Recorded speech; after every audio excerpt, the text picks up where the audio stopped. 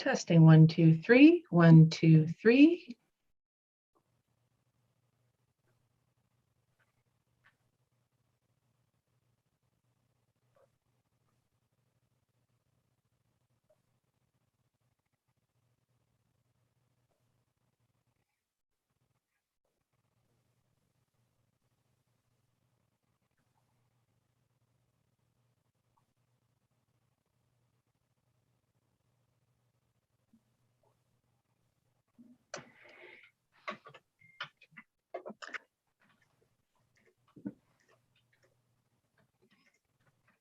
Mr. Chair, I believe we have sound on our YouTube channel, so you may proceed with the meeting. Great. Thank you very much. Okay, I'll just do a quick For your recap. patience.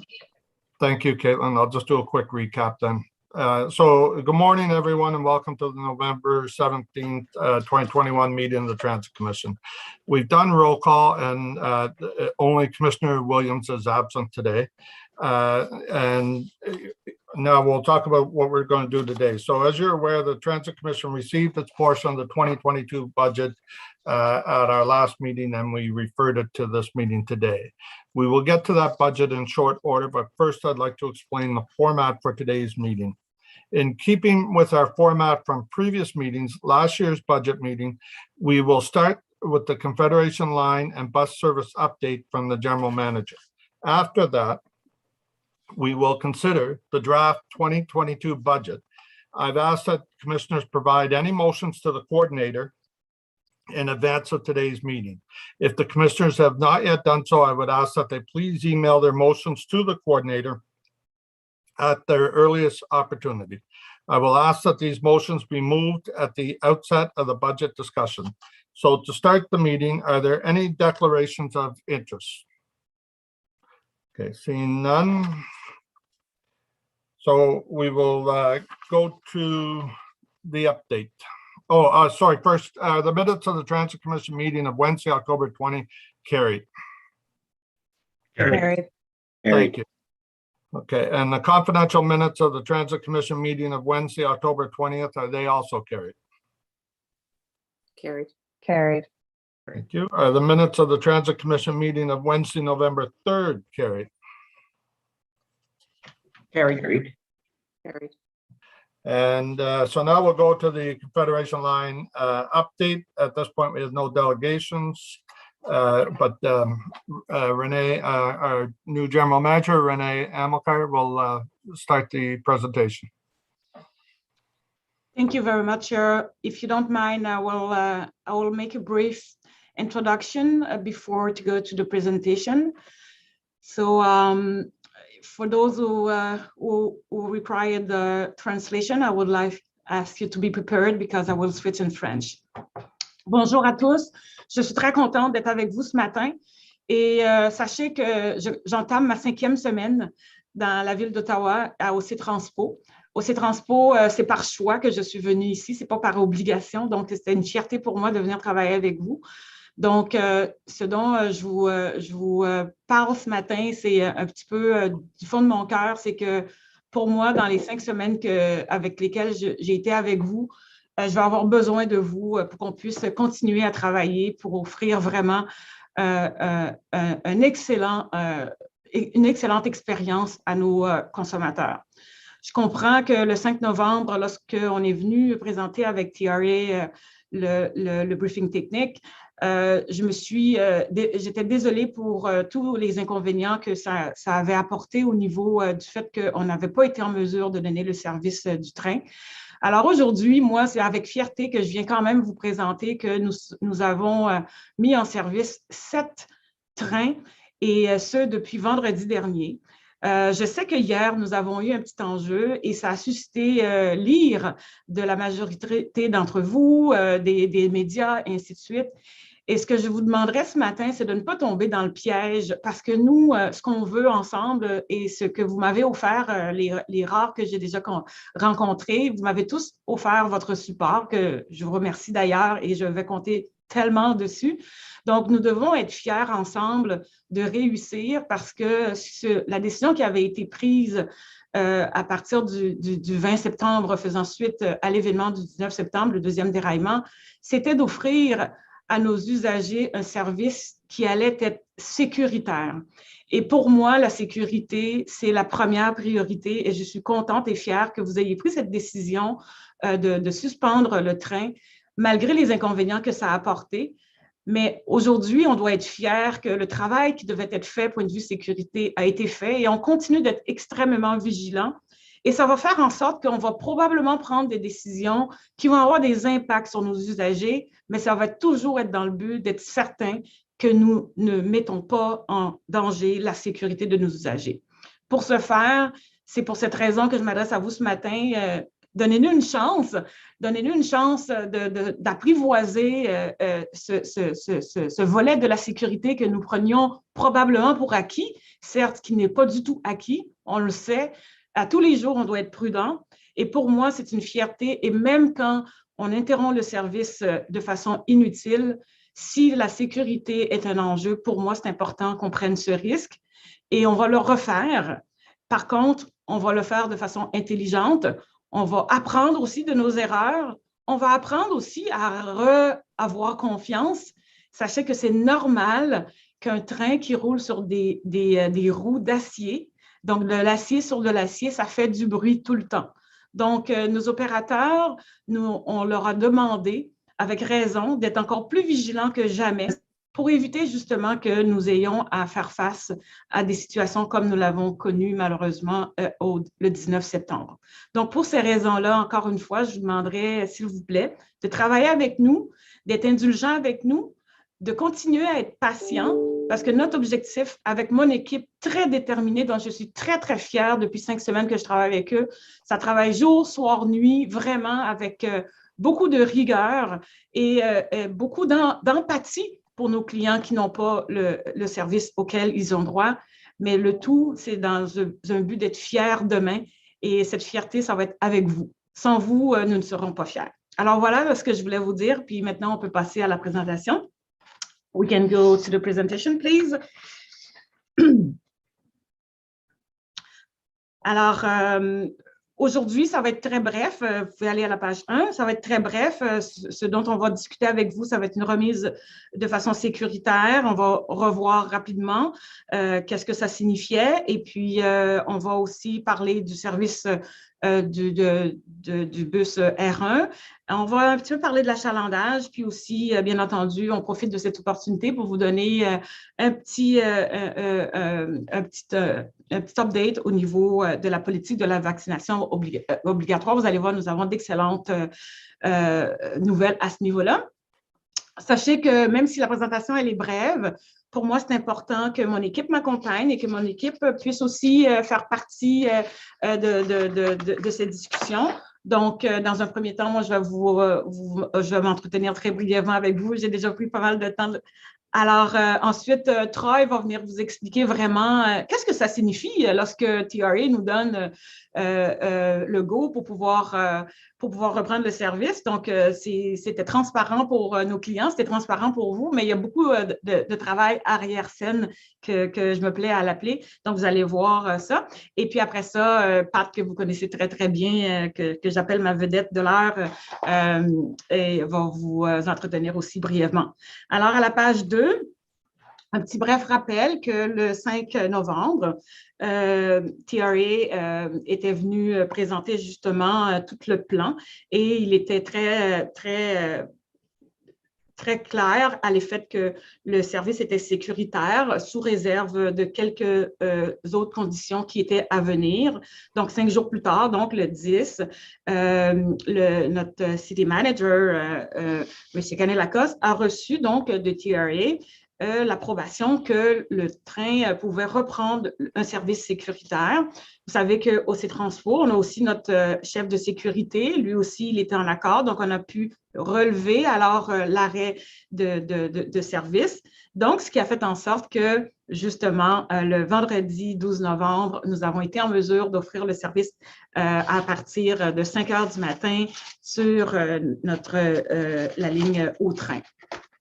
à la page 3, ce que ça signifie en tant que tel, donc, outre de donner le service à partir de 5 heures, c'est que le service va augmenter graduellement aussi. On peut aller à la page 3. Le service va augmenter graduellement. Donc, d'ores et déjà, je peux vous partager que demain, nous allons augmenter d'un train de plus. Donc, on aura donc 8 trains en service à partir de demain. Et cette croissance va continuer jusqu'à ce qu'on puisse arriver à la fin du mois de novembre pour avoir notre maximum de services dans un contexte encore COVID, c'est-à-dire c'est 11 trains. Et ça va nous amener pour tout le mois de décembre avec les 11 trains comme ça. Donc, vous savez que nous avons été en mesure d'offrir depuis vendredi dernier autant le service de train, ne serait-ce que partiel, mais aussi avec un service avec la ligne R1. Puis, nous avons monitoré de très, très près le niveau d'achalandage, autant au niveau des trains qu'au niveau du service de bus en guise de mesure de mitigation. On a vu qu'il y avait vraiment très peu de passagers. Donc, c'est pour ça qu'on a pris la décision qu'à partir de ce matin, le service d'R1 n'était plus disponible. Par contre, je vous rassure qu'advenant quoi que ce soit, on va être en mesure de rapidement de remettre en place ce service-là. Cela fait partie de nos us et coutumes, cela fait partie de nos procédures en cas d'avarie sur la ligne de train. Et je peux vous dire que moi, je viens de Montréal, puis c'était très fréquent aussi qu'on avait à donner des mesures de mitigation via des bus lorsque le métro, malheureusement, ne fonctionnait pas pour toutes les raisons, les bonnes et les mauvaises raisons. Donc, ça aussi, c'est une belle décision parce qu'on va pouvoir rapatrier ces autobus-là dans les endroits où, malheureusement, on avait été obligé de réduire le service pour partager un petit peu le mal que nos usagers subissaient par l'arrêt du train en tant que tel. Donc, je profite aussi de cette opportunité que j'ai actuellement pour remercier tous ceux qui ont tellement bien collaboré parce que le service d'autobus a donné quand même le service pendant 54 jours. Pas l'oublier. Donc, on est chanceux d'avoir 3 modes. Hein. On a le mode de service régulier, on a le mode de paratransport et on a le mode LRT. Donc, on a vu que notre système est quand même solide parce qu'on a été en mesure quand même de continuer le service et ce, malgré le fait que nous n'avions plus le service de LRT pendant 54 jours. Alors, sur ce, je vais demander à Troy de vous expliquer qu'est-ce que ça prend lorsqu'on arrête un matériel roulant comme ça? Qu'est-ce qu'on doit faire après ça pour être sûr que lorsqu'on reprend le service le 12 novembre, que ce soit fait de façon transparente pour notre clientèle? Merci. Troy? Merci, Madame Amilcar. Yeah, if I could just take a few moments to talk about how we returned to service and the actions that we took. So if we go to the next slide, that would be fantastic. Great. So, with TRA's oversight over the entire process, the system tested included, the vehicles, the infrastructure, as well as the overall system. So you've heard about how all the vehicles went through a detailed inspection process that was documented and validated prior to the return to service. But, there was static tests that were done in the yard. Then we did tests out on the main line, running the trains for several hours. And then we went into the mock service. In that we looked at everything. We looked at the computer-based train control system, validated the proper functionality of that, running the trains for extended periods of time, using all those switches or crossovers. You recall where we talked about how trains can cross from one track to another, tested all of those, make sure that everything was functioning as per our expectations and as per design. Once that was complete, and as part, and while that was going on, we had operational staff that were out in the stations. They were inspecting the stations, looking for minor things like, where we can improve on, some cleanliness activities, but this as well, making sure that the stations were fit to return to service and there would be no surprises on that first day back. Again, while the plan was being finalized and while we were working through the mock service, all our staff, all our frontline staff, our electric rail operators, our controllers, our supervisors, all those people, we went through mandatory refreshing training for every member of our staff. Obviously a big portion of the focus was the safe return to service, and we're a piece of that. So we wanted to make sure that after that extended shutdown, that, our staff were refreshed on all the operating expectations or operating procedures. And it was an opportunity for us to test and make sure that, whatever operational issue popped up, that we knew what the response would be, and we were ready for it. So to that end, throughout the mock service and the system testing, we conducted, basically twice a day operational drills. They wanted, once again, to test our standard operating procedures, make sure that we all retained and remember what we're supposed to be doing in certain situations. The situations that we looked at were simple things like,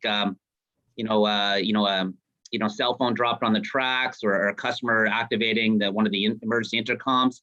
But as well, we tested, the operational responses. Should we have to put a diversion in place, and we have to use those switches and crossovers and deploy staff to be able to assist customers. We tested all those things and we drilled them, and that was a big part of the mock service. And that's why, if customers were watching, they may have seen trains stop and trains move and do different patterns than what they would normally do, because we were doing these drills and exercises in preparation for the return to service. Throughout the testing and the mock service, our staff were very, very diligent, reported observations, and that helped guide the testing as well as the full system mock service. I think, like customers, there were questions from our staff, and we asked our staff to be extra diligent in reporting usual noises or smells, and that was expected. And we did see that in the early days. And as the testing process continued, it allowed us to refine and make sure that we're ready for that for when we return to service. The early days, we did experience a few, I would say characterize it as, we just had to get into an operational rhythm. So, we anticipated that there was going to be some hiccups or challenges on the return. So, getting back into the process of a launch, launching 7 trains in approximately half an hour, new processes in terms of inspections, and just getting that rhythm down and making sure that everything's done, obviously safely, reliably, but we also have to make sure that they're done, efficiently as well too. So, work through those challenges in the early days, and and that's what helped serve to inform the decision to move forward with launching the service the day we did. So with that said, I'll turn it over to my colleague at this point, to Pat, and who will talk about ridership and the mandatory vaccination. Thanks, Troy. In October, we carried about 100,000 customers fewer than we had in September. But because October normally is one of our busiest months of the year with higher ridership than September, our proportion of where we were pre-pandemic was at 41% rather than the 45% we had been at in September. Paratransport ridership is at 59% of pre-pandemic levels. And of course, we're continuing to watch this closely and making service adjustments as necessary. Those are system-wide numbers, but we're also watching very closely individual routes. Paratransport service levels continue to be sufficient to meet current ridership demand, and in October, all trip requests were fulfilled. We're continuing to try to minimize the number of trips where there is more than one customer in the same vehicle. In October, a very low number of 9% of trips in minibuses were shared, and all trips were single customer only on contracted taxi, except where they were traveling with a companion or a support person. The next slide, please. So the mandatory vaccination policy came into effect across the city on Monday. By this point, 95% of OC Transpo staff have provided proof of vaccination and are available for work. And this is very similar to the overall rate for all city staff. Where there are some people who haven't been able to come to work this week, our control center and our dispatch staff and our supervisors on the street are continuing to manage the staffed buses that are available to provide the best possible service overall. And we're not seeing so far any impacts on maintenance of vehicles. Together, even though there's been some small gaps because of absences, overall, we are now running 23% more capacity than we were early last week, because the train brings so much capacity and has freed up the buses that were on the rail replacement service to go back to their normal their normal assignments, either providing service or backing up that service for more reliability. And Mr. Chair, that's the end of our presentation. We'll be happy to answer any questions. Thank you very much, Pat and Renee. Appreciate this. So up with questions, Commissioner Wright Gilbert. Thank you, Mr. Chair. So while I appreciate Madame Almakar's comments with respect to, we're all a team and we're trying to get sorry, that was my cat sneezing again. We're trying to get this service up and running, and she looks forward to working with all of us. Asking our customers to continue to be patient is not necessarily the best way forward. Our customers, what we have left of them, are out of patience, and quite understandably, right? It's been 2 years of constant issues, and then there were derailments, and then R1. So I just want to sort of temper, the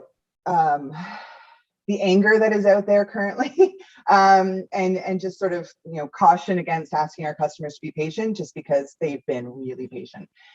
With respect to my questions, can I ask, you said that you're doing some full line testing and testing of emergency procedures. What is the evacuation plan for those folks who are in wheelchairs, who cannot abandon their wheelchairs on the train? They need those mobility devices. What is the evacuation plan for those folks? Yeah, Troy is in charge of that, and maybe Troy, you can explain what is exactly the procedure, please. Sure. Thank you for the question. Yeah, when it comes to emergency evacuations, obviously that's something that we want to avoid as much as possible. But we have had, to do, train-to-train transfers or evacuations for people due to immobilized vehicles. Whenever we have a situation where a train couldn't get to a station and we have to ask people to, get off the train at that point, we always make sure that we involve our emergency response providers, so fire services attend and assist. We will always send the operational staff to the train to assist the operator in communicating to people what to expect, what's going on, and emergency services are on their way to assist should there be anyone with mobility challenges. The situation, the actual response depends on a variety of factors: location of the train, number of customers on board, and whether or not there's customers with mobility challenges, with mobility issues that are on the train. We'd largely follow the direction from Ottawa Fire Services in the best way to evacuate the train should there be people with mobility issues on that train. And in very rare occurrences, we haven't had this situation yet. And at the direction of Fire Services, a customer with a mobility device we may have to get remove them from the train and then get the mobility device afterwards and get that to them. But that's in very rare situations. It hasn't happened yet. And our actual response is really dependent upon the situational factors, and we'll work with the emergency response providers in doing it the best way possible. So if I'm hearing you correctly, there isn't really a set in stone plan per situation. So train is stopped, not at a station, for example. There isn't a set in stone plan. You essentially rely on Ottawa Emergency Services to provide the advice about how you would evacuate someone who relies on a mobility device off of the train. Is that fair? No, Mr. Chair, we do have operational plans in place, but those plans need to be tailored to the unique circumstances as to what occurs. So Fire Services, we will work with our emergency response providers, but we do have plans in place, and it's deploying staff. Where do we need to send staff? To support people at stations. All those types of things are covered in our plans. So we do have plans, but we do need to recognize that they need to be tailored based upon what circumstances are there. Even in things like the winter and the different seasons, they play a factor in how we would respond to a certain event. Okay, I think there's some. Sorry, Commissioner, can I just interject something here that might help you? Sure. Troy, isn't there a training film about that? I seem to recall being present when they were doing one of those exercises where they were evacuating people in wheelchairs out of the trains. Is that on a video that could be shared with the commissioner so she could see how that works? Actually, I'd ask them to share with the public so that those who are actually in that situation can feel comfortable that they're going to be safe and evacuated safely, and that there is a plan. That's right. So is that something we can look at, Troy, to see if there is a video that could be posted somewhere or shared? That's something I can take a look at. I know, Mr. Chair, you were there when we did some operational drills before launch. Yeah, I know there were some videos taken at that time, and I can see if those can be available for sure. Yeah, that would be great. I think just and thank you, Mr. Chair, for your interjection. I do appreciate that. I think just for the comfort of our passengers who do require mobility devices, it would be nice for them it would provide them a sense of comfort to know that there are plans in place, that they can see what to expect, right? Because it's bad enough when you're in a stopped train that's not at a station, and then to not know what to expect because you need to use a mobility device when everyone else is just sort of milling around. You can understand that would be slightly uncomfortable for them. So I thank you for that, and thank you, Mr. Chair, for that.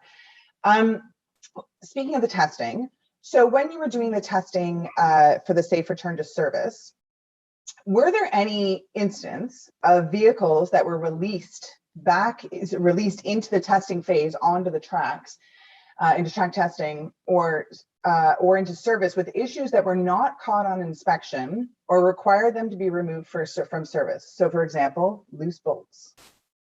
It could be something other than loose bolts, but it's just a good example. Throughout the testing process and through the mock testing, there were a number of vehicles that were removed from service. As I mentioned, we asked our staff to be extra diligent in reporting and observing. And so, we had a number of vehicles, especially in the early days, where a vehicle was removed because of an unusual sound that the operator heard, or, a smell that the operator experienced on the train. So extra caution was taken, and, vehicles were removed from service. There was no safety violations or safety concerns that were identified from these trains that were removed. Some of it was attributed to staff being extra cautious, and then other situations were identified as, this is normal operating practice. And, some of the examples were, we had trains that, the operator reported a noise, and, they were brought back into the shop. There was no fault found with the train, but they said, that train probably would need to have its wheels trued. So, they reprofile the wheel to take away a flat spot. It probably need to have its wheel trued in the next couple of weeks. So let's take the opportunity to do that now. We had a situation during mock service where, while the train was in service, one of the headlights went out on the train, so we had to pull that. But there was no safety concerns that were identified. And so, as I said, some of it was attributed to the fact that, we asked our staff to be extra cautious. And, that's an example of what happened yesterday. The operator of the train heard something, did the right thing, reported it, heard a noise. The noise appeared to be getting louder, stopped the train. Safety first. And a technician came, inspected that train, said it's fit to get to Tunney's pasture. We took it to Tunney's pasture, let it sit there and, do a more detailed inspection at that point. Nope, that train was fit to return to the maintenance and storage facility, return that at the end of the night to the maintenance and storage facility, and it's going through a more detailed inspection there now. But, our staff and RTM, they're doing the things that we've asked them to do, put safety first and be extra cautious, extra diligent. No one can fault the operator for being extra diligent with the noises, and I applaud that operator. I don't know who they are, but if they can hear me, I applaud you on that. So thank you for that. Perhaps you can pass that message along, Mr. Charter. Speaking of noises, there have been a number of, it looks like Madame Amilcar wants to say something. Is this true? She's putting her hand up, so I'm just. Chair, Sorry.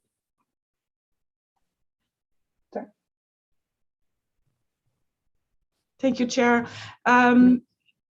J'aimerais juste rajouter au point de Mr. Charter, c'est commun qu'un matériel roulant qui a été mis de côté, qui ne roule pas, c'est normal qu'on entende des bruits bizarres, c'est normal qu'il y ait un peu de poussière au long des roues, faisant en sorte que ça emmène une petite bosse, puis qui cause ce qu'on appelle des wheel flats. C'est normal tout ça. Et d'ailleurs, sachez qu'à chaque fois qu'un opérateur doit sortir un train du MSF, il y a des tests qui se font justement, si jamais il y avait une lumière de grillée, ben, on le voit. Après ça, bien sûr, c'est comme nos voitures. Si la lumière grille en plein service, à ce moment-là, c'est d'autres interventions. Mais il y a une inspection qui se fait aussi à chaque fois et on remplit un document sécuritaire. Puis nous, tant et si longtemps qu'on n'a pas ce document sécuritaire, on ne laisse pas aller le train en service. Donc ça, c'est très, très, très important de le rappeler. Et puis aussi, Monsieur le Président, je me permets de rappeler qu'on est accompagné de nos experts TRA ici aujourd'hui. Je ne sais pas si on l'avait mentionné. Donc, si jamais vous avez des questions aussi pour eux, je suis certaine que ça va leur faire plaisir de répondre. Merci. Thank you, Rennie. Okay, I'm going to continue with my question if that's okay. So I understand that some wheel noise is expected. Steel wheels, steel lines, I get it. And I think most customers get it. I think where people are uncomfortable is that there is increased noise. And I viewed a video this morning that the noises were pretty bad in Rideau. I also have information that the trains are actually traveling slower through Rideau station. Normal is apparently between 35 and 40 kilometers an hour. And they, up until recently, were doing 15 kilometers per hour and now are up to 25 kilometers an hour. So we are going slower through the Rideau station.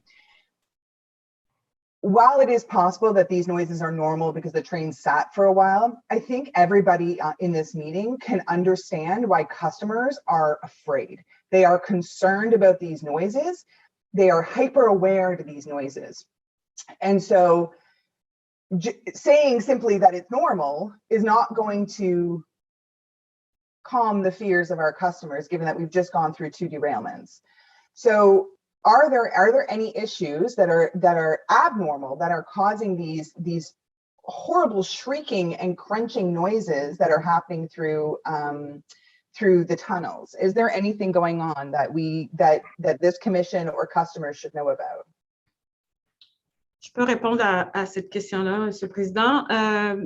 Justement, à notre rencontre de ce matin, on a 2 rencontres par jour avec nos partenaires, autant Alstom, RTG, VTRA nous accompagnent aussi. Donc, effectivement, il y a un endroit très particulier à Rideau où on a remarqué qu'on avait un bruit qui n'était pas nécessairement un bruit normal. Donc, les experts de Alstom sont allés faire une première vérification, pas la nuit dernière, mais la nuit d'avant, et ont vu qu'on avait probablement besoin de grinder cette section du rail. Donc, et la décision avait été prise de réaugmenter la vitesse dans cette toute petite section-là à Rideau. On est vraiment dans le tunnel, donc on est passé donc de 5 km à l'heure à 25 km à l'heure. Et puis, ce matin, la décision a été prise par mesure de précaution pour éviter justement ce que vous dites, commissaire Gilbert, c'est pour éviter que les gens pensent qu'il y a un problème. Donc, on va carrément changer cette section-là, on va la remplacer, ça va commencer cette nuit. Et cette section-là, lorsqu'elle va être remplacée, à ce moment-là, le bruit va s'atténuer de façon définitive à ce niveau-là. Encore, même si je sais que je répète, mais c'est important, ça aussi, c'est normal. Ce qui n'est pas normal, c'est que nous, on n'aille pas voir puis qu'on ne corrige pas. Donc, c'est normal d'entendre du bruit, c'est normal qu'on déploie des gens pour aller faire des vérifications et c'est notre responsabilité de prendre les décisions, les bonnes décisions sécuritaires et surtout fiables pour justement ramener la confiance au niveau de nos usagers. 1 minute left. Okay. So that section of track will be replaced, and you hope that will reduce the noise. Okay. Mr. Charter also mentioned during his comments about the testing that operators have reported, in addition to noise, certain smells. Is my understanding that it was a burning smell that was reported, and can you talk about what the cause of that was and what was done to mitigate it? Can we go to Troy, please? Yeah, so there were a few occurrences of that. And the one thing we need to keep in mind is so we're going into the cold weather months. And this was the first time that the trains, the heating systems were turning on. So similar to like, you have at a home, sometimes when you turn on that heater for the first time, you smell that, there's a smell that comes out and, some people would describe it as a burning smell.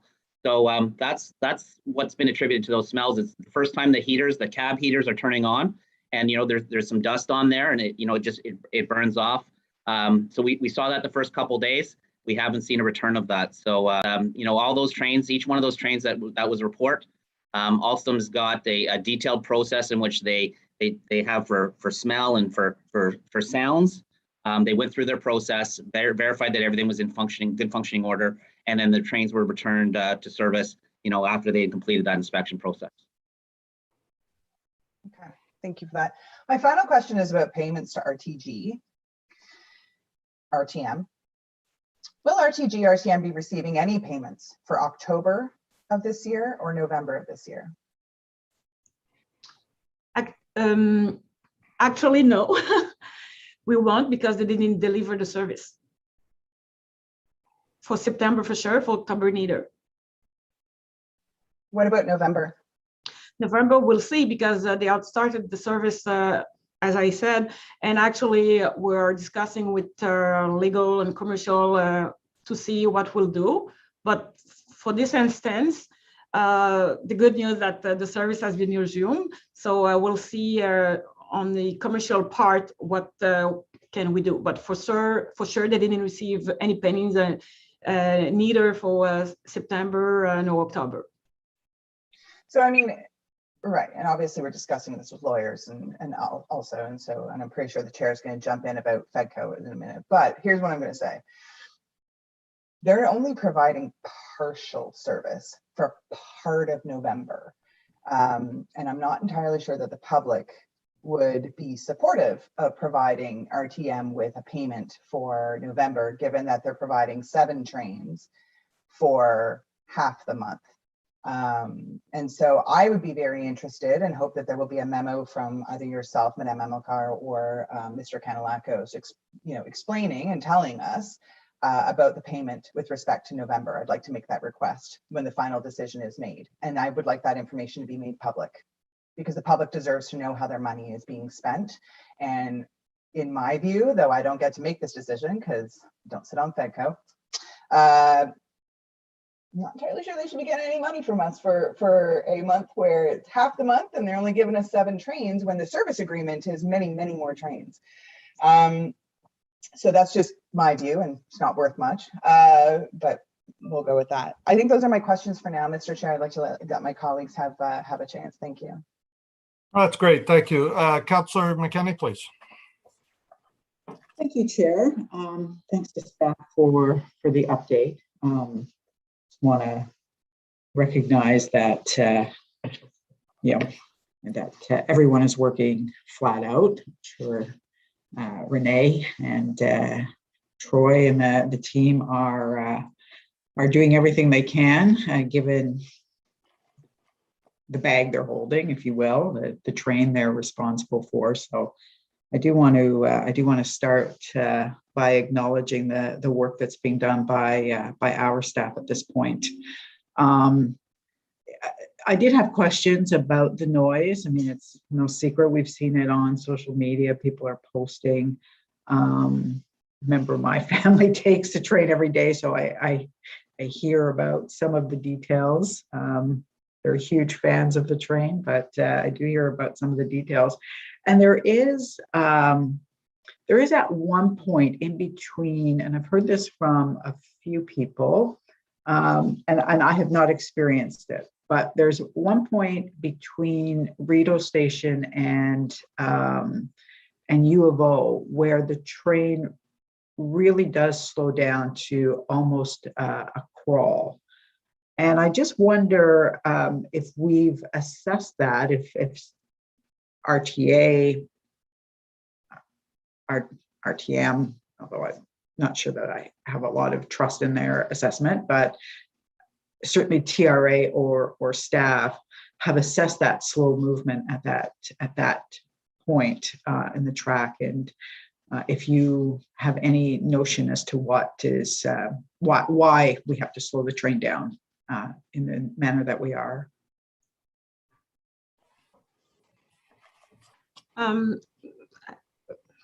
Chair, I think I explained that I know that we have a problem at the Rideau Station Tonight we'll replace this portion of the rail to make sure that we don't have this noise anymore. So maybe I don't know, maybe if Daniel or Ken from TRA can provide more information regarding that.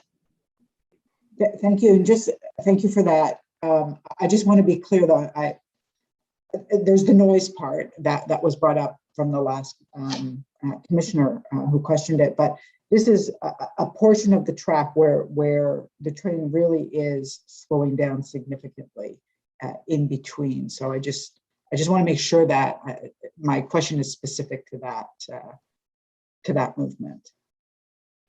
Did somebody from TRA want to add to Renee's comments? Sure. Good morning, Mr. Chair, and good morning, Councillor McKinney. Just quickly for our work for TRA, that specific area is not something that we've concentrated on specifically in that area at this point. But I have ridden a number of trains here over the last few weeks, and will do so again this week during my time here in Ottawa. So I will look specifically at that. And try to figure out how that might fit in with the ongoing monitoring that we're doing as well. Okay, thank you. I appreciate that. And if that could be part of an update back to us, just so that we get an understanding as to why that is occurring. That's all my questions for now, Chair. Thank you. Okay, thank you, Councillor McKinney. So next up is Councillor Brockington. Thank you, Chair. Good morning to you and colleagues. To staff, if a operator approaches a bus stop and a customer is not wearing a mask, what is the procedure? Pat, do you have this answer, please? I'm sorry, I don't. Jim's on the call and would probably know better yeah. than I would. Yes, hello, Chair. The procedure is the passenger would be allowed onto the bus. We do not want to have our operators in a confrontational position or so. All of our customers are required to wear a mask. However, we don't know their personal information. We don't have any idea of the reasons why they cannot wear a mask.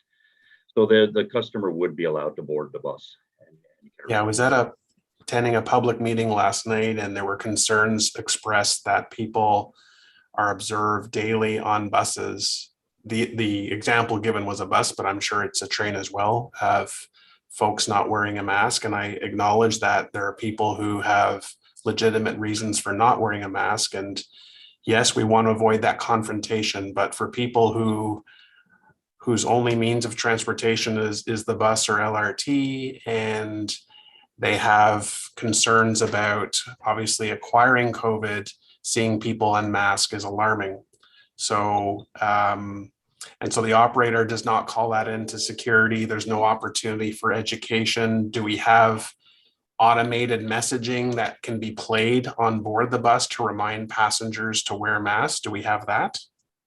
Well, we do have regular communications with our operators. We have professional operators out on the road that are driving these buses.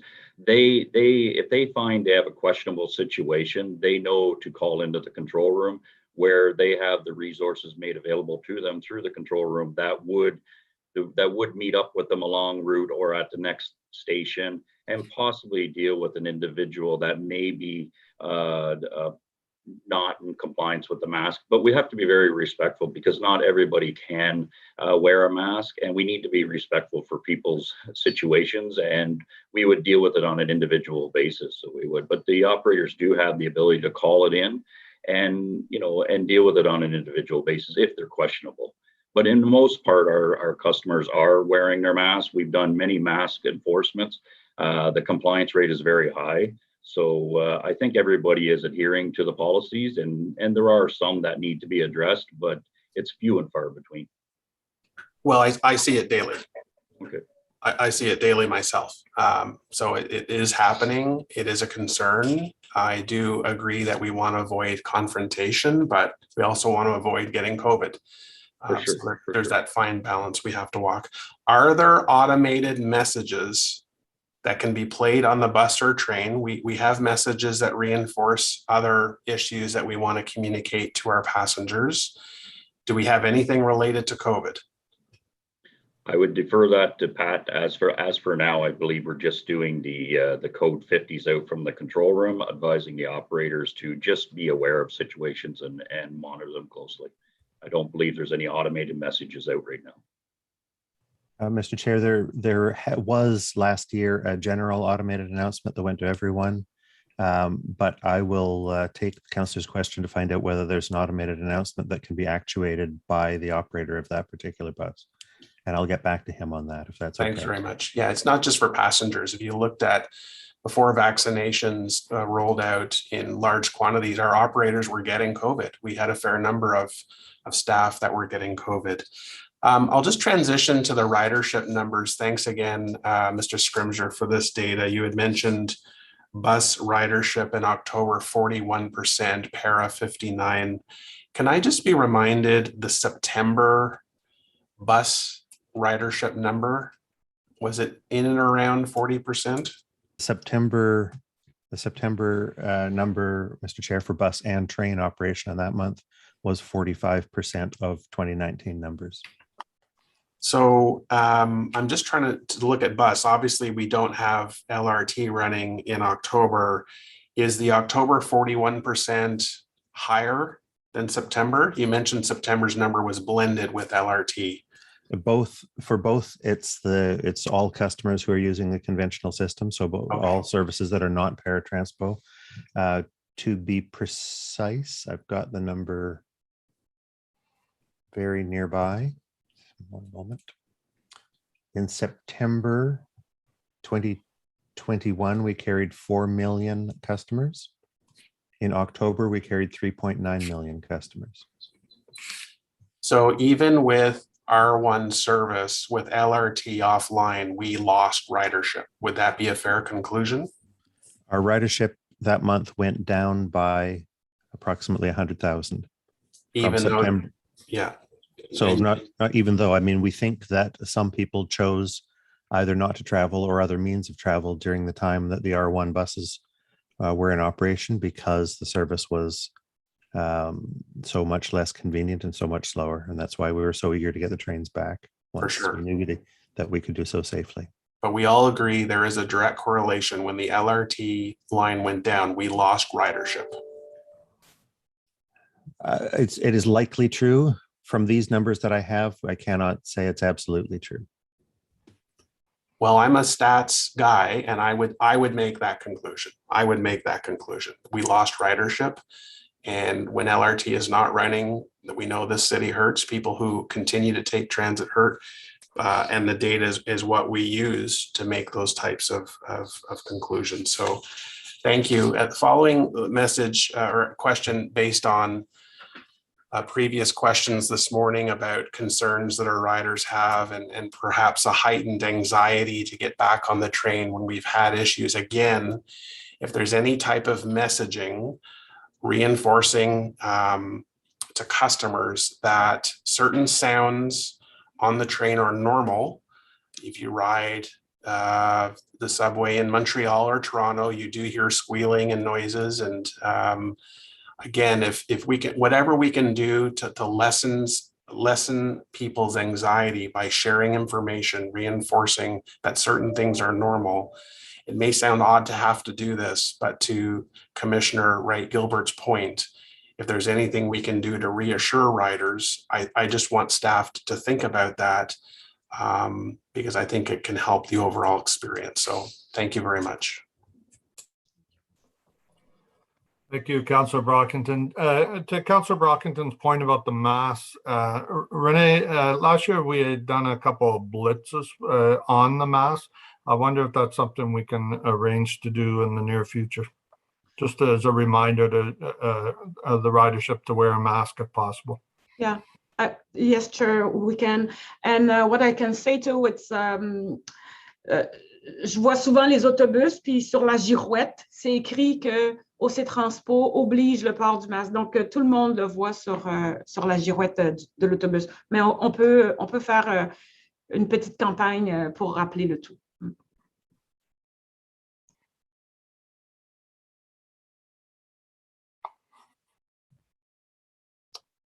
Right, thank you. What we did is reinforce those signs, Renee, with our OC Transport Security folks, and they could approach people and encourage them to wear a mask. At one point, we were even offering masks in case somebody forgot their mask. There's things we can do to enhance that because we're going into the winter. The numbers are going up. Councillor Brockington made several good points on that. So if there's something additionally we could do, it'd be appreciated. Okay, next up is Councillor Gower. Merci, Monsieur le Président. J'ai aussi des questions à propos de la clientèle. Comment est-ce qu'on mesure le niveau de clientèle sur les autobus? Comment est-ce qu'on fait l'estimation de la clientèle? De façon générale, on a ce qu'on appelle, dans le langage à Montréal, on appelle ça des SCAD. Bon, ce sont des lecteurs de passagers. Pat va pouvoir vous donner plus d'informations, mais de façon générale, c'est ça. Mais aussi, on peut estimer le nombre de clients par le nombre de passes qu'ils achètent. Et puis aussi, quand les gens rentrent dans l'autobus, normalement, ils passent leur carte. Donc, ça aussi, c'est des lecteurs qui nous permettent de faire des prévisions. Donc, Pat, je ne sais pas si tu as d'autres informations plus pertinentes à partager.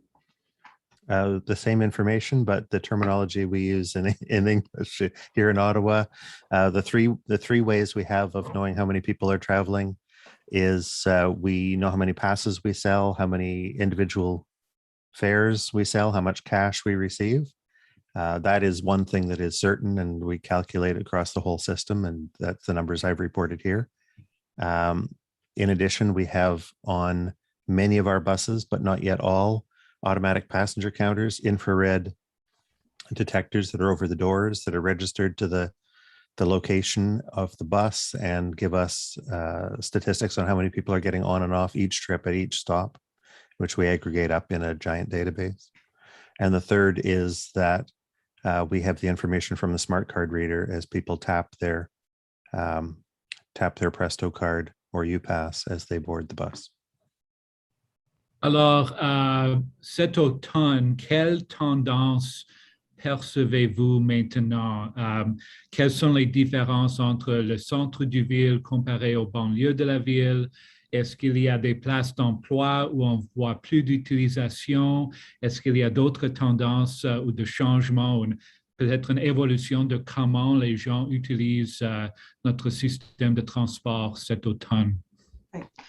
Donc, Chair, lorsqu'on va faire la partie sur le budget, on va en parler justement comment on est venu à évaluer l'achalandage. Donc, de façon générale, ce que je peux vous dire d'ores et déjà, c'est que c'est clair que ça dépend aussi de qu'est-ce que la santé publique va prendre comme décision. Donc, on voit que, par exemple, à Montréal, ils ont relevé l'interdiction de travailler dans les bureaux. Donc, les gens ne sont plus obligés de faire du télétravail. Et je sais par mes anciens collègues que là, maintenant, c'est ouvert. Par exemple, la STM ouvre ses portes à ceux qui veulent, de façon volontaire, à revenir au bureau. Ce n'est pas encore une obligation.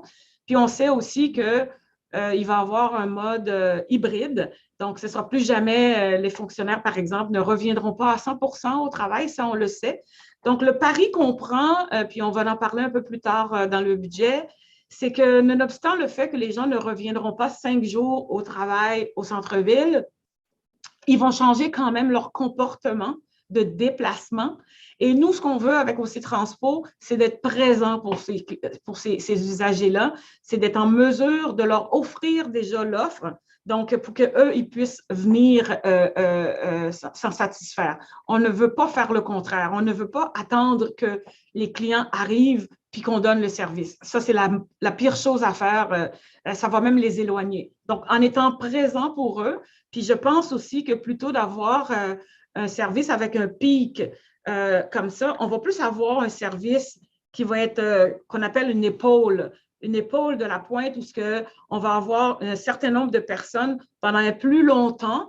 Donc, c'est pour ça que nous, on a besoin aussi d'être présent au niveau du service, mais on va en parler beaucoup plus dans le budget tout à l'heure.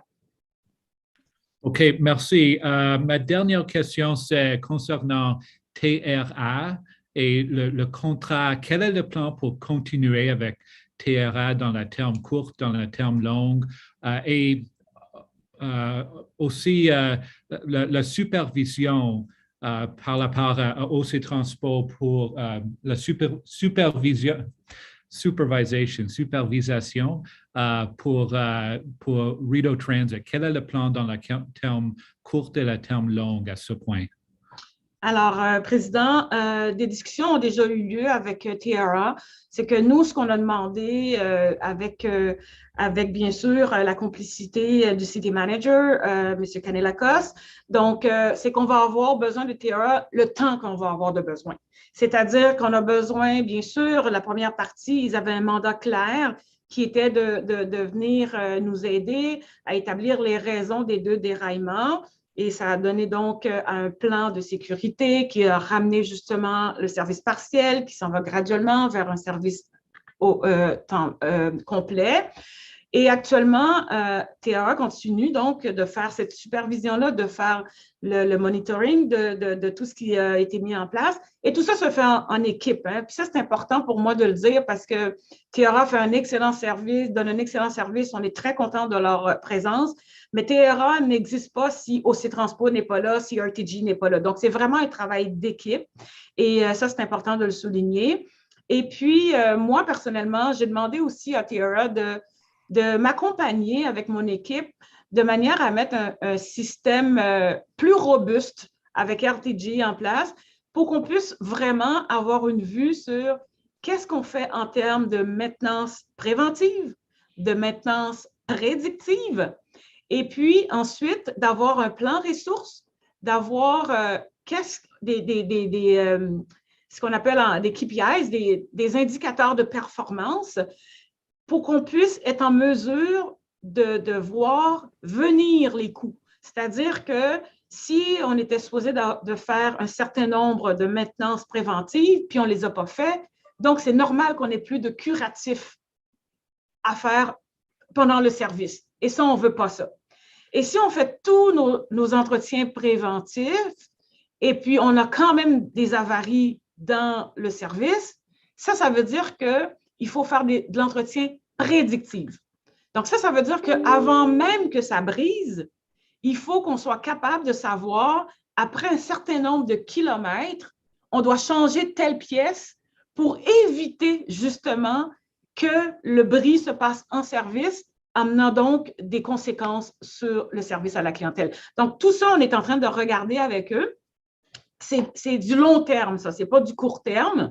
Alstom, avec RTG, bien sûr, ont déjà des processus en place. On ne va pas réinventer la roue avec eux, mais nous, on veut, plutôt que de continuer à mettre de l'emphase sur l'aspect commercial, parce que des indicateurs de performance, il y en a beaucoup, beaucoup, beaucoup, point de vue commercial.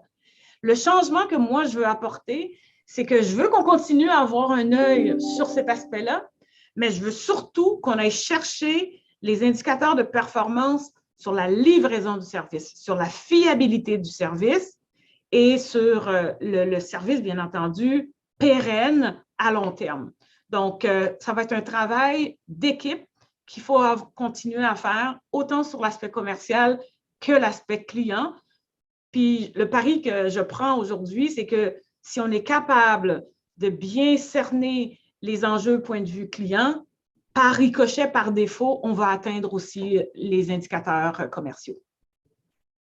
OK, merci. C'est une discussion qu'on devrait continuer dans les prochaines semaines, les prochains mois. Finalement, Madame Amical, je vous remercie. J'aime vraiment votre attitude, votre approche et votre focus sur le service à la clientèle. C'est excellent. Thank you, Mr. Chair. Merci, Chair. Thank you, Councillor Gower. So next up is going to be Councillor Kavanaugh, and Vice Chair Cluche is going to take over for a couple of minutes. Okay, thank you very much, Chair. And thank you for my colleagues for their previous questions. I was interested in terms of the passenger count because I'm wondering how you're going to do that in December and when there's no fares, and also how to break it down if there's new ridership of who was attracted because it was there was no fares. Pat, can you please? So as I said, we have multiple data sources. The one data source that we won't have will be pass sales. The other data source that we won't have will be smart card taps. We will continue to have data from the automatic passenger counters on the buses, where we will count the number of people who are getting on and off, and we'll for trips. So we'll cycle the buses over all trips. So we'll capture them all over a month, and we will compare them to previous months to see whether ridership is higher.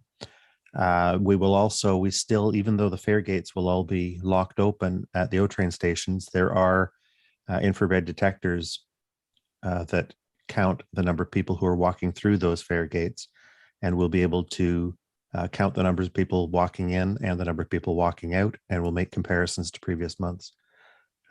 We will not know for certain. We'll try to corroborate this with other data sources as possible, but we won't be able to absolutely tell the difference between more customers who are traveling because of the fare, the no charge transit, or the number of people who are traveling because they've changed their travel needs or because public health restrictions have changed. But we will be able to give an estimate of how many people have traveled on OC Transpo during December. Yeah, and we won't know if they're seniors or if it's women or men or anything like that. We won't have any details. So is there any way of figuring that out? I realize that's a big ask, but I'm just wondering. It might be useful. I understand the interest in it. I don't think there's a way that we could collect that data reliably. We could, try some spot checks and look and see who's there to see whether there's any trends, but that would be hard to generalize over the whole system. Okay. Thank you. Winter's coming today, and I'd like to get more detail about what is being done to prepare after there's been issues in warm weather and kind of nice weather with the service. Winter is definitely a challenge here. What extra efforts are being made to deal with the weather?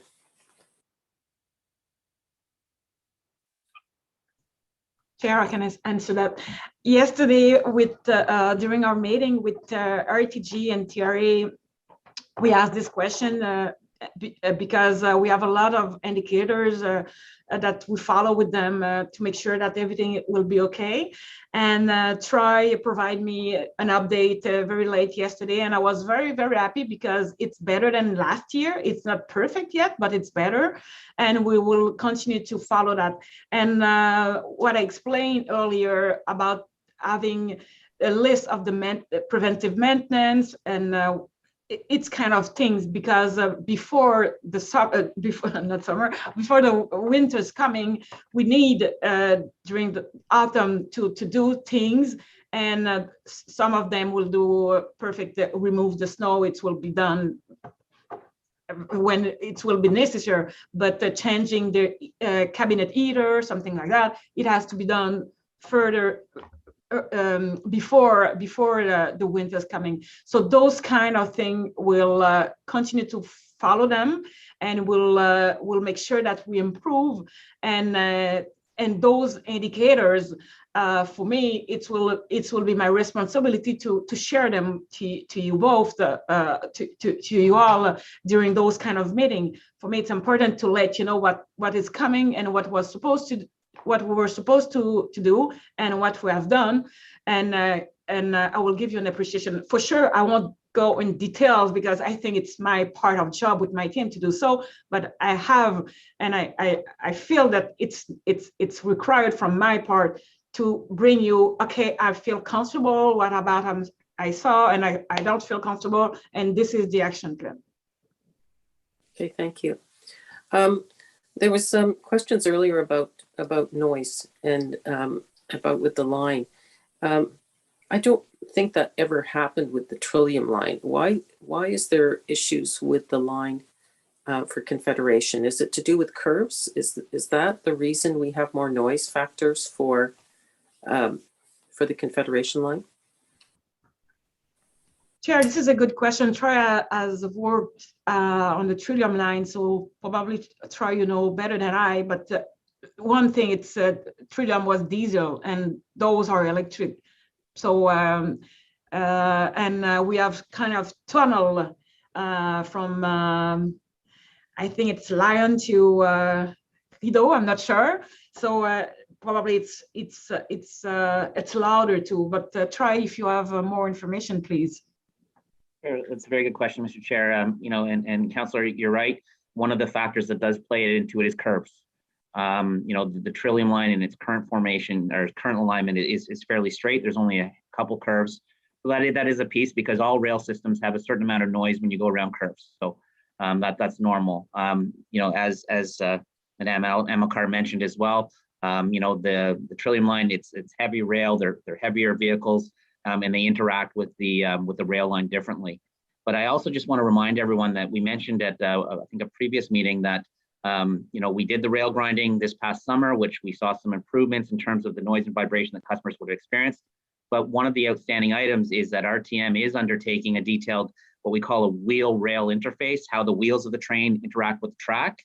And they're expecting to get those results of that analysis this December. And that's going to inform future decisions as to how we can further improve the noise and vibration. So there's still more work to be done on the noise side of things, and you know, and that work is progressing. And I appreciate it because, of course, I'm hoping there'll be lots of lessons learned while we get to stage 2, because that's certainly a constant question, since it's going to be much closer to housing and neighborhoods for stage 2. So I appreciate the work that's being done on that. In terms of growth of our numbers, and I don't know if you consider this a budget question, but in terms of how we're attracting people back, we're offering no fare in December, and I don't know about January, how people will feel about going back. But one of them is just this feeling of security. My colleague mentioned about sometimes people aren't wearing masks, and so that will make others nervous. But what other provisions are we looking at? Because it's confidence that people need for it. And I know you guys have been doing a great job on cleaning. That is there. But it's just that a feeling that, you know, I'm going to be sitting beside a stranger or in a crowded situation. What messages, what confidence can we give people that they can get back? Chair, we provide on the budget, I think it's $650,000, I think, for marketing.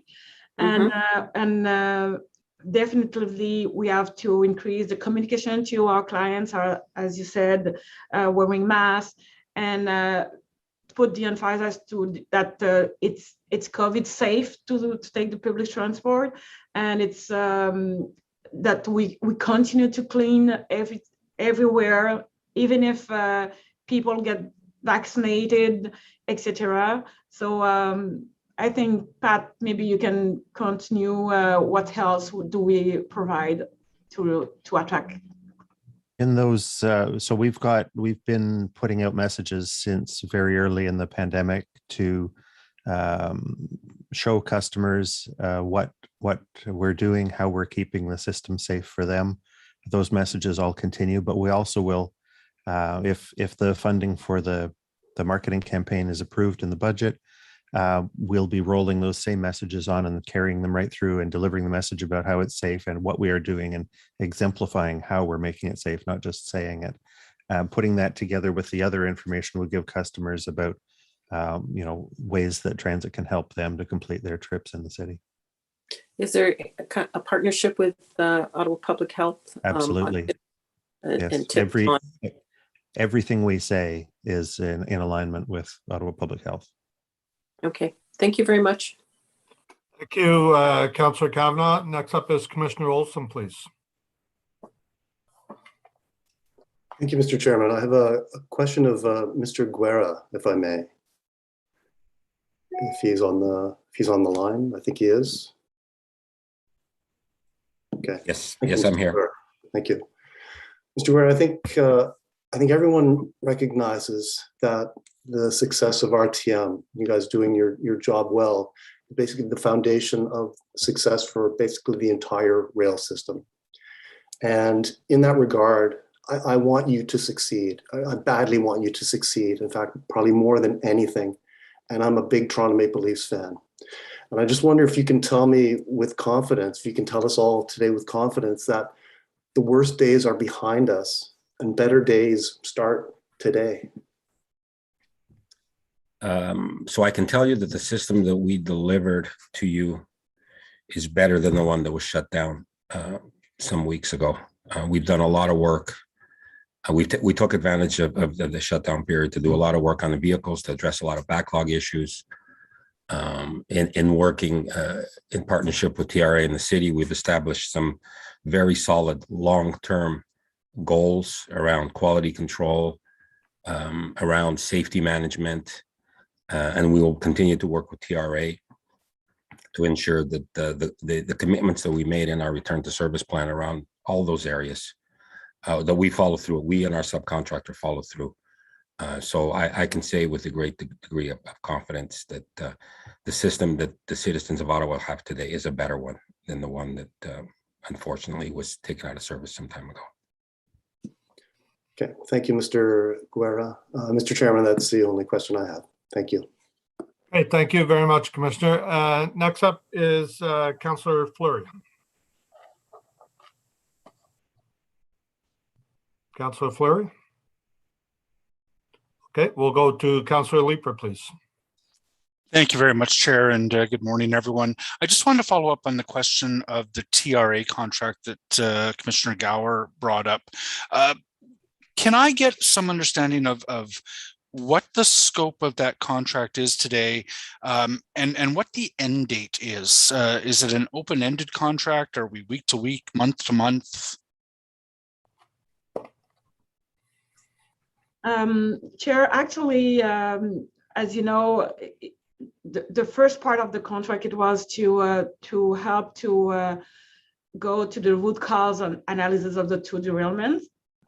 And actually, TRA will continue to oversight, and we will put other things in place. So as I said earlier, we'll need to put a better regard about the preventive maintenance and predictive maintenance and those kind of things. So I asked TRA to continue to help us to put in place a robust structure. So we don't know yet how long it will take to do so, but we can provide you this information lately. Okay, so it's a list of deliverables. So the contract will end when a defined list of deliverables is concluded? Kind of. Okay, I'd be interested in knowing that. I think the residents of Ottawa and certainly councillors have taken some confidence in TRA's know-how. I'm glad that they continue to be on the job, and I would like the specifics of what they've been retained to do, what the end date is, particularly if there are any thresholds. Are there clear thresholds at which that relationship will cease? When they have delivered X, Y, and Z, then the relationship ceases. So that would be very good to have, and I would suggest a memo would be the best way to do that. And then how much is TRA being paid for this work, and how are we going to recover that? This is does someone here know that? I don't know. And I want to be really clear. I'm not going to begrudge money spent with TRA, but it would be good to know what that dollar figure looks like. Yeah, I will come back with this answer. Sorry, okay. I don't have the answer. I can answer what's been paid to date, and that we are looking to recover the costs through the contractual recourse. I had that discussion with Mr. Morgan. So that is going to be pursued through that. To date, we've paid TRA just over 140,000 Canadian dollars. That seems very low. Daniel's nodding. Kenneth is nodding. Yes, that is. Okay, I think I will wait for some further details with respect to the specifics of that contract, which if it could be distributed as a memo, I'd be grateful. And then yesterday, a train, obviously an operator determined to take that out of service. I'll echo Commissioner Wright Gilbert's thanks to that operator. And I do want to say I'm very pleased that our operators feel empowered to make those decisions. That's indicative of the kind of culture that we need to have. What is TRA's role in the investigation of whether or not that train is ready to go back into service? Is this something that they are working on? Chair, maybe TRA could answer, yeah. If I could, Mr. Chairman, and thank you, Councillor Lieber.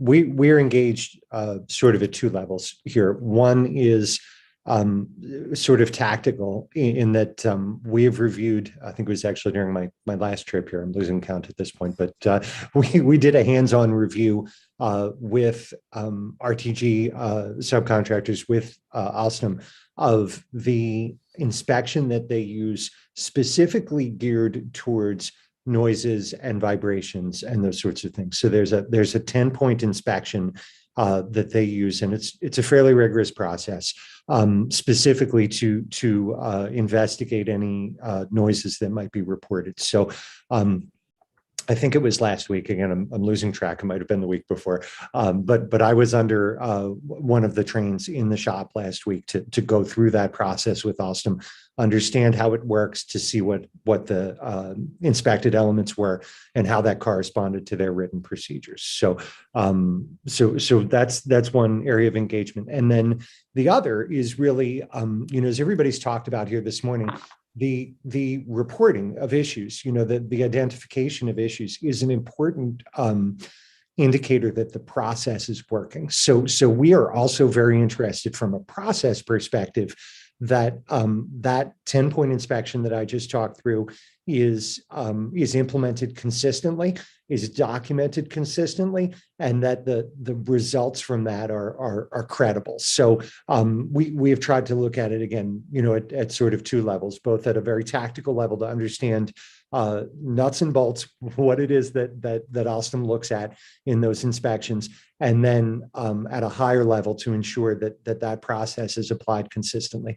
And I should also mention that those discussions, there's a detailed discussion of a detailed review of every train, excuse me, that exhibits any kind of noise, any kind of vibration, typically once to twice a day. There's ongoing meetings specifically around the status of service and any trains that might have even the smallest exception during service. And we are present for each one of those meetings as well to review the process. Okay, so yesterday a train was taken out of service. Have you undertaken an audit of whether or not the appropriate follow-up investigation and assessment was done? Yes, sir. So so when that train was identified as making a noise yesterday, I'm actually in the office right next to Mr. Charter here right now. So yesterday afternoon, he and the Chief Safety Officer, Mr. Richards, and I immediately went to Mr. Charter's office, reviewed current status at that time, and what was known then. And again, that specific train was reviewed as part of the daily meeting this morning at 9 o'clock, that daily review meeting. And then pending activities here today, I may also have a chance to look at that at MSF as well. But certainly, yes, we're engaged in that. Okay. And Mr. Charter, who will do that oversight of whether or not the appropriate investigation has been done of reported incidents when TRA is gone? Are we prepared to take that on fully without TRA's involvement? Mr. Chair, it's a very good question, and that's part of the long-term plan that we have with TRA. So we do have a small group, a small team that does provide oversight activities.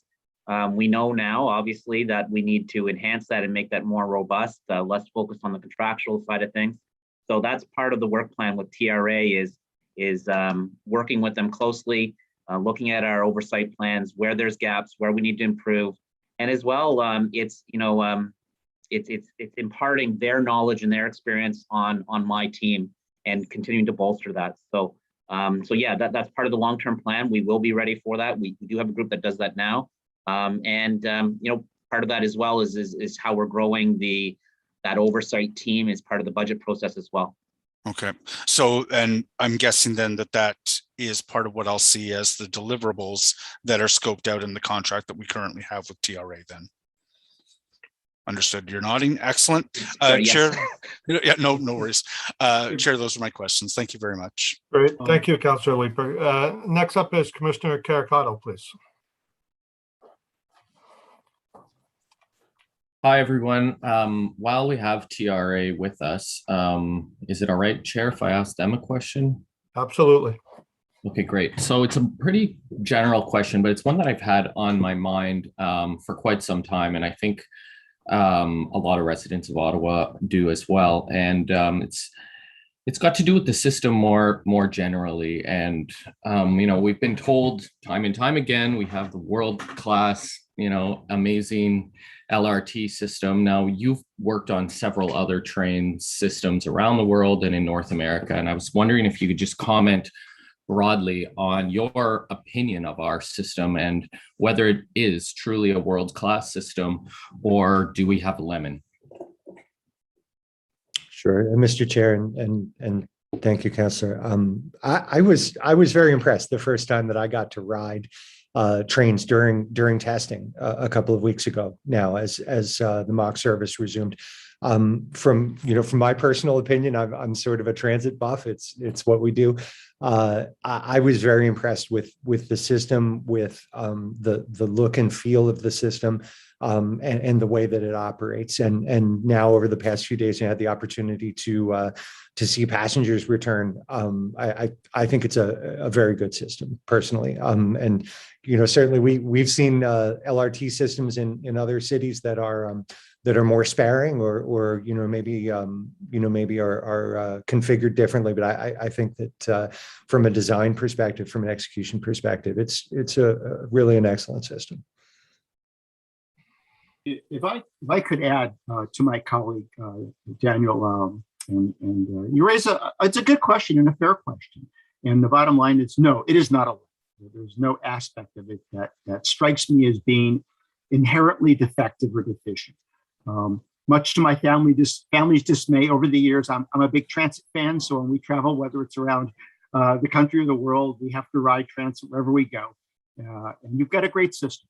Whether or not every aspect of it is performing as well as it can, well, that's why we're here, and that's why we're here to make improvements and to see if we can tweak it and get it to where it needs to be. But in terms of the engineering, the design, the layout, all the aspects of it, whether it's the customer-facing aspects or the parts that nobody sees, there is nothing inherently deficient about it, and there's nothing that can't be fixed. That's really reassuring. Thank you to both of you for your comments. Are there issues, I guess, that you've identified that might, happen in, say, 5 years from now? I'm thinking like, when you buy a house, you have an inspector come in and check it out, and they kind of provide you with a bit of an assessment of what needs to be done in the first year you buy the house, and 5 years after you buy the house, and sort of longer term. Are there any things that you can disclose today that you've come across that we can, look forward to, I guess? Go ahead, Ken. Well, the one thing I can guarantee you, just like your home, is that it will be nothing but more and more maintenance as the system ages. I once had the unfortunate job of telling a general manager during the ribbon cutting, when he was so proud of the fact with the big cartoon scissors cutting the ribbon, that now the hard work starts. And the minute it starts, you have to start doing preventive maintenance. And you have to plan for the fact that things will wear out. Components will wear out. They have a specific useful life. Every aspect of it will have to be replaced at some point. And those all cost money and they require additional resources. So, it's keeping up with that, ensuring that you don't have deferred maintenance. That is the worst thing that can happen, is deferring maintenance and lacking the adequate resources to keep up with maintenance on a day-to-day basis is a death spiral. And we've all seen and heard of different either transportation agencies or other infrastructure components where the minute you defer maintenance, bad things happen long term. So the short answer is everything needs to be examined. And the older it gets, the more examination it needs, and the more you have to increase your inspections. So as all the different components get closer to the end of their useful life, you have to spend a lot more time taking care of them. It doesn't mean any of them just immediately, one day they're fine, one day they die. They just require more maintenance. Many aspects that become obsolete can still be kept in a state of good repair by increasing the level of maintenance and inspections being done. But as the system ages, it will require more and more oversight and more resources devoted to making sure that it stays in a state of good repair. I wondered if I could just get back to one more question that was asked about this incident yesterday. And if it puts your mind at ease, every significant anomaly that's occurring right now, whether it's on a vehicle, whether it's on the overhead contact system, whether it's on track, structures, we're engaged in that. So when it's reported, we are actually meeting about that and finding out what's going on. Is it following the process that's been identified? Are people doing the right stuff? And have they done the right stuff before it comes back to service? And it's not that we doubt OC Transpo's staff to do that. It's just that we independently want to verify that all those things are being done, given the criticality of where we are right now. That's great. I think there's this common thought out in the community that you buy a new car, you expect it to be running perfectly well on day one or year one. So it is reassuring to hear from you that we will, and it's normal that we're having these issues. And just what's abnormal, I guess, is the number of issues we've had so soon to our launch, I guess. Is what I'm hearing today. And it'll be our job as commissioners to stay on top of OC Transpo staff even after you leave, to make sure that we're not deferring any maintenance and that things are being repaired and fixed as they should. Thank you so much for those answers. And I don't have any further questions, Chair. Thank you. Okay, thank you very much, Commissioner. So next up is Councillor Fleury, please. Thank you, Mr. Chair. I want to come back to 2 points. My intervention today really related to R1, but I think 2 points were raised that are compelling for me to engage on. Madame Amilcar, a number of your teams were responding earlier to the wearing of masks, and I think OC Transpo is a little soft. From the perspective of, if today someone walks into a grocery store, even if it's an essential service, they're required to wear a mask. And those who can't wear a mask are used to it and have the appropriate documentation or information. So you have clerks in grocery stores having to interact with folks who aren't wearing masks, and they do provide masks if the person doesn't have it. I wonder why OC Transpo is not more upfront on that, and why aren't we engaging with operators? Because everyone else wearing a mask is worried about their own safety in that environment. And I think we do have we've had many conversations at the Transit Commission relating to people's safety and driver safety. And I think that is one where we do have to be upfront and be clear on our expectation of mask wearing, because the majority are complying and the majority are worried. Chair, premièrement, au niveau des chauffeurs, pour les chauffeurs de bus, c'est difficile pour nous de leur demander de jouer à la police du masque parce que ce n'est pas bon pour leur sécurité. Puis pendant qu'ils font ça, ils ne donnent pas le service. Donc, pour nous, c'est important qu'on rappelle, que ce soit par la communication écrite ou verbale, qu'on sensibilise. Mais de mon point de vue, je ne vais pas demander aux chauffeurs de jouer à ça parce que ça va être un risque pour leur sécurité. Il est vrai que dans les boutiques, dans les magasins, on sait qu'on doit porter des masques. Souvent, ça va être un agent de sécurité qui va nous dire ou va nous rappeler que ça nous prend le masque. Ce ne sera pas, par exemple, le personnel qui est à la caisse ou qui est aux fruits et légumes, et ainsi de suite. Donc, je suis consciente que probablement que nous, on peut faire plus que ce qu'on fait aujourd'hui. Puis, je vais m'asseoir avec mon équipe pour voir comment on peut mieux sensibiliser, comment est-ce que nos équipes de sûreté-contrôle peuvent nous donner un petit coup de main à ce niveau-là.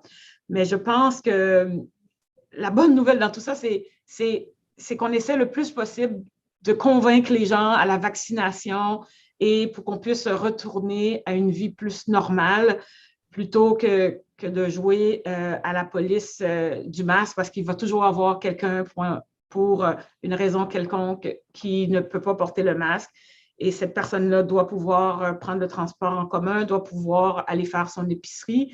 Ce qui n'est pas normal, c'est que s'il y en a autant comme j'ai entendu tout à l'heure, puis sans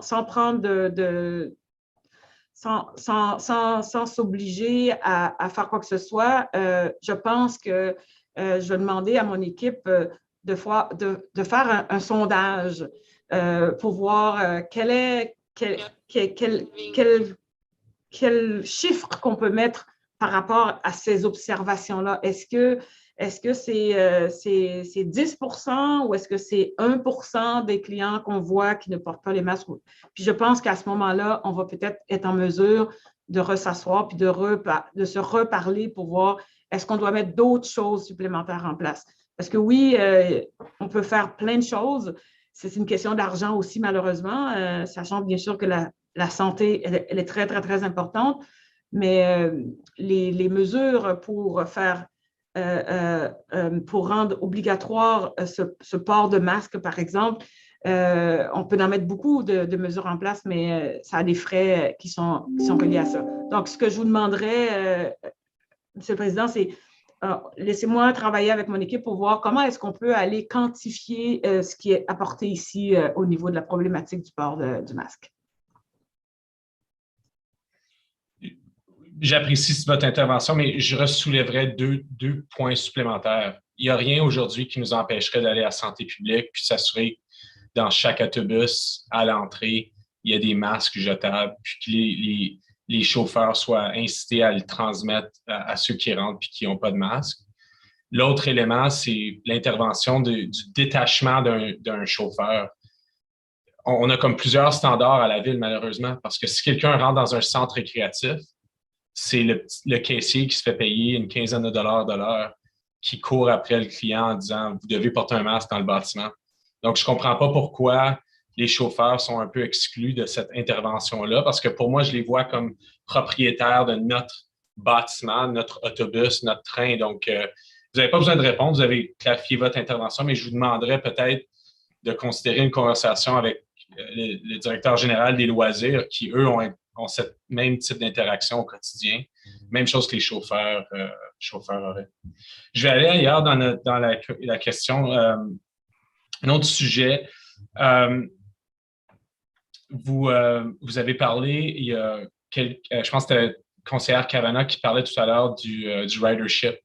Puis particulièrement, je pense que c'était au mois de décembre, l'inquiétude de OK, bien là, c'est gratuit, mais est-ce qu'on va avoir une analyse du volume puis les démographies?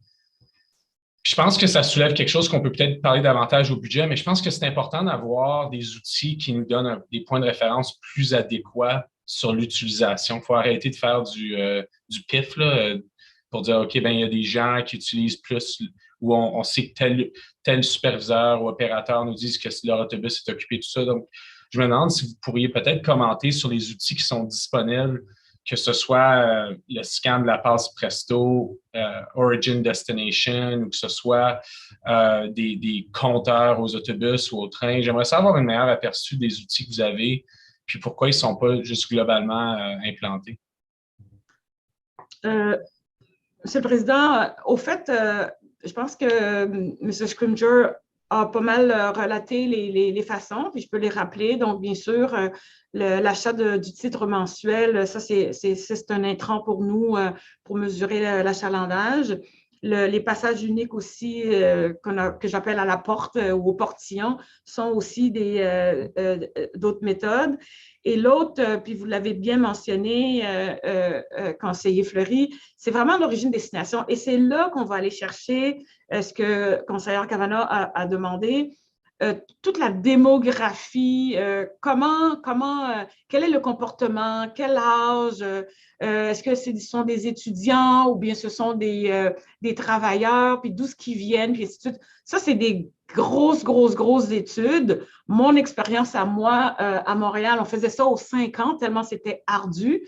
Le reste, il faut quand même être en mesure de faire des projections parce que le budget se fait à chaque année, puis le service est monté plusieurs fois dans une année. Donc, on va adapter le service.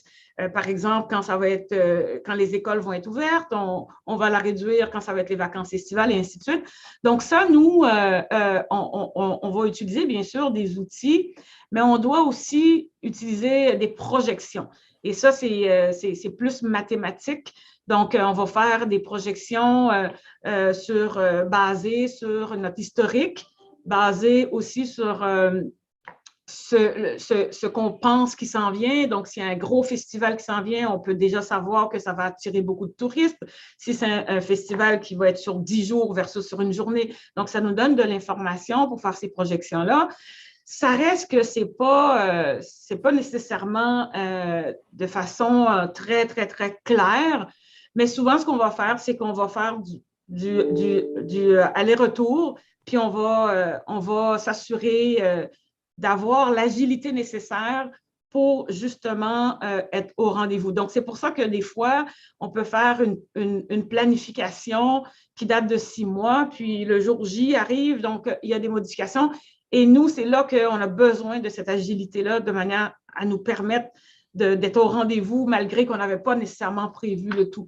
Donc, peut-être, M. Scrimger pourrait peut-être compléter ce que je viens de dire, mais en gros, c'est pas mal ça. C'est vraiment origine-destination sur du long terme, puis c'est costaud, c'est gros, c'est beaucoup d'analyse. Après ça, ce sont des projections, puis avec nos outils aussi au quotidien, qui sont des passages au tourniquet à la porte du bus qui sont pas mal utilisés pour faire ces projections-là. I don't have anything to add unless there's any specific questions I can help with. Well, so I want to understand maybe the additional follow-up. So every time someone jumps on a bus, taps a Presto, that's an origin. We know where they've taken a step onto the bus, but we just don't know when they exit. So we don't have an exact volume of folks at a given time on a particular bus. Is there not a tool that could give us that indicator? Because my following question to Madame Amilcar will be on the R1, and I think that the choices of R1 to me have been challenging for local routes, and I want to understand what tools we have to make those decisions as accurately as possible. So first of all, when people board the bus, we have a count of them boarding, and we have their identity, because not their personal identity, but we know that it's a particular serial number as they tap their smart card.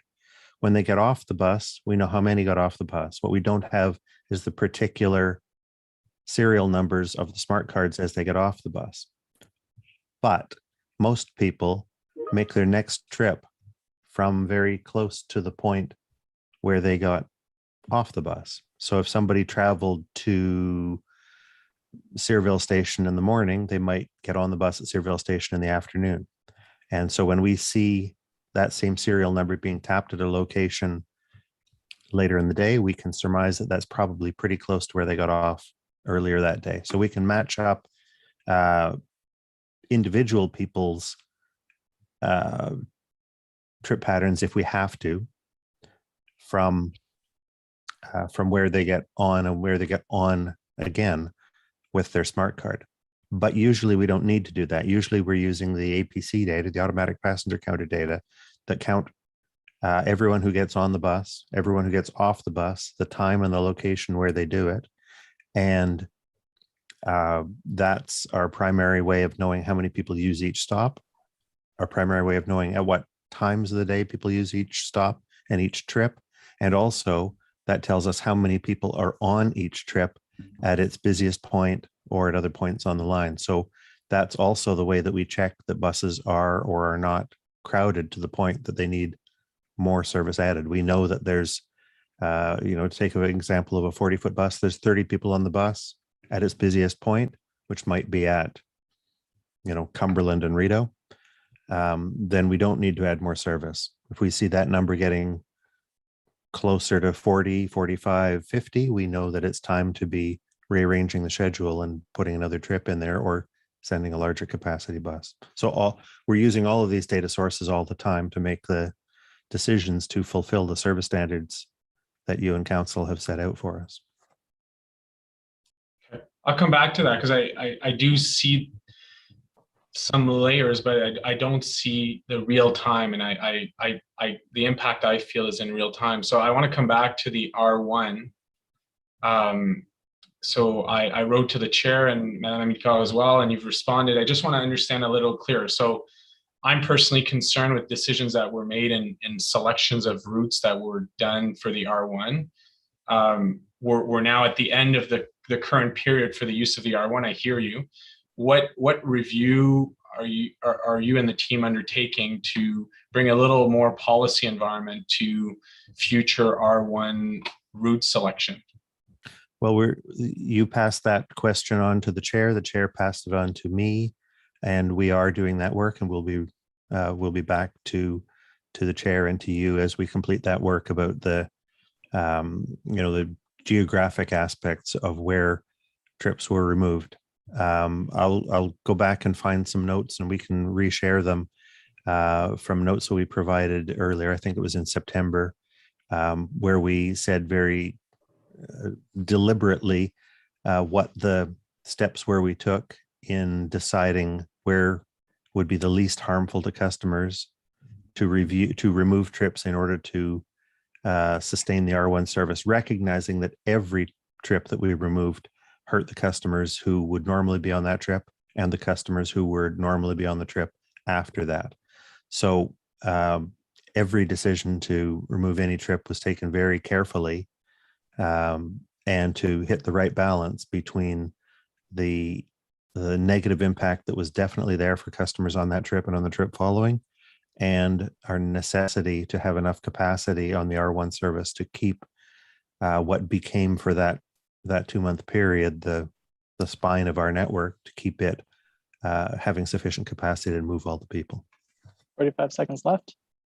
Yeah, Pat, I appreciate your answer. I'm not looking for a Matt Fleury response. I'm looking for a Transit Commission engagement on the policy for use of R1. So is there an intention to come back with an IPD on what approach is used for the R1? Like, I'm just looking for a little clarity on that specific. This is not a personal project. This is hey, let's have a policy conversation on how R1 is selected and what framework exists around that. So we provided that information in September, and if it's helpful, we can forward it so you can review it again, or whatever the chair would prefer us to do.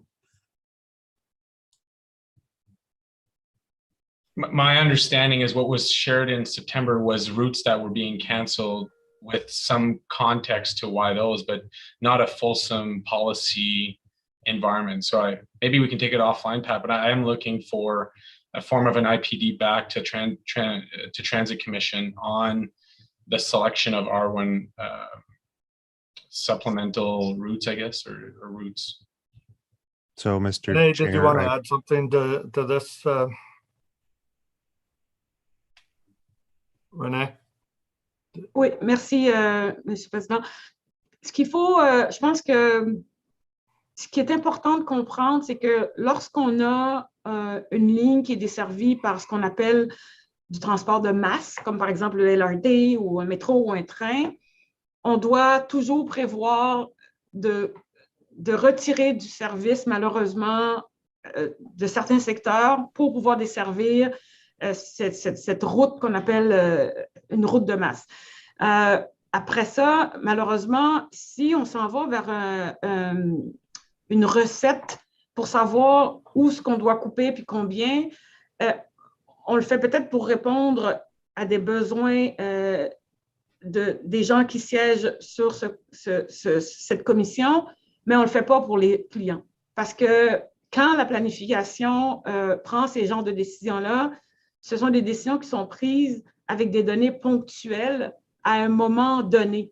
Et ce moment donné-là peut avoir un comportement qu'une recette ne va pas avoir prévu. Et là, à ce moment-là, c'est les clients qui vont être mal desservis puis qui vont en être impactés. Peut-être qu'on pourra en discuter ensemble lorsqu'on va se rencontrer, conseiller Fleury. Mais ça, c'est vraiment important parce que je sais que de mes 20 ans d'expérience, j'ai tellement eu souvent cette demande-là. René, peux-tu appliquer une recette pour que ce soit chacun notre tour? Ça ne peut pas être ça parce que ce sont les clients qui vont en être impactés.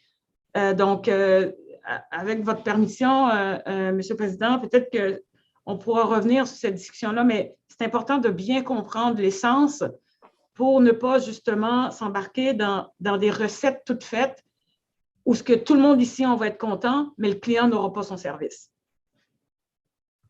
OK. Ben, j'aimerais en discuter davantage avec vous. On prendra l'opportunité. Merci, Monsieur le Président. Okay, thank you, Renee. Is that it, Councillor Fleury? Yes, yes. Okay. We'll go to Commissioner Wright-Gilbert, please. Oh, I thought that Councillor Menard had questions, and since this would be my second round, I thought Councillor Menard should Sure, probably if you go. want him to go first, that's fine. Councillor I'm Menard? always happy for that. Oh, thank you, Commissioner. Thank you, Chair. I don't have too many questions. I'll try to keep them short. On the UPass, the free transit for December, institutions are responsible for reimbursing students, as I understand it. And I just wanted to hear from staff, have those institutions communicated that they will be doing that? They have every intention to do so, to reimburse students for the month of free transit in December for the UPass, the cost for that particular month. Mr. Chair, we've begun discussions with those institutions. To this point, they haven't, at least to my knowledge, they haven't raised any statements that they would have any difficulty in refunding those to the students. Okay, thank you for that. I wanted to go now to the media report out today on the 48-hour pause memo. It's indicating in there that a few things. The first is around the memo that wasn't sent to council. So after 3 days of testing, RTG and the city agreed to stop the trial run for 48 hours. There was a memo that was drafted by OC Transpo staff to council explaining the performance over the first 3 days of the trial running has resulted in the decision to pause the ongoing system assessment. That was never sent to us. I just wanted to get clarification on why that wasn't sent to us. I'm seeing something reported here, but I want to get further clarification why that memo wasn't sent to council at that time. Okay, Councilman Menard, that story just came out today. Those questions are all related to FEDCO because that's where those decisions were taken. This is, as discussed before, the Transit Commission is to do with the operational part. We didn't assume the LRT until it was operational. So after what that story is talking about. So the question would be out of order here, but it certainly applies at the next FEDCO meeting. Okay, disappointing as usual, Chair. I'll move on to other questions then. There seems to be an issue with the delivery of the trains. So I just wanted to hear from staff, the initial delivery of trains, because we got a tranche first and then we got more as time went on. Are those initial trains that were delivered, are they having more substandard response and performance than the trains that were delivered subsequently to them?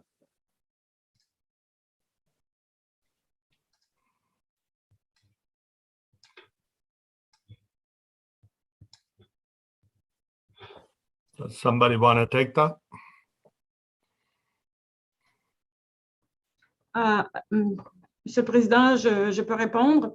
Ce sont justement ces indicateurs-là qu'on veut aller chercher avec notre partenaire RTG. Quand je parlais tout à l'heure qu'on requiert des indicateurs de performance, quand j'ai fait le parallèle entre des indicateurs commerciaux versus des indicateurs pour les clients, mais c'est exactement ce genre de choses-là parce que ça va nous permettre de voir comment se comporte chaque véhicule, pas chaque train, hein, chaque véhicule, parce qu'il peut avoir son propre comportement. Puis, on va aussi pouvoir croiser les données en termes de kilométrage parcouru versus les bris. Et c'est là aussi que ça va nous amener, comme je mentionnais tout à l'heure, à même pousser l'audace à mettre en place des indicateurs pour faire de la prévention prédictive. Donc, c'est-à-dire, avant même que le bris apparaisse, on sait d'ores et déjà, de par le comportement du véhicule, est-ce qu'on doit, de façon proactive, changer la pièce pour éviter de le faire en service. Donc, ça, ce sont vraiment des analyses qu'on veut faire avec notre partenaire RDG, puis on profite de la présence de TRA pour y aller aussi. Okay, let me ask in a different way. The 7 sets of trains that we have running right now, as we did before, are those trains that were delivered later, or were those the early trains? Is there a mix? Give me an idea of what's on the line right now in terms of delivery, when those were delivered. Okay, Chair, maybe Troy or maybe RTG could say that, because normally we have 29 vehicles and we couple them.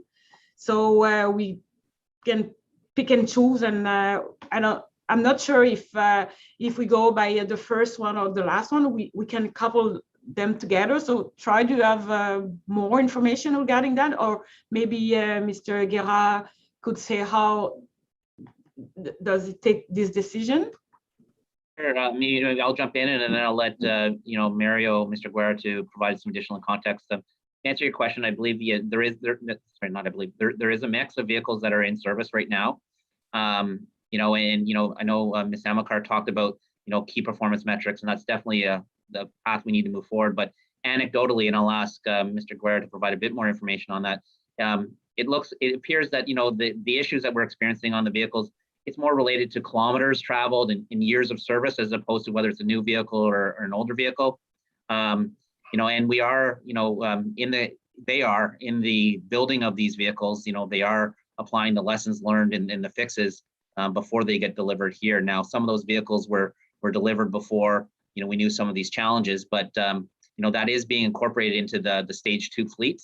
And as I said, I think what we're seeing, right, at least anecdotally, is the issues are more a function of mileage and years of service as opposed to when they were actually delivered to us. But Mr. Guerra, if you could add some additional information, that would be great. Yes, thank you. So, Mr. Chair, we currently have 39 cars that have been received and have gone through the required testing so that they can be used for service. Of those 39, 34 would have been part of the original order. So 5 of those cars are part of the stage 2 order, and we continue to accept more stage 2 vehicles as time goes on. Okay, so as we accept those stage 2 vehicles, are we inserting those as are we seeing better performance from those vehicles, from those stage 2 vehicles being delivered and those later vehicles being delivered? than the performance in the other vehicles that have, again, run for a little bit longer. And I guess I'll ask for an email follow-up from this to know exactly what is on the line, when they were delivered, and the length of kilometers that they've driven, because it seems to me we had a lot of early issues, and that there were fixes. As I understand it, I had asked a couple of years ago or a year ago about fixes being done to the new trains being constructed that were being delivered to us, and amelioration that was to occur as a result of those issues that we had experienced right out the gate. So I'm just wondering how much better the performance is for those new vehicles being delivered to us, given all of the issues that we've seen with the vehicles thus far. So, Mr. Chair, as I think Troy alluded to, a lot of the issues are kilometer based. So I'll answer you a couple of questions. The first question is, once a vehicle, a stage 2 car, is deemed acceptable, has gone through its burn-in rates, has had all the retrofits to bring it up to where it needs to be, then we will immediately put that train into service and try and put as many kilometers on it as we possibly can to check out any issues that may come. So for me to say that stage 2 vehicles are more reliable than stage 1 is, I mean, we can certainly take that away, Mr. Chair, and do a little bit more study on it, but I would say probably not. I think the issues would be the same once they've traveled so many kilometers, but it's certainly something we can look at. Okay, thank you for that. And please do follow up with email. I guess, Troy, that would be you, or I'm not sure who, Mario and Troy. But it would be helpful to get that by email. The other question I wanted to raise is around, refund policy. And I don't necessarily mean a warranty in returning a train, but is there any policy in there for a financial restitution for the vehicles that we've had delivered to date, if there's some that are particularly worse than others? Or is it only that the only recourse is repair of function? Is there anything else? I'm particularly interested in refund information. I think, given the operation. Yeah, that should also go to FEDCO, because that's related to the contract that FEDCO monitors and put in place. So, if what you're looking for is the language of the contract, I'd ask you to take it to FEDCO. If you're asking if we're in the process of trying to get a refund or something like that, then that I think could be answered here possibly for you. Sure. Are we in the process of trying to get a refund? Troy, would you be able to take that? Or? Monsieur le Président, je peux peut-être prendre un petit bout au fait en matière de garantie. On suit aussi beaucoup les indicateurs commerciaux. Donc, nous, on ne va pas nécessairement demander à RTG de nous donner un autre train. On va lui demander d'une performance du train. Et c'est à RTG de décider que si ce train-là n'est pas capable de donner la performance requise pour laquelle ils ont appliqué sur le service pour les 30 ans, c'est à eux à prendre la décision pour changer le train. Nous, on va s'assurer de l'aspect sécuritaire, bien sûr, mais tout l'aspect fiabilité, c'est RTG qui doit s'assurer de mettre en place ce qui est nécessaire pour rendre ce train-là fiable, donc par ricochet pour faire en sorte que ça nous donne le service auquel on a payé. Okay. So just so I'm getting it clearly, we are beholden to RTG on any type of refund or warranty with the subcontractor Alstom, with the vehicle contractor Alstom. Am I basically right, or does the city have more authority than I'm indicating? Troy, you are. I'm not sure if I entirely follow the question, Councillor. I know that we're leveraging everything we can in the PA in terms of the penalties and the failure points, and we continue to update FEDCO on those things. And we continue to engage with Sharon Vogel from the outside legal services, in how we apply the contract. So we're leveraging the things we can, but I'm not sure if I'm answering your question. No, you're not. The question's Okay, clear. so, Councilman Menard, It's not about a move legal issue. It's just about the basics of the operation of these trains, Chair. So I'm just very simply, I'm just wondering, does the city itself have the ability to request either a refund or any type of warranty, or is that RTG's responsibility, as Madame Amilcar has mentioned? So we'll put that question to Sharon Vogel at FEDCO because it's related to the contract and what would take place in FEDCO and not here. Look, everybody else in this meeting today has been able to understand what's FEDCO and what's transit. So you're walking that thin line. Part of this I can see is transit issues, but a lot of it is FEDCO related. And it's not the people that are on this call that would be involved in that process. It would be Sharon and others that would be doing it. So let's put the question to them at FEDCO. It's a very good question. Let's put it to them and get everybody an answer to it. Would that be okay? No, I'd actually like it in writing this week. So I don't want to wait till FEDCO again. So I've asked for 2 things in writing now. This is the second thing that I'd like in writing. So if staff can please follow up with me on that exact information that I've requested, that would be helpful. The other issue I wanted to raise, Chair, is the launch of the system. We've heard, given the operation after the launch, Chair, very clearly that things were not going well in the testing phase. And it appears that we launched too soon, given the operational issues. I'd like to hear from staff on their view of that, given what we've seen. You're talking about the launch we just did now, or are you talking about the original launch 2 years ago? The operational issues from the original launch 2 years ago. Okay, well, the testing was before the operational launch. So again, that was all taken care of through FEDCO. If you recall, we went to FEDCO for all the briefings on what was going on in that time period. So, I think staff are prepared to respond, Chair, if you can just let that happen. No, I'm ruling the question out of order, Councilor Menard, so it doesn't matter. Okay, So if you don't have I'll anything related to what we're dealing with now, I'm going to move on to Councilor Egla. Okay? No, I'll challenge the chair then, because these are operational questions. We're experiencing operational issues. I'm talking about the operation of the train after it was launched and the issues that occurred as a result of launching that train too soon. These are operational issues we're experiencing as a result of decisions made back then. So I'm asking the question very clearly to staff. It should be in order here. These are Mr. operational Chair, issues. I also challenge your ruling. Could we vote, please? Okay, could the committee coordinator poll the commission to see if they want staff to try to answer that question here, or does it go to FEDCO, which was the chair's ruling? So, Chair, I see the deputy clerk. Mr. Chair, just a point of clarification, and if the committee coordinator or the clerk staff could be clear on what the question is. Usually the question is, shall the chair be sustained? And I just want clarity on that. That is correct, Mr. Chair. We would move to a vote on the question of shall the chair be sustained. A vote of yes sustains the chair. Good. Thank you. Commissioner Brockington. No. Commissioner Caricato.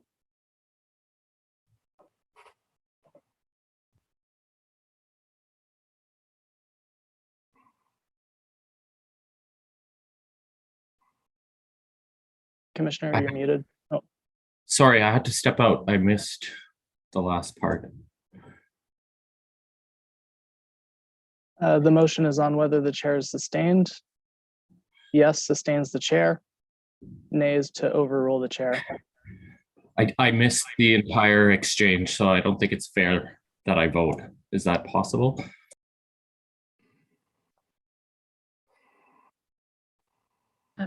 Mr. Chair,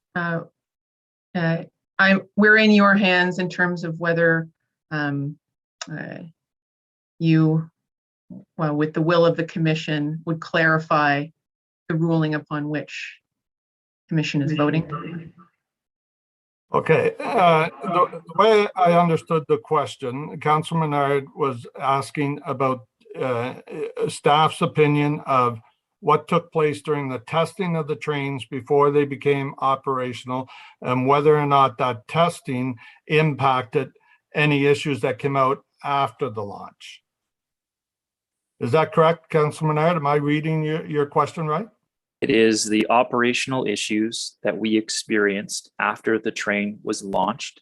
And I have a question about the issues with launching that train, given the operational issues that we experienced. So you want staff's the vote is whether or not we have to. Is that what you're looking for? So we can be clear. I can change my ruling if you can be more clear with your question. Is it that you're asking them whether or not the train should have been launched after testing? My question specifically was around the operational issues experienced after the launch of the train, given the issues prior to the launch of the train that were revealed today. So though they're related, they're all operational issues. It's not to do with financing or anything else like that. It's an operational structure of the train. Okay, then for the benefit of the commission, what I'll do is withdraw the ruling, and staff, if you can answer that, if not, refer it please to the staff for FEDCO. Thank you. Renee, are you prepared to offer an analysis on issues that happened immediately after launch? Chair, ce que je peux faire, c'est plus donner une opinion de mes expériences passées. Lorsque vient le temps de lancer un nouvel autobus, un nouveau métro, qui a une nouvelle technologie, souvent on va avoir un cahier où ce qu'on va avoir toutes les choses qu'on veut qui soient réunies ensemble pour faire en sorte que le lancement soit un succès. Mon expérience, c'est souvent, malheureusement, il y a des choses qu'on souhaitait de façon théorique qu'on n'arrive pas à avoir. Puis on va quand même, si la sécurité est au rendez-vous, on va quand même procéder au lancement. Donc, mon expérience, c'est que c'est jamais vrai que 100% de ce qu'on avait prévu avant le jour J va arriver. Souvent, on va faire du aller-retour, puis on va apprendre aussi avec cette nouvelle technologie-là. Donc, ma compréhension avec le train léger à Ottawa, c'est la même chose, c'est que c'était une nouvelle technologie assez complexe, on le voit, on le vit, puis il y a des décisions qui ont été prises avant que j'arrive, puis probablement que c'était les bonnes décisions à l'époque. Aujourd'hui, avec l'expérience, peut-être qu'on peut se dire qu'il aurait fallu être plus prudent, puis ainsi de suite. Et je pense que nous, présentement, on est en train d'apprendre de cette expérience-là pour pouvoir faire mieux la prochaine fois. Donc, ce serait un peu de jouer au gérant d'estrade de ma part aujourd'hui, de dire que les décisions qui ont été prises il y a 2 ans n'étaient pas les bonnes, parce que peut-être qu'on serait encore aujourd'hui en train de tester, puis on n'aurait jamais lancé le train, faisant en sorte que l'expérience acquise aujourd'hui n'aurait pas été au niveau actuel. Okay, thank you, Thank you, Chair. Renee. Maybe TRA, if we could ask you to, if possible, to comment on whether any of the issues that you're finding and what you're reviewing for us now, do any of these issues trace back to 2 years ago, September, October? Mr. Chair, for my part, I don't know that I have enough information to answer that question. So I would need to do a little bit more digging into some of the more historical documents to get to a good answer on that. Okay, fair enough. Thank you. Okay, so Councillor Egli, you're up next. I'll just ask Chair that staff include that in the email. So that's the third piece of information that we haven't got enough information on today. So thank you. Sure. Councillor Egli. Thank you very much, Mr. Chair. And good morning, Ms. Amilcar. I don't think we've actually had a chance to meet even virtually. So welcome to the city. And I appreciate your earlier comments and the challenge that you and your team have in putting the train back online and satisfying the concerns of the public. And I know you're all working hard at that, so I do appreciate that.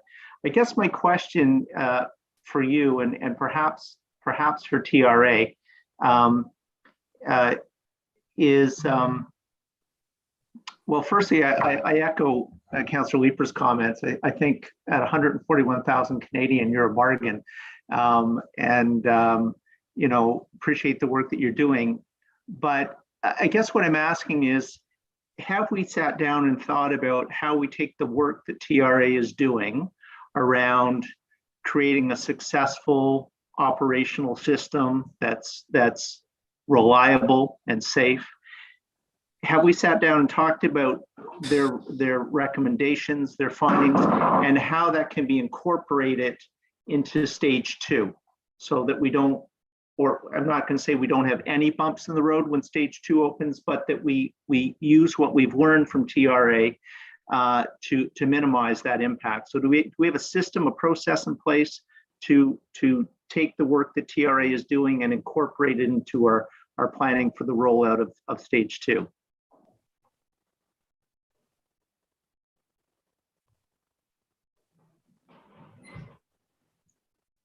Monsieur le Président,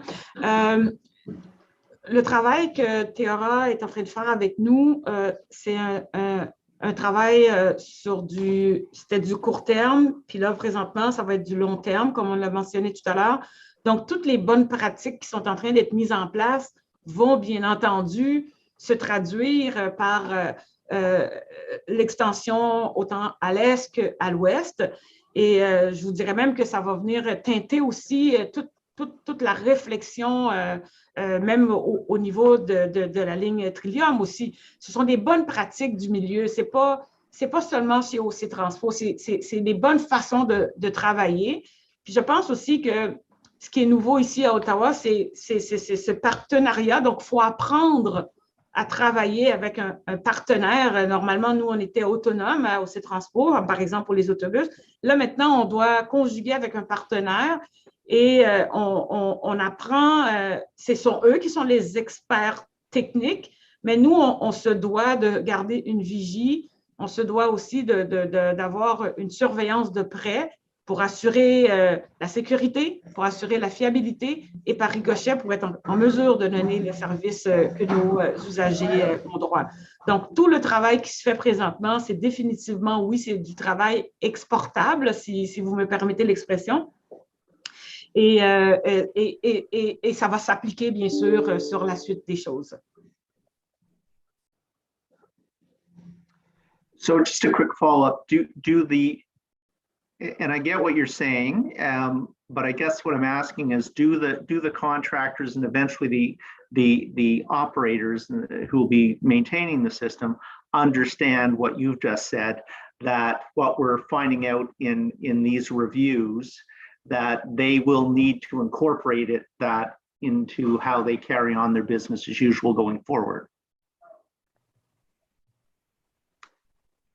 I guess where it's coming from is we're seeing improvements right now, but we're seeing improvements, I think, in part because you're onto them, you know, quite significantly, and TRA is on them quite significantly. But I guess what I'm saying is, can we expect that they will absorb this and it will become normal business for them? So there's not this constant need to perform oversight and bring in external people to watch over them. I'd like to hear that our partners, as you put it, are getting the message as well and understand that they need to incorporate these changes and these processes going forward into stage 2. Do you get that sense? Alors, Monsieur le Président, si vous permettez, le mariage est pour la vie, malheureusement. Et dans le sens que on sera condamné à toujours travailler de près avec RTG, constamment. Jamais il va falloir les lâcher. Ça avait déjà été le cas avant même que TRA arrive, puis je l'ai mentionné tout à l'heure un peu. Peut-être qu'on a beaucoup mis l'accent sur l'aspect commercial et on n'a pas peut-être assez mis d'accent sur l'aspect client. Et c'est ce clivage-là qu'on vit aujourd'hui parce que les gens ont travaillé très, très fort pour surveiller tout ça. Et là, maintenant, on essaie de faire un transfert de manière à mettre beaucoup d'accent sur les livrables qui ont un impact direct sur les clients. Et par ricochet, on va atteindre aussi nos objectifs commerciaux. Et TRA étant un summum en la matière, ils nous accompagnent et ils accompagnent bien sûr RTG aussi. Et RTG doit se commettre, ça c'est notre demande, puis la demande aussi de TRA, à mettre en place justement cette façon de faire sécuritaire. Donc nous, c'est pas on fait ça aujourd'hui puis on le fait plus après. Donc le système en tant que tel, puis c'est pour ça que je parle beaucoup d'un système robuste et on ne s'est pas juste contenté de dire après de savoir quelles sont les raisons des deux déraillements, on s'en va. Non, on a vu de par cette analyse des deux déraillements qu'il y avait des lacunes en matière de suivi, en matière d'indicateurs. Moi, je suis une ingénieure, comme vous le savez, là, je ne jure que par des indicateurs. Moi, ça me parle, les indicateurs. Ça me dit si je dois aller à gauche ou à droite. Aujourd'hui, je n'ai pas suffisamment d'indicateurs pour me parler, pour me dire est-ce que je dois aller à gauche et à droite. C'est ça qu'on va mettre en place. Lorsque ces indicateurs-là vont nous parler, on va être en mesure de prendre les bonnes décisions pour savoir qu'est-ce qu'on doit faire. Et ça, si on le fait avec nos partenaires. Sans RTG, sans OC Transpo, sans TRA, on n'a pas de train. C'est vraiment un travail qu'on doit faire en équipe et ce travail-là se fait de façon pérenne dans le temps. So just quickly to build on your analogy then, if I'm hearing you correctly, we're going to require TRA to remain in the role of the marriage counselor, if you will, for some time to come.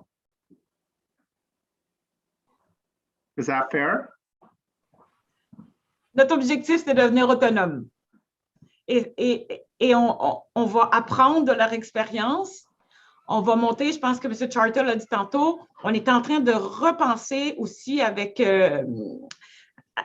les autres équipes, on est en train de repenser comment est-ce qu'on va pouvoir assurer le suivi qui était déjà en place, mais de faire un transfert de ce suivi-là, commercial, client. C'est vraiment ça la clé, parce que les gens étaient là, les gens faisaient du très bon travail. En français, on a une expression qui dit « l'opération est un succès, mais le patient est mort ». Ce qu'on veut, c'est qu'on veut que ce qu'on fait, le suivi qu'on fait, on veut qu'il y ait un impact direct sur le service client. Si on atteint nos objectifs clients, on va atteindre nos objectifs commerciaux.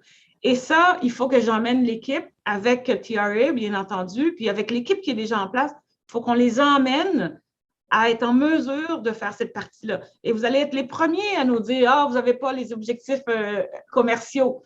Donc, il faut que les deux se parlent, il faut que les deux soient en mesure d'être complémentaires. Puis pour ça, nous, TRA va nous aider, mais c'est clair que notre objectif ultime, c'est qu'OC Transpo soit autonome. Ça ne veut pas dire qu'une fois de temps en temps, on n'aura pas besoin de faire de peer review. Ça, c'est commun partout dans le transport en commun. On va toujours chercher quelqu'un qui a plus d'expérience, qui a vu plus que nous pour venir nous influencer. Et les meilleures entreprises au monde fonctionnent comme ça. Ils font du benchmarking, du balisage pour être meilleurs.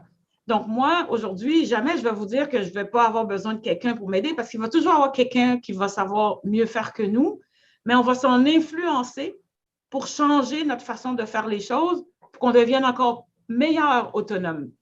Mais on n'aura pas besoin d'une béquille en tout temps, mais une fois de temps en temps, on va aller chercher justement cette matière grise-là qu'une équipe comme TRA peut nous apporter pour nous aider à faire un meilleur travail. Thank you for that. And I think everybody around the table would agree it's a good sign to know when you need help and you need to reach out for from peer support or review. So I think that's a good thing. So thank you very much. And thank you, Mr. Chair. Thank you, Councillor Eglai. Before we go to Commissioner Wright Gilbert, I want to welcome our new Councillor Kathy Curry, who joined us this morning. Welcome, neighbor. And also, we're going to take a break after Commissioner Wright Gilbert's questions. We'll receive the report and then take a break and come back and do the budget. So let's say we break till 12:30, if that's okay. All right, so go ahead, Commissioner Wright Gilbert. Okay, try to keep this short because I think everyone's hungry.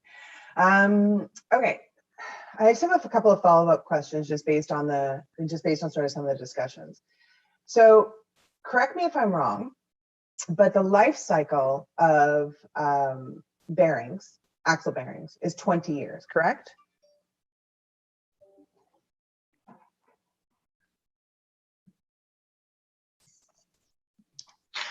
Chair, peut-être que RTG peut répondre ou Brendan, do you have this answer, please?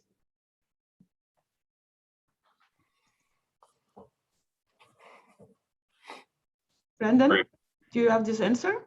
I believe what I was told when I was at meetings with RTG and Alstom is that they were 10 years, the mileage based, but Miriam may be able to answer that. Yeah, specifically the axle bearing. I know that the bogie life cycle is typically every 10 years. We can go back and look specifically at the axle bearing, but it'll probably fall within the same life cycle timing. So 10 years. Okay. So if we cast our minds back to the August derailment, it's my understanding that 21 bearings total were replaced as a result of the August derailment. And correct me if I'm wrong. If the life cycle is 10 years, why are we replacing 21? What went wrong? We replaced the ones that failed the test that was put in place through our short-term mitigation, which is to perform the test every 7,500 kilometers. Once the root cause is finalized, which we expect in the coming weeks, then a more permanent retrofit will be put in place to remedy the issue going forward. Okay, doesn't really answer my question though. If the life cycle of these bearings is 10 years, the system's been running for around 2. What went wrong with those bearings and why did we have to replace 21 of them? What went wrong that they didn't last their life cycle or even their kilometer cycle? That's the purpose of the root cause, to determine what went wrong and how we can prevent it from happening. Okay, I'll be really interested to know how we got from 10 years to 2 years. While I have you, RTM, RTG folks, you said earlier in your comments that the shutdown as a result of the derailment allowed you to quote, catch up on a backlog of maintenance issues. Why were these maintenance issues so backlogged? Why were they not being dealt with as part of a regular maintenance schedule? Why did we have so many issues backlogged? Maybe I misspoke. What I meant to say was that it presented an opportunity for us to accelerate the remedying of a backlog that we had on the infrastructure and on the vehicles. It's perfectly acceptable, and TRA can speak to it just as well as I can, for vehicles and infrastructure items to have backlog work that's not safety or service critical, that typically gets addressed when the vehicles are in for inspections. The fact that we weren't putting vehicles out for service presented us with the opportunity to accelerate that and get it done much quicker than we normally would have in an operating environment. Can TRA please confirm that there were no safety issues that were backlogged?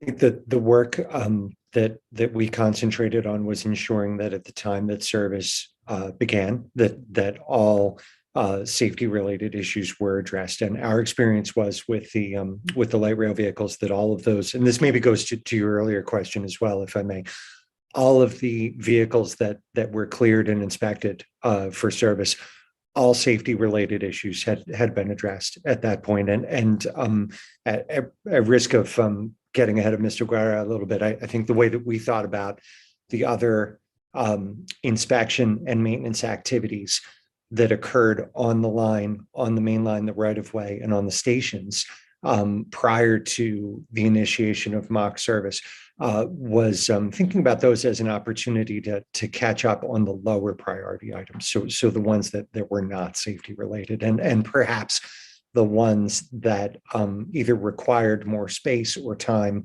to complete than what might normally be available. Again, as I think Mario said, taking advantage of that time. The other element that was very important in the return to service for stations in particular was to ensure that elements that had not been used, systems that had not been used for some time, such as elevators and escalators, were all current on their inspections and on their maintenance. And we did verify that that was the case, yes. Okay. So just to be clear, the items that were quote unquote backlogged, that were dealt with during the shutdown period, none of them were safety related issues. Is this what we're saying? That they were just minor issues? Yeah. So I think I would think of them in two categories.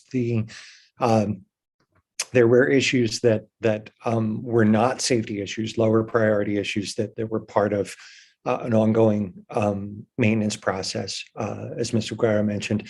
And then secondarily, things like, again, using the example of elevators and escalators, those are safety critical inspections, but at the same time, they were not necessarily due, just the same as the kilometrage-based inspections on the LRVs, while the stations or the LRVs were out of service. So those definitely are safety related, but some of those were not performed during the shutdown because of the timing associated with things like repairing LRVs, checking the critical torque connections that we talked about during the last Transit Commission meeting. So they weren't exposed to passengers or to service at that time, though. So part of the idea was to make sure that those safety critical inspections were brought current before the line went back into service. Okay. If I could add to that, you asked a question, which is it's a good question, but it's a very complicated question. That question is, while the line wasn't running for a couple of months, which ones were safety, which ones weren't safety? Our view is, if, for example, the day after service was shut down, a vehicle was supposed to get a preventive maintenance inspection or have something inspected, and it didn't for whatever reason, that's safety critical because it wasn't done. But the vehicle wasn't back in service. So it didn't matter that that vehicle would be back in service. What was important is that the vehicle had all of those inspections, that they were all caught up with prior to it entering back into service again. So the fact that something might have been delayed, yes, it's possible that could have been safety, but the issue was it addressed and remedied prior to them going back in service? And in terms of how many there were or when they occurred, that would require a much more complex analysis to go back and look at every single vehicle and every single safety critical component to see where that was done. Because I know they did change their cycle of maintenance and what they were looking at when the system was shut down. Does that help answer the question? Absolutely. Thank you. My last question is again for RTG and RTM. So the other statement that you made that really sort of stuck out to me, and you said it quite proudly, was that the system that we have now is much better than what we had before the derailment. Why did it take 2 derailments to get a safer and better system? What's changed now? So I mean, you did say it quite proudly, so I kind of want to call you out on that a little bit. That's fine. That's fair. That's fair.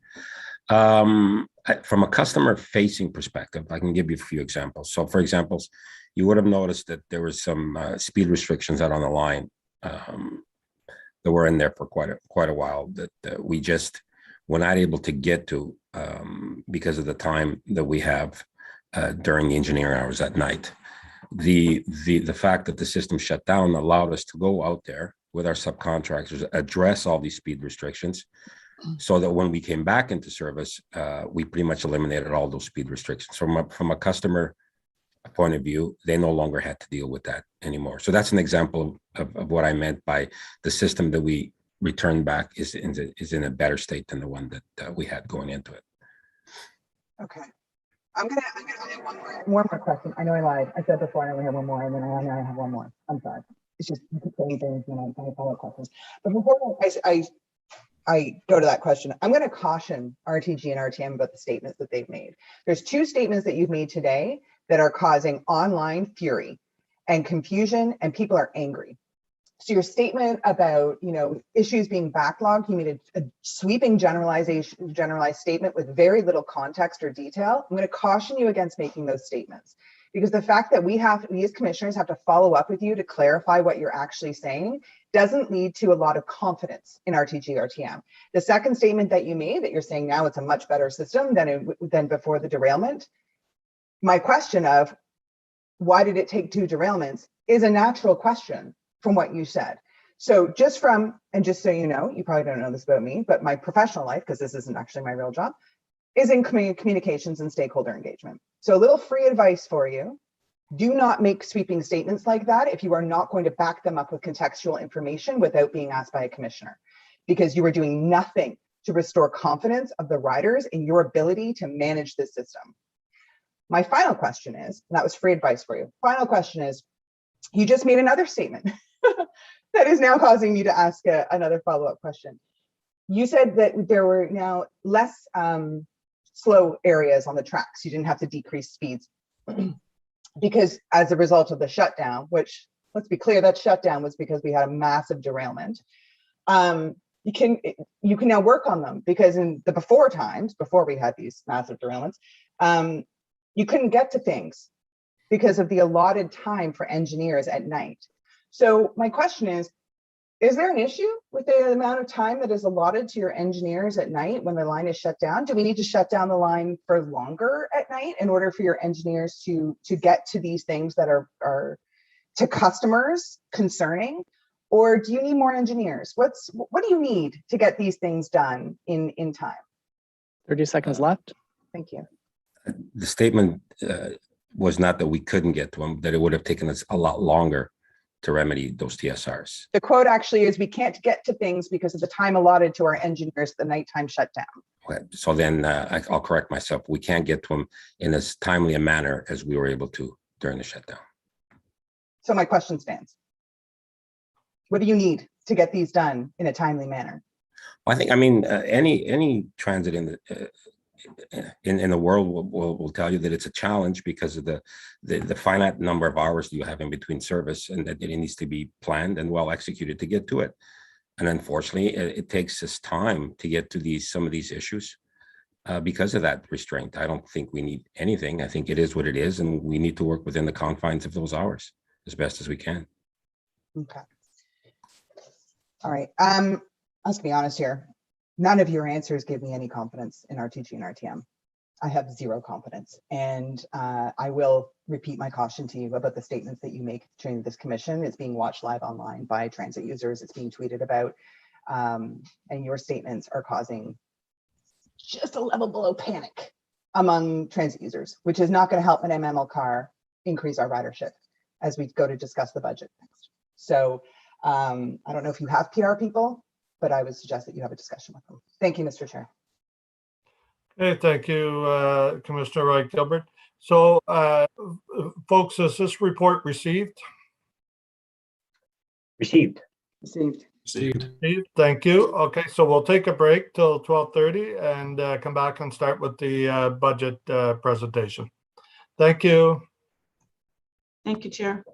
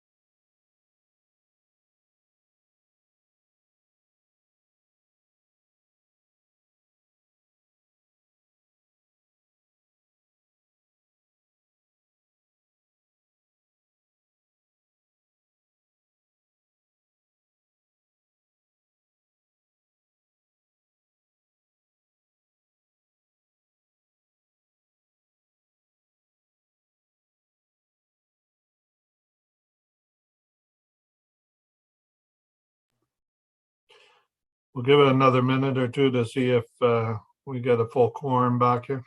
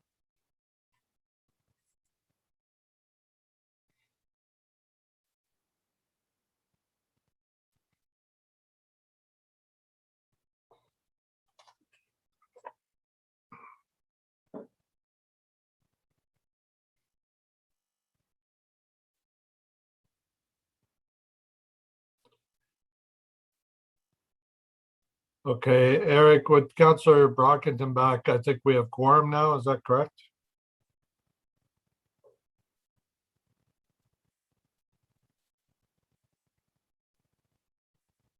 Oh, maybe Eric's not back yet. No, Chair, here, just doing a quick count, but you do have quorum. I'm seeing 6 members in attendance. Perfect.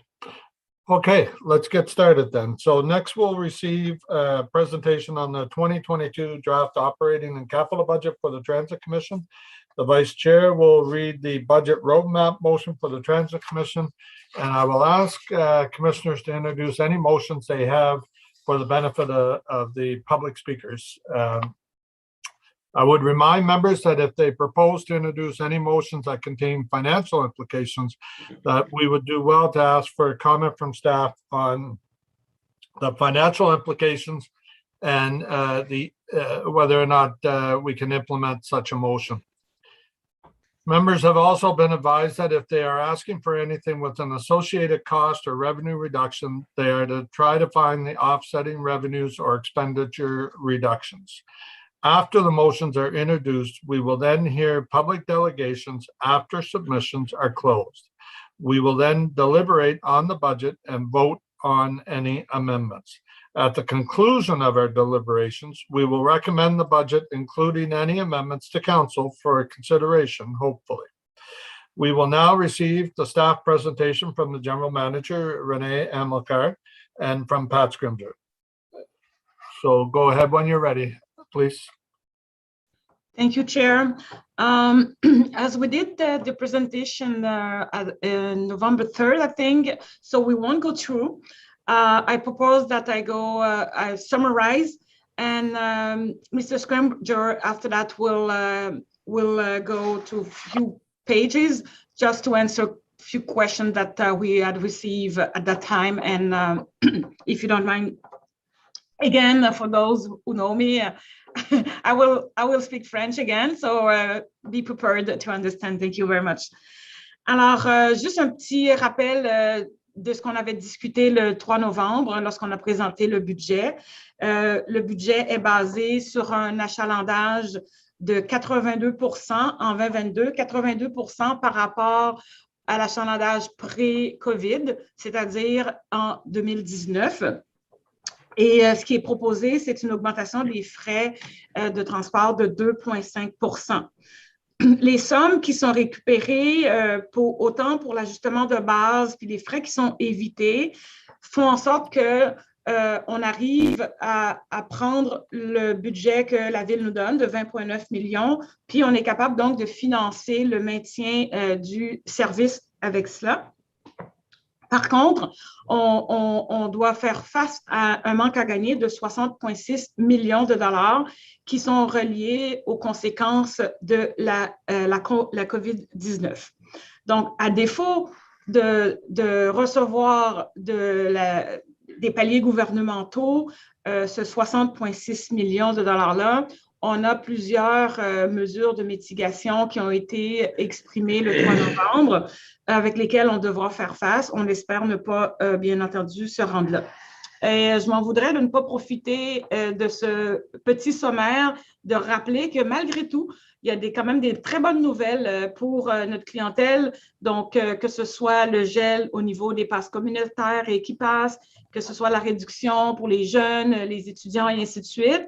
Et aussi le paiement par carte de crédit qui va être permise. Donc, ça va apporter une belle expérience à nos clients, d'autant plus qu'un passage unique aura un coût maximum si c'est payé par justement la carte de crédit. Donc ça, c'est une très, très bonne nouvelle. Et finalement aussi, dans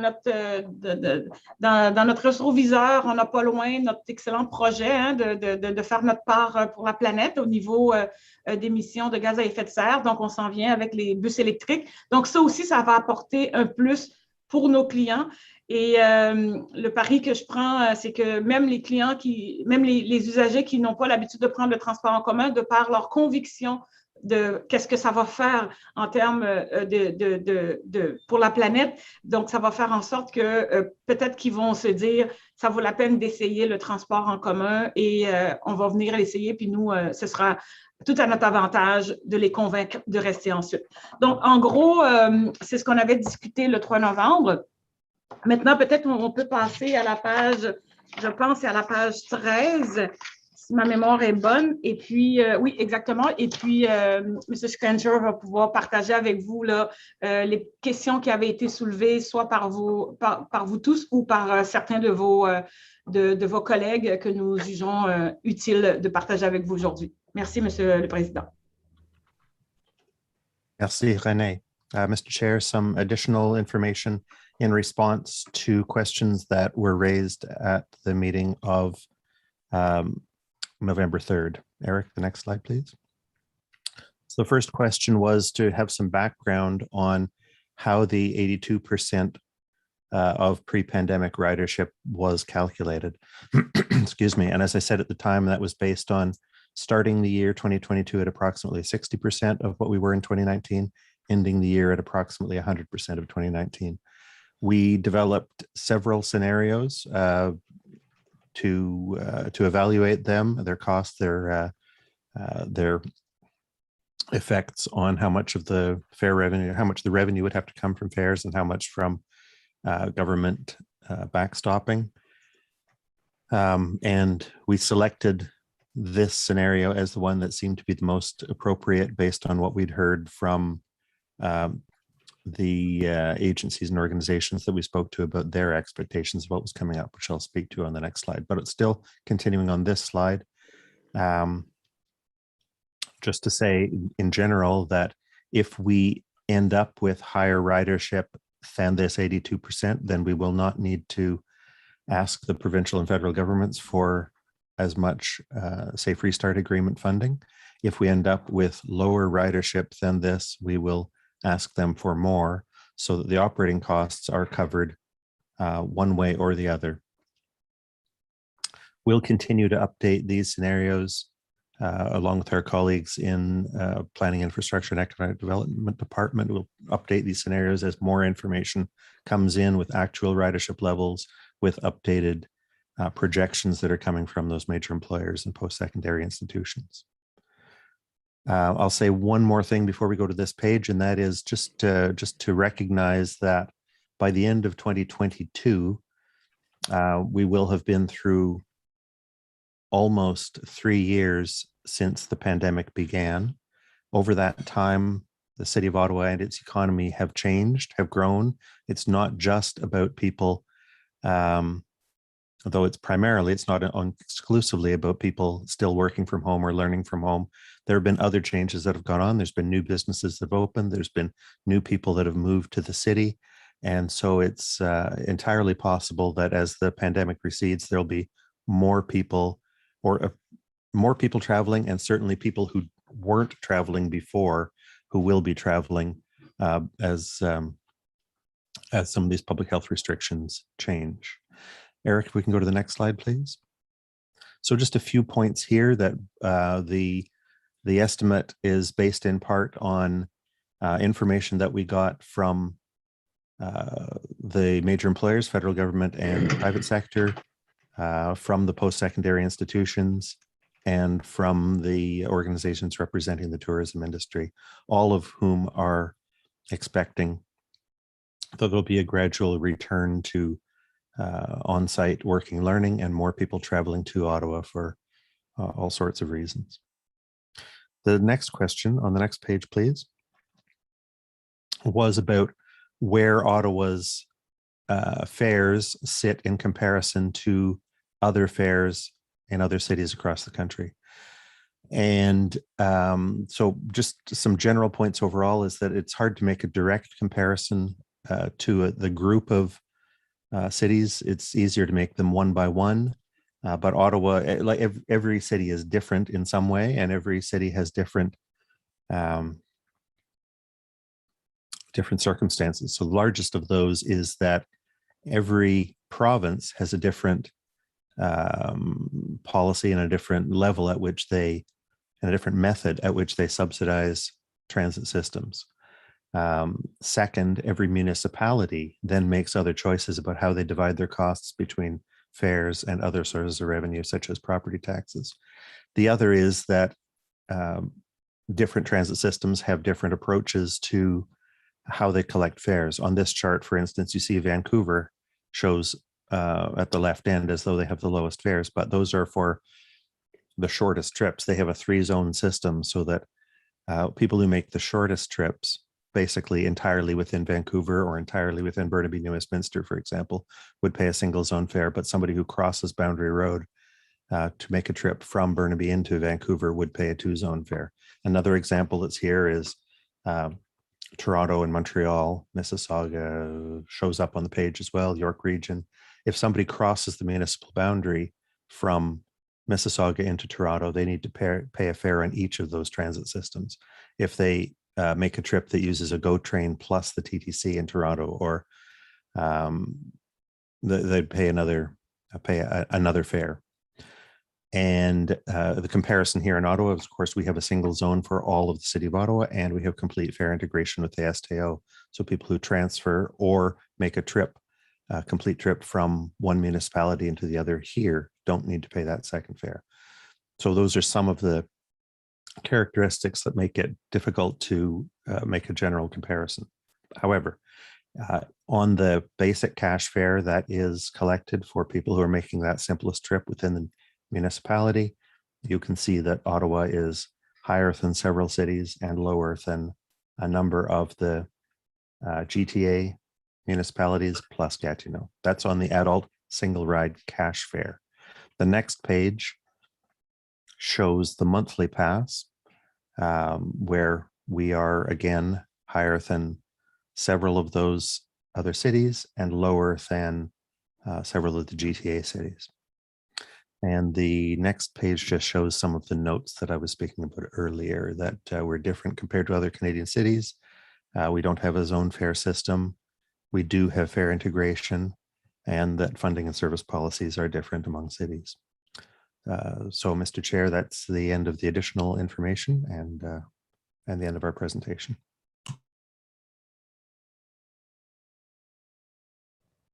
Thank you very much, Renee and Pat, for that. Can we go to the Vice Chair to introduce the roadmap motion, please?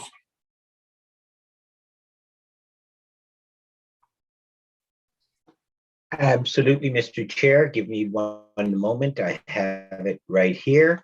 Commissioners, the motion that we will be approving at presumably, perhaps at the end of our deliberations today is that the Transit Commission recommend that Council, sitting as Commission of the Whole, approve the Transit Commission 2022 draft operating and capital budget as follows. Number one, transit services as follows. A, the user fees, and I'm reading it so that you can follow along if you've got the budget book. User fees on pages 4 to 6, including the revised page 6, reflecting the correction of the rate for the Gold Pass Park and Ride monthly permit to $63.25. And B, the operating resource requirements on page 3. And number 2, the Transit Commission capital budgets on pages 7 and 8, with the individual projects listed on pages 15 to 40. Thank you, Chair. Thank you, Vice Chair Cloutier. Now we're going to introduce any motions for the benefit of the public speakers. And if any of the commissioners have motions other than what I have on my list here, please let me know. We'll start with Councillor McKenney. If you would like to introduce your motion for passes for shelter residents, please.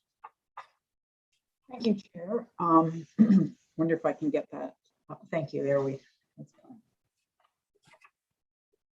Chair, do you want me to read out the whole thing or just the therefore be it resolved? I think I'll just go to therefore be it resolved. Whatever you're comfortable with. Okay, it has been read out at the last commission meeting. So therefore be it resolved that the Transit Commission recommend council approve as follows. 1, that a program be established for the issuance of weekly and monthly transit passes for emergency shelter clients, and 2, that these passes be provided at no charge to the social agencies providing emergency shelter services so that they may distribute them to their clients. And 3, that the agencies document the procedure under which they will distribute and control the passes through funding agreements with the city. And 4, that staff produce up to 2,000 of these passes per period in a mixture of weekly and monthly forms that matches the needs of the agencies. And 5, that staff develop and implement appropriate procedures to monitor the use of these passes. And 6, that Schedule C, Fares for Transit Services of the Transit Bylaw 2007-268 be amended accordingly to create a new category, emergency shelter clients, and be it further resolved that staff monitor the distribution and use of these passes and provide further recommendations to the Transit Commission to expand or revise the program as appropriate. Thank you. Now, the next one on the list is the one that I want to bring forward today. And so I'll go to the therefore be it resolved that should a fleet of 11 trains not be made available to OC Transport by RTG, RTM, and Alstom in time for the no charge service in December, that the fare increase be delayed from January 1st, 2022 to when full service on Line 1 can be provided to transit riders, and be it further resolved that delegated authority be given to the General Manager of Transit Services to confirm resumption of full service on O-Train Line 1 and the coming into effect date of the 2022 fare increase. And finally, be it therefore further resolved that the foregone revenue from the delayed fare increase estimated at $426,700 per month be funded from the anticipated funds from the financial and performance provisions in the project agreement with the Rideau Transit Group. That's one motion. Then Councillor Brockington, I believe you have one on transit for children. That's correct, Chair. If we could just get that posted. So colleagues, just a brief introduction at the chair's request. I'm looking at standardizing transit fares for children vis-a-vis what is happening across Canada. And so this proposal looks at providing or augmenting our free transit fares, which are currently for children age 0 to 5, and increase that to 0 to 7. So if you just scroll down, please, to the bottom, I'll read the therefore clauses. So what's being asked here is that transit fares in 2022 for children age 0 to 7 shall become free of charge, and that be further resolved that as part of the 2023 Transit Commission budget, OC Transpo staff and the treasurer be directed to calculate the financial impacts as well as the projected increase in ridership if transit fares were to permanently become free for children aged 0 to 12. So happy to debate at the most appropriate time. Thank you, Chair. Okay, thank you, Councillor Brockington. We'll discuss that one after. Hey, Councillor McKenney, you have another one for budget increase? I do.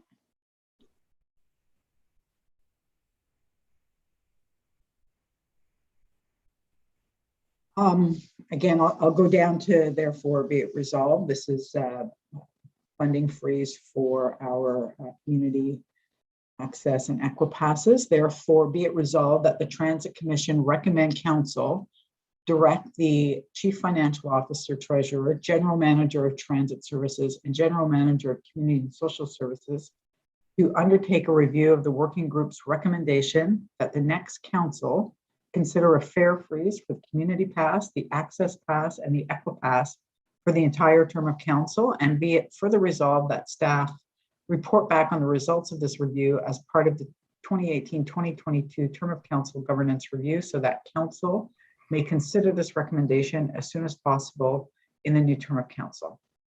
Thank you, Chair. Okay, thank you, Councillor. And then I've got something here for the letter. Councillor McKenney, there's another motion for the writing the letter to the federal government. Would you like to read that one? Yes, thanks.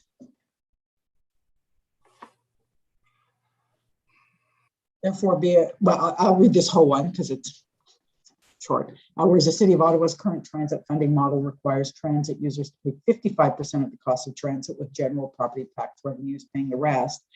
And whereas the federal government's national and international commitments to climate change include support for public transit, therefore be it resolved that council direct the mayor and transit commission chair write to the federal government requesting operational funding through the federal gas tax and other channels to reduce the user share of the cost of public transit so that we can reduce or eliminate user fees and encourage more transit use.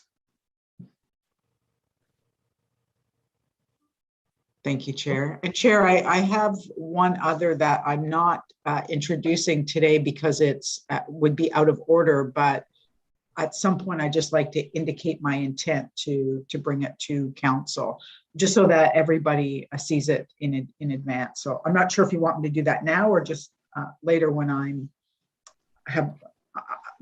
up for questions and comments. So it's not for consideration here today. You're just, you want to give notice of a motion that you're raising at council. Exactly. And it's not exactly notice of motion because I can't give notice of motion here to council, but it is my intention to bring it to council. It is on a fare freeze for 2022, but it's not offset. So it's out of order today, but it will be in order at council. Are you comfortable talking about that under other business so that we don't mix it in with the budget stuff that we're dealing with here at Transit?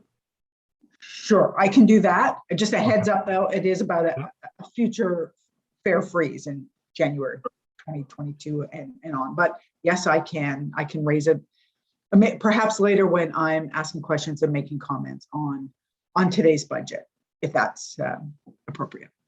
Okay, whatever you're comfortable with, as long as we're not voting on it today.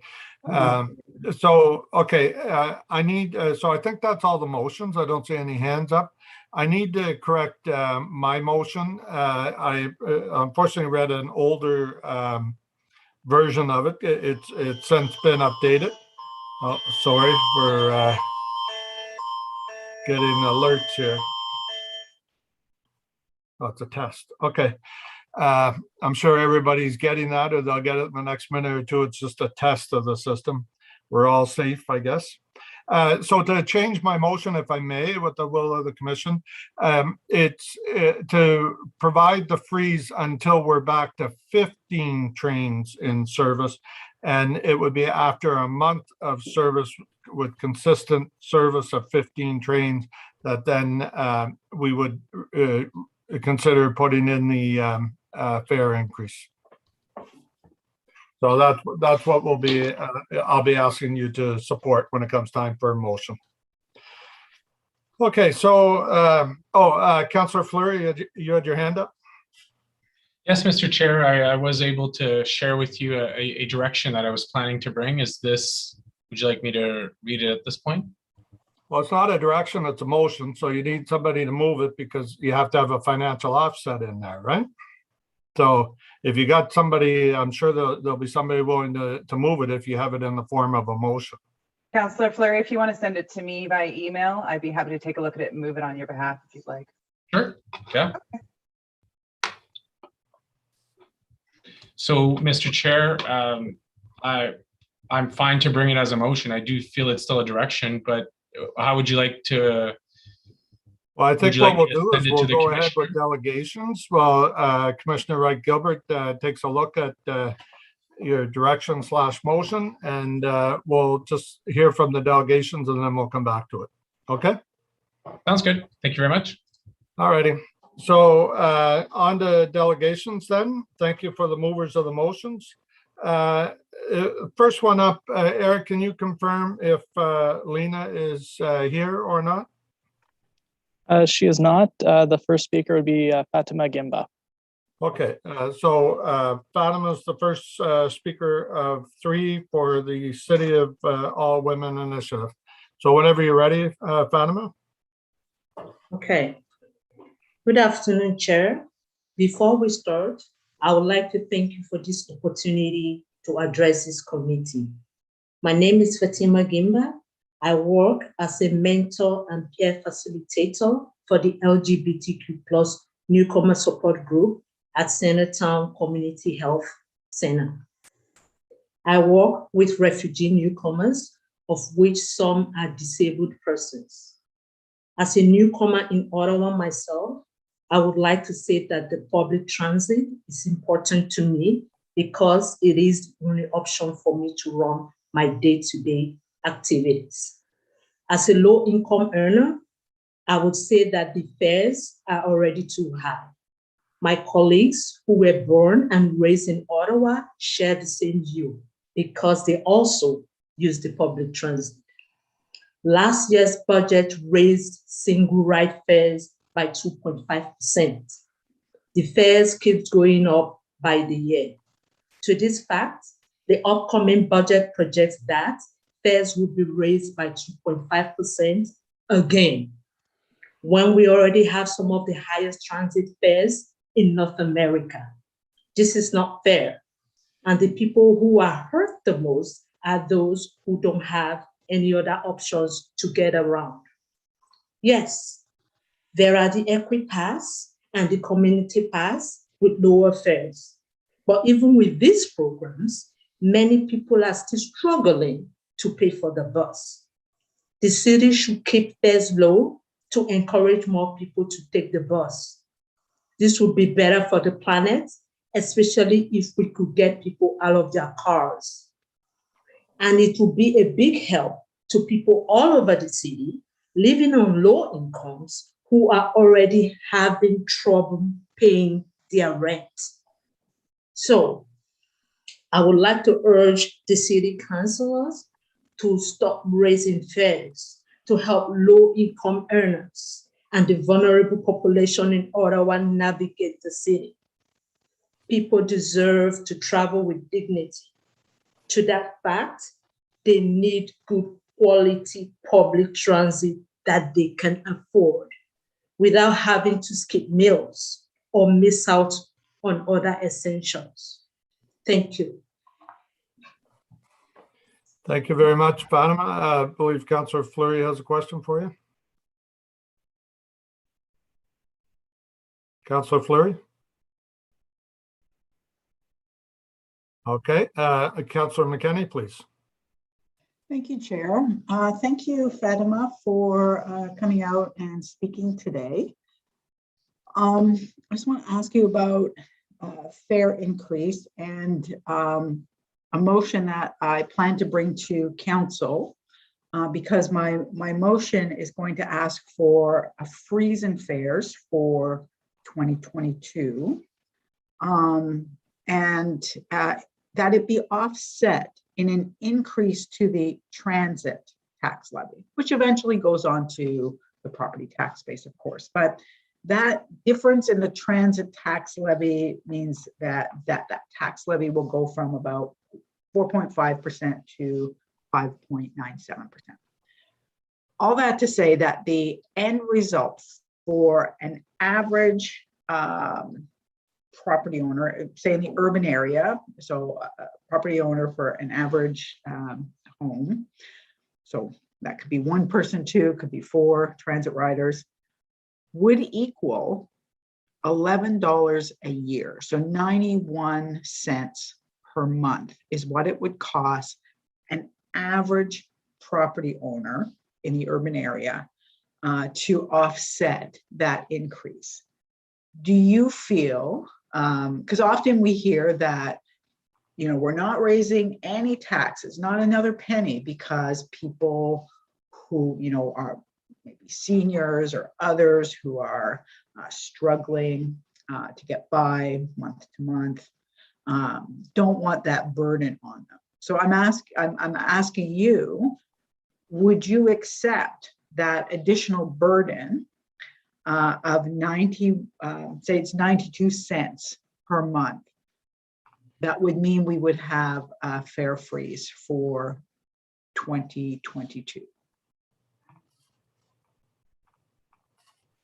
To be honest, at this point, I wouldn't say yes or no, because I would like, I don't know, maybe like more facts, more data, more information and time to talk about this and talk with other people that are part of my committee. So I don't have a yes or no answer at this point, if that's okay. Okay. I'm going to be asking everyone who comes in front of us today if they would accept as a, 92 cents per month as an offset, because we do have to find an offset. We have to pay for it somewhere. So, but I can understand that you don't want to commit to that on behalf of yourself or anyone else today, but just a heads up for others, that's going to be my question. Thank you, Fatima. Thank you, Chair, that's all. Okay, thank you. Councillor Kavanaugh. Thank you very much, Fatima, for coming out and being part of the City for All Women initiative. I find that it's very much, there's a gender lens on this, particularly for working women, like you've mentioned. I just wanted to ask your perspective, since that you're working with communities out there, what you find in terms of the need for transit.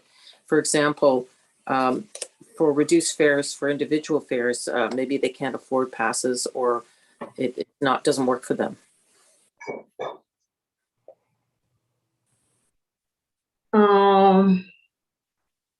I would say some of the general complaints that I have had with people within my community, apart from the fares being on the high side, is also the fact that the bus don't come like on time, and then sometimes they have to wait like 45 minutes to an hour before the bus arrives.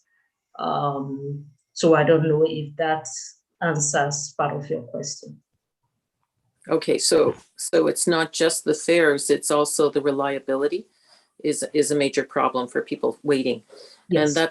And that's not just recently with R1 service. This has been before that? Yes. Okay, I think this is good to know and hear. I think we should talk to City for All Women initiative more thoroughly about particular trouble spots. So I appreciate your input. Thank you. Okay, thank you, Councillor Kavanaugh. Next up is Juan Diego Sarmales. I believe I'm saying that right. Correct me if I'm wrong, please. Juan Diego. Okay. Eric, do you see him in the waiting room? No, he's not joined us, Chair. Okay, next is Lucia Morales for City for All Women. Lucia Thank here? you. Yes, I'm here. Thank you. Go ahead when you're ready. Okay, thank you. Hi, everyone. My name is Lucia Morales. I'm a civic engagement coordinator with City for All Women initiative, COWI. And I want to talk about public transit. So public transit isn't just a way of getting around. It's an essential public service that many members of our community rely on. Good public transit isn't simply about commuting to a 9 to 5 office job. Instead, we need to think about how people move around their community and their needs for movement around this. Public transit is important for getting to work, sure, but also for doing shopping for the household, for getting kids to and from recreational activities, for running errands, for getting to appointments, for accompanying elders to appointments, and maintaining connections with friends, family, and neighbors for leisurely activities.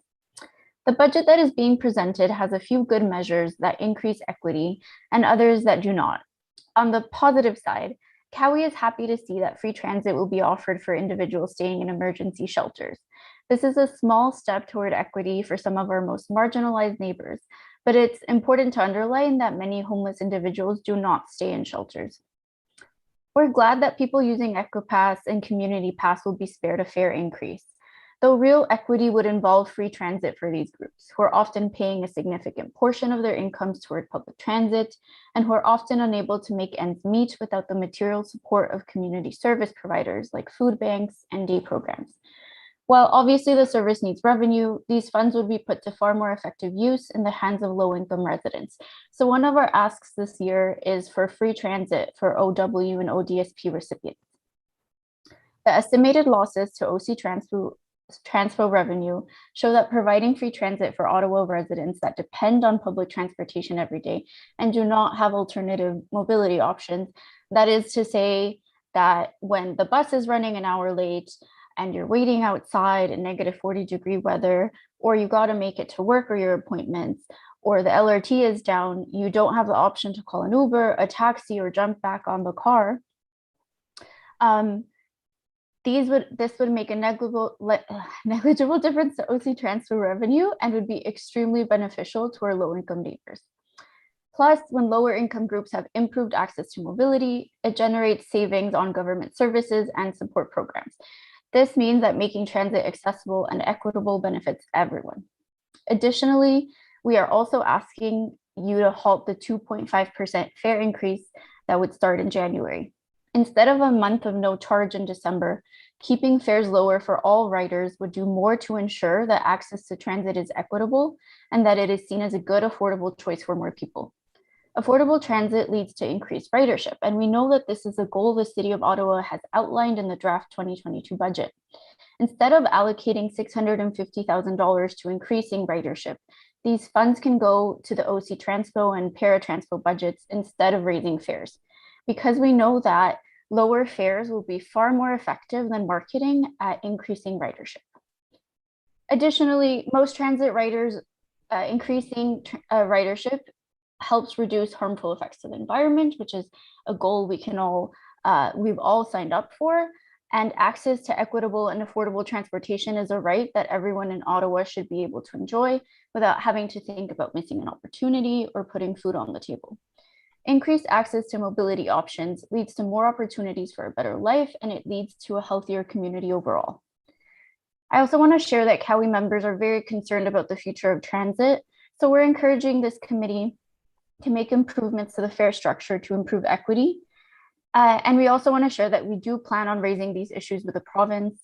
We know that operational dollars need to come from somewhere, and we want to work with you to see more transfers, particularly gas tax revenue earmarked for transit and transit operational funding. So we hope that you'll consider equity and inclusion for everyone as you deliberate on this budget. Thank you. Thank you. Councilor McKinney had questions? I do. Thank you, Chair. Thanks, Lucia, COWI, everyone from COWI, but thanks, Lucia, for coming out today and speaking to us. I'll ask you the same question. We're looking at in this budget, what's being recommended is that $3 per month increase on a monthly pass for adults. What I'm asking for at council is that instead of that $3 per month going to only transit riders, that it be instead put over onto the transit levy, which would mean that property taxpayers in the city would pay on average 92 cents per month. So 92 cents per month for everyone, or $3 per month just for transit riders. Would you agree? And I don't want to lead you. I don't want to be seen to be leading you, but would you agree that that is a fair option for paying for the transit service? Personally, I think it's fair. From a Cowie perspective, we know that we pay some of the highest fares in North America, and that's absolutely not fair at all. So there needs to be a complete reevaluation of the fare structure. And like I said, we are highly advocating, we're joining several organizations in advocating for free transit for OW and ODSP recipients, and to freeze the fare increase, because while we understand that the system needs revenue, it shouldn't be coming from users. There are many examples of many cities in North America, and we can even just look at Canada and see what they're doing. Victoria has a wonderful transit system, and they have great examples to look at. So personally, yes, if increasing taxes means keeping lower fares, then I would say I agree. Thank you. Another questions, Chair. Thank you, Councillor. Councillor Kavanagh, please. Thank you, Lucia, for coming out today and letting us know the concerns with Cowie. I hope that we can meet and discuss this more, and specifically on transit. Perhaps Madame Amakar might be interested as well, to get to know you, since you've been a partner with our city. But in terms of the affordable fares, I appreciate for those that are on ODSP and those on limited incomes, that would be a big help. Particularly since we ran an entire system with almost no fares coming in for a year.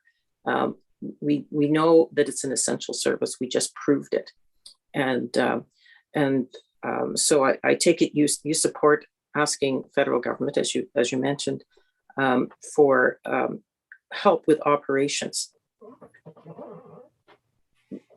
Absolutely.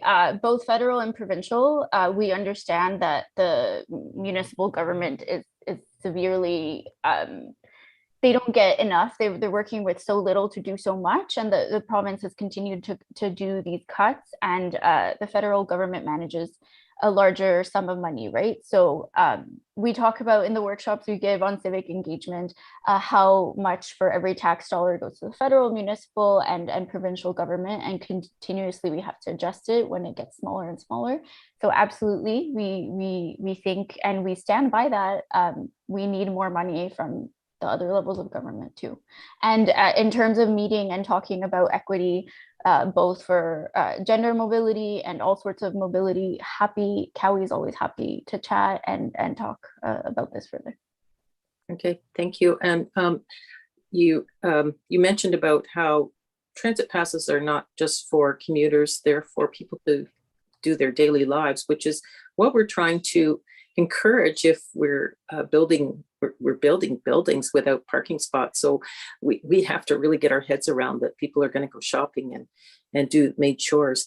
And what do you think of Councillor Brockington's motion? Because that would help parents with kids when they take them around, hopping on buses. And obviously it's a bonus if they don't have to pay for kids under 12.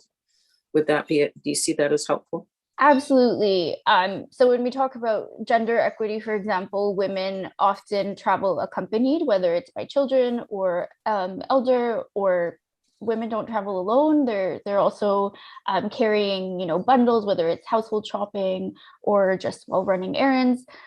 So I love to see Councillor Brockington's motion, and it's definitely something we support.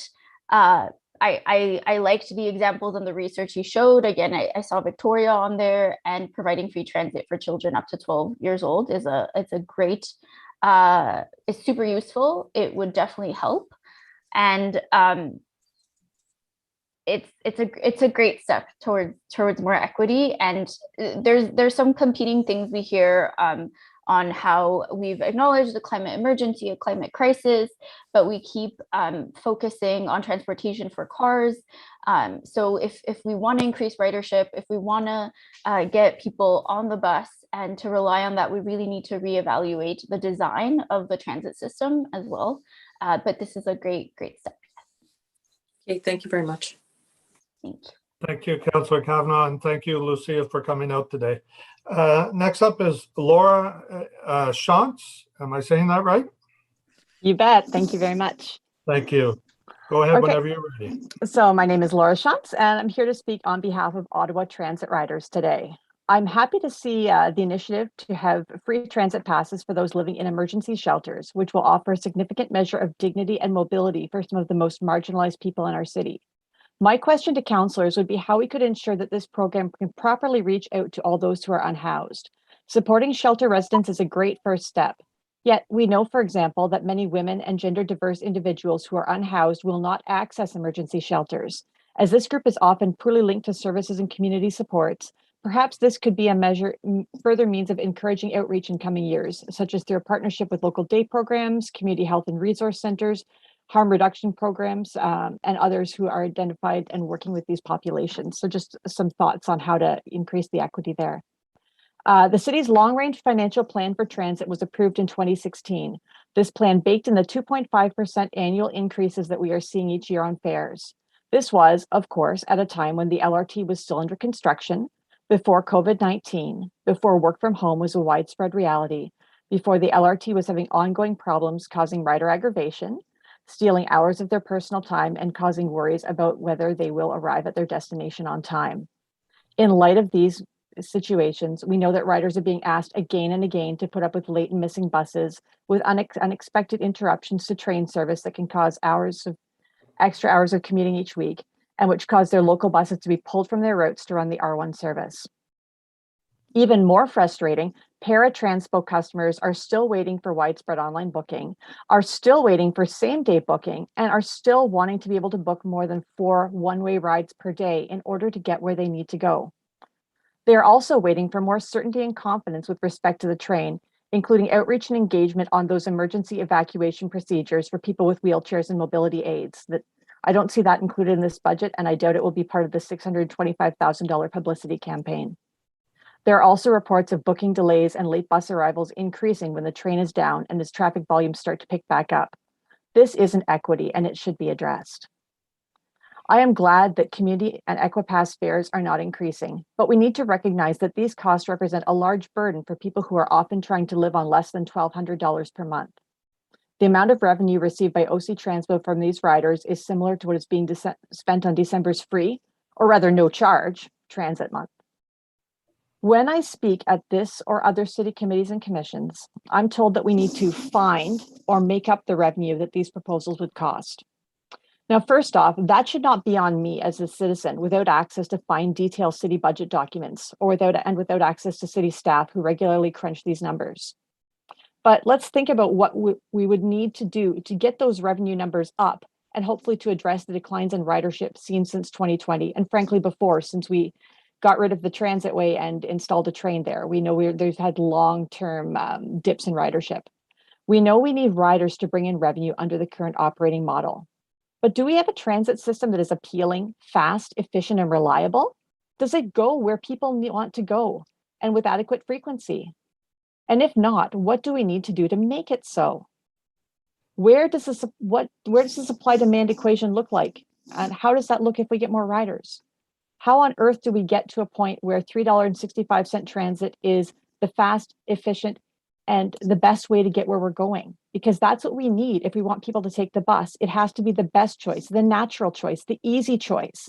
We can't have public transit being the expensive, slow, clunky choice if we want people taking the bus. Public transit is a service, and it's an essential service for many.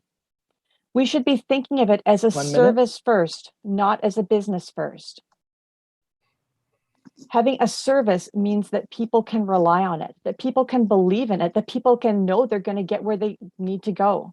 A month of free transit seems like a publicity stunt when we need to address structural and systemic issues that are affecting transit riders. So I'm hoping that as you consider the 2022 draft budget, you'll consider some of these structural issues. We've baked ourselves in. This is how we got to where we are. But how do we move forward? Because this pandemic is grinding on. This is kind of our way of life right now. We can't just live with let's hope it gets better. Let's hope ridership's 100% a year from now. That's that's the kind of roll of the dice that doesn't put us forward, that doesn't put us in a place of equity and inclusion. Thank you. Councilor McKinney. Thanks, Chair. Thanks, Laura, for coming out again to speak to us. I do always appreciate hearing from you. A couple of questions. Just on the one comment first. I think on the people who experience homelessness. I hear you. It is certainly a concern. I've had that conversation with the working group, but also with different organizations, because we know that not everyone accesses shelter. So I just want you to know that that you've been heard, but that while the program hasn't expanded, to meet the needs of, say, people living even in rooming houses who are essentially unhoused, that we do understand, and so do the agencies out there, that there is a gap of people here. Right, it's a tough nut to crack. I just want it on the radar. Totally, and it's there. A question for you. I have two, but the first one is, at what point does transit for you? At what point did it for you become unaffordable, in the sense that, and not just I'm not talking about you personally, but at what point do you feel the increase in transit rates really started to contribute to the decrease in ridership? And I'm not talking about just pandemic, obviously, but for the last decade, it's been trending downwards.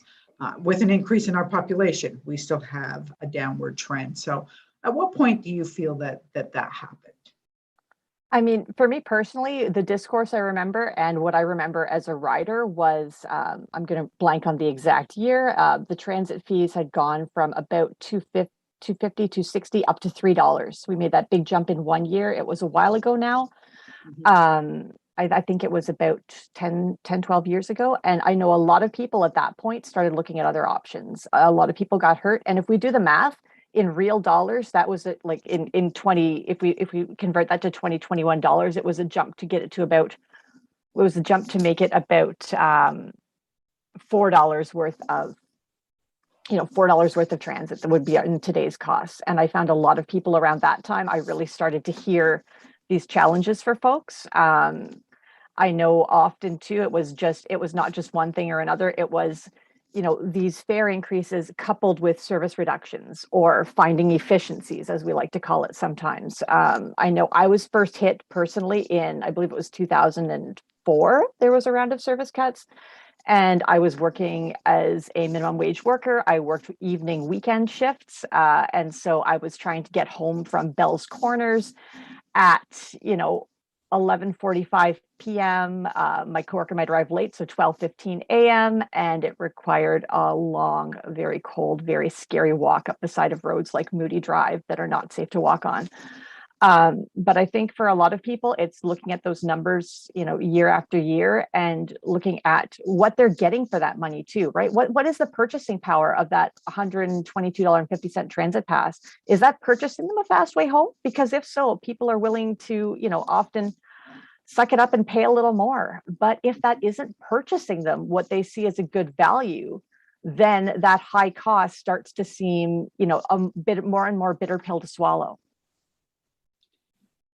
Absolutely. And I mean, if we do go up to 125, a household with 3 people, 2 adults and a child over 12, will pay, $375 a month. And that is the cost of a car payment, really. So it is not, it does become less affordable if in fact you're not getting what you consider value for money. So a train when you need it, where you need it, that gets you to where you need to go. So I'll just ask you the same question I've asked everyone else.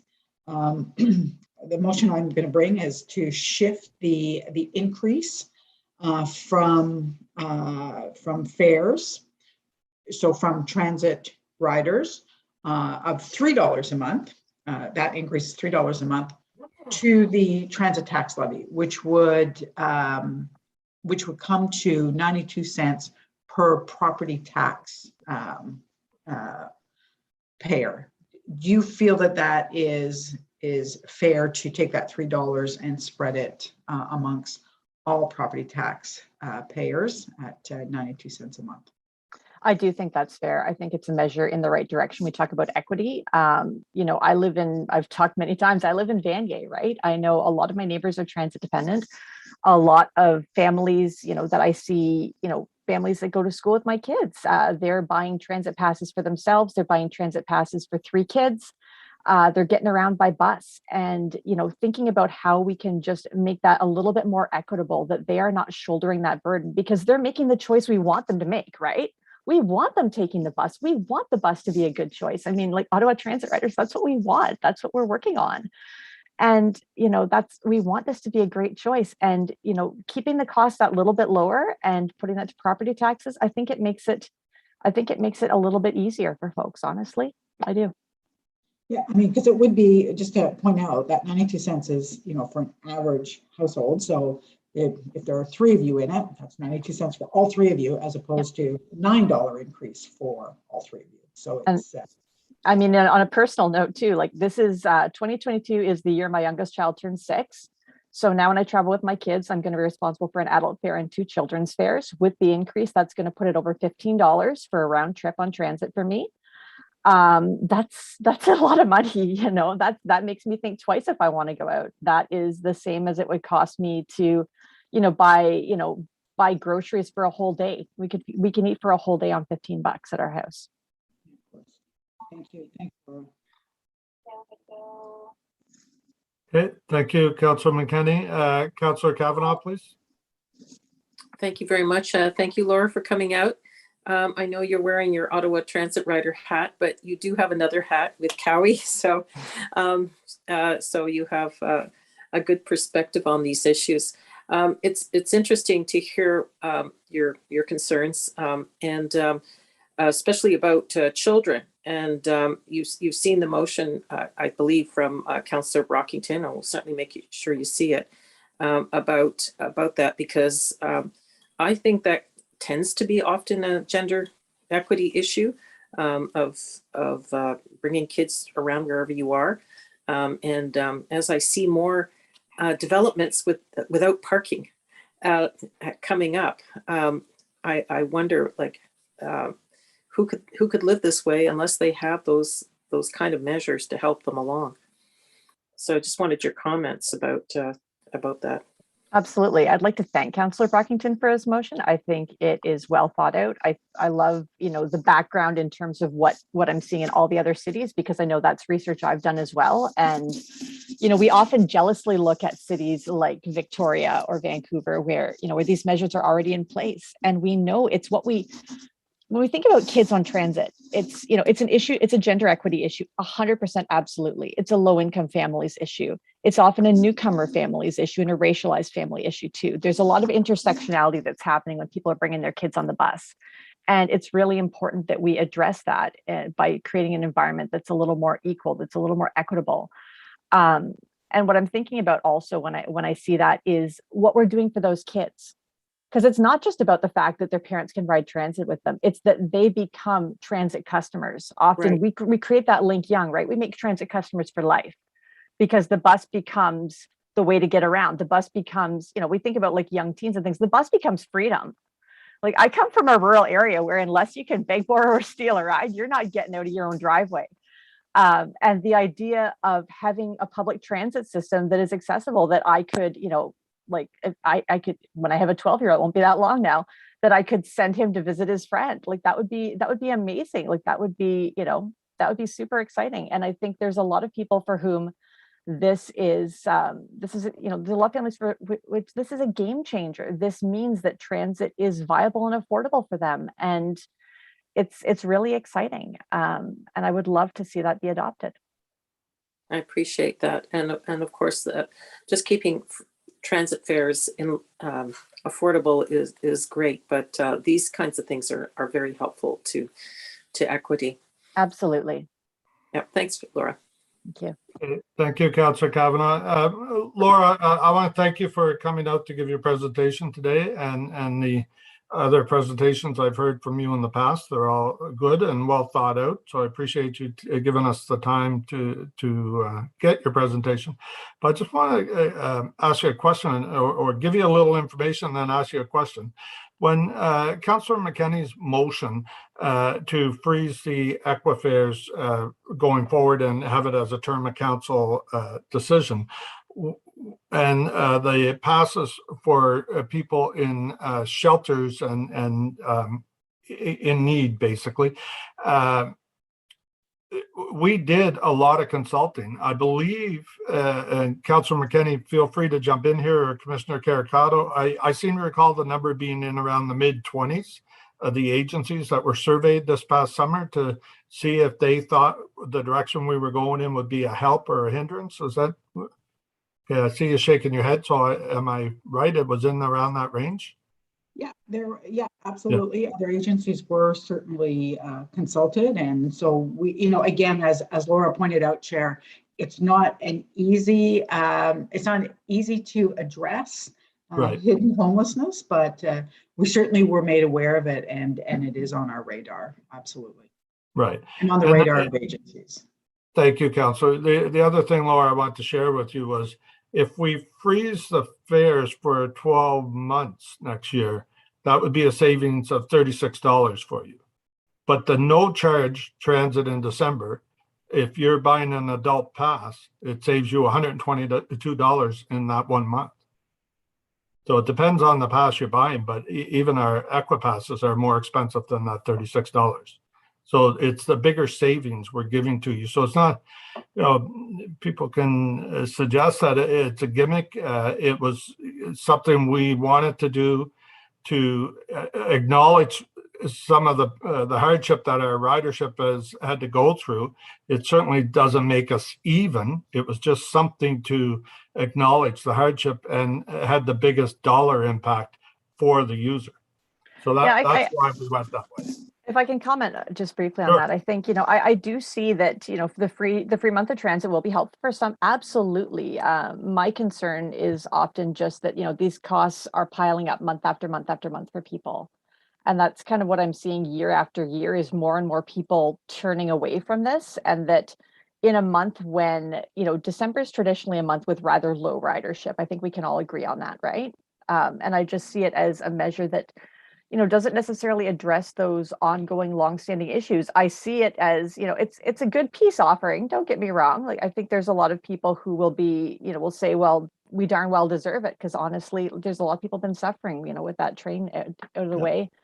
It's been a hard time for folks, but it's what I'm seeing is, people frustrated and really upset about these year after year after year increases. And I mean, I know, and that we have to pay more for drivers. Operators need, operators, technicians, all the people who make OC Transport work behind the scenes. They need them. Absolutely, they deserve their money.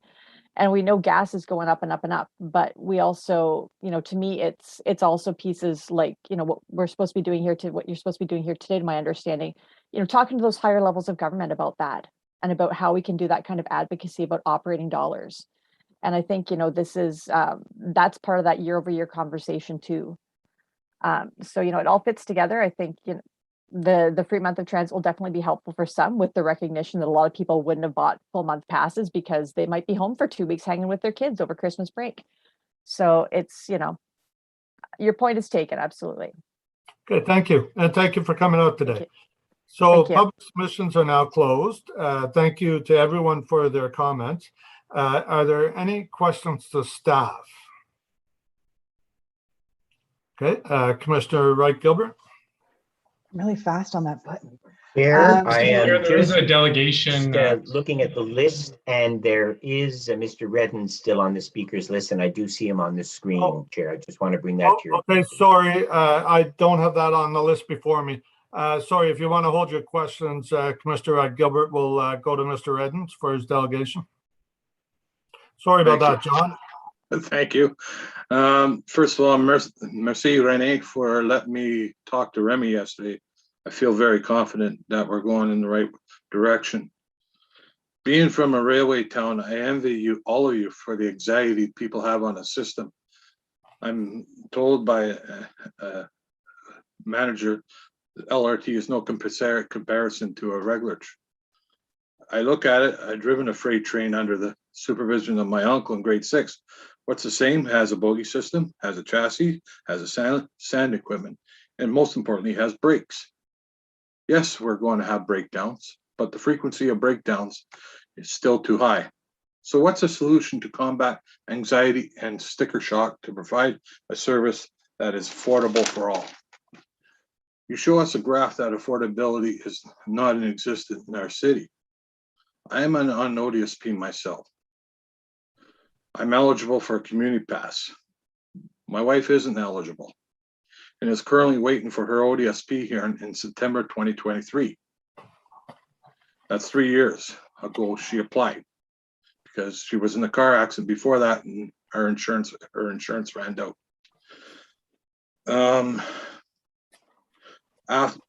During that time, my worker at ODSP reversed the previous decision of giving my wife an adult pass to a community pass.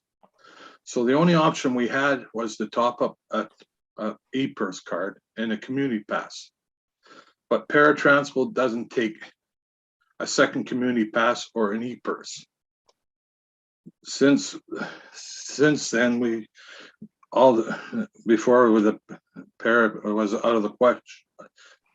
Before the pandemic, Parapay was out of the question. Thanks to paratransport customer service worked with us to help us with our issue.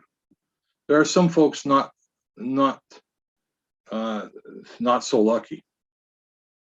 I'm asking, did the working group look at a rate system based on your income? We can become leaders in a system that works for all, but instead we have to take the easy way out, is the flat rate increase that won't affect the real issue of capacity and won't increase the number of people using transit. How many customers do you want to lose? LRT3 looks like it's going to be years away if the province moves to a judicial inquiry. OC Transport is a public service, not a business. We are increasing tolls on passengers, but lack the push for a climate plan to charge extra for a toll on parking downtown. I know, persistent budget delivers for several years. The mayor would say, what would I say to Doug Ford? If I was allowed to answer the comment, I would say, Doug Ford told you to go jump a lake. Would you go jump a lake? This morning's article with the CBC Ottawa questions the trust. How can we trust a city to investigate yourself when being claimed for the past 2 years that it passed the 12 days of testing when clearly it did not? I love the city. I respect the employees of OC Transport, but I lost the total respect of senior management and certain politicians that stood by on time and on budget. Every time you say it's a FEDCO issue, it's bad theater. It is a trust issue. I couldn't respond to Mr. Hannon with people with disabilities will have a no snowball chance of surviving in the tunnel. We need to get that fixed. Proper evacuation. I was a volunteer firefighter in my hometown, and to say that, Mr. Troy, you didn't answer the question. What do you tell Ryan Lithall if he got stuck in a train in the middle of downtown? you won't be able to move that 300-pound wheelchair. You can't move him physically. This is what we're scared of. And you have to bring back the trust. And we've lost trust in OC Transport management. Thank you. Thank you, John, for your presentation. Does anybody have questions for John? Can you just wave at me, and that way I won't ask everybody to put their hands down. Councillor McKenney, go ahead. Thanks, Chair. Yes. Hi, John. John, I'm just going to ask you the same. Oh, there you are. Sorry, you disappeared on me for a second. To ask you the same question I've been asking. Do you think it's fair that we transfer that $3 increase from an adult fare for each rider who purchases a monthly pass onto the transit tax levy? So that would mean 92 cents a month for every property owner, regardless of how many people are in the home. Well, I pay rent. But before I moved to Ottawa, I was a property tax owner, and I wouldn't mind that extra 92 cents a month to help people. I'm quite aware it will help. It will help probably bring back transit to our city. Mm-hmm. I agree with you that it helps everyone. Cars off the road and helps people to move about, whether you take transit or not. I think it does benefit. But thank you for your response. I appreciate it. And thanks for coming out. Thanks, Chair. Thank you. Councillor Deans, you had a question? Thank you, Chair Hubley. And I don't really have a question. I just wanted to say to John that I appreciate you coming out today, and I appreciate your words. I think it's very important that every member of this committee and council hear the genuineness by which you speak and the impact, the real impact of these transit decisions on real people in our community. And I think it's just such an important reminder to all of us that the decisions we make might be, numbers on a page, but they're very real to people like you. So I just wanted to say thank you for coming out and reminding us of that today.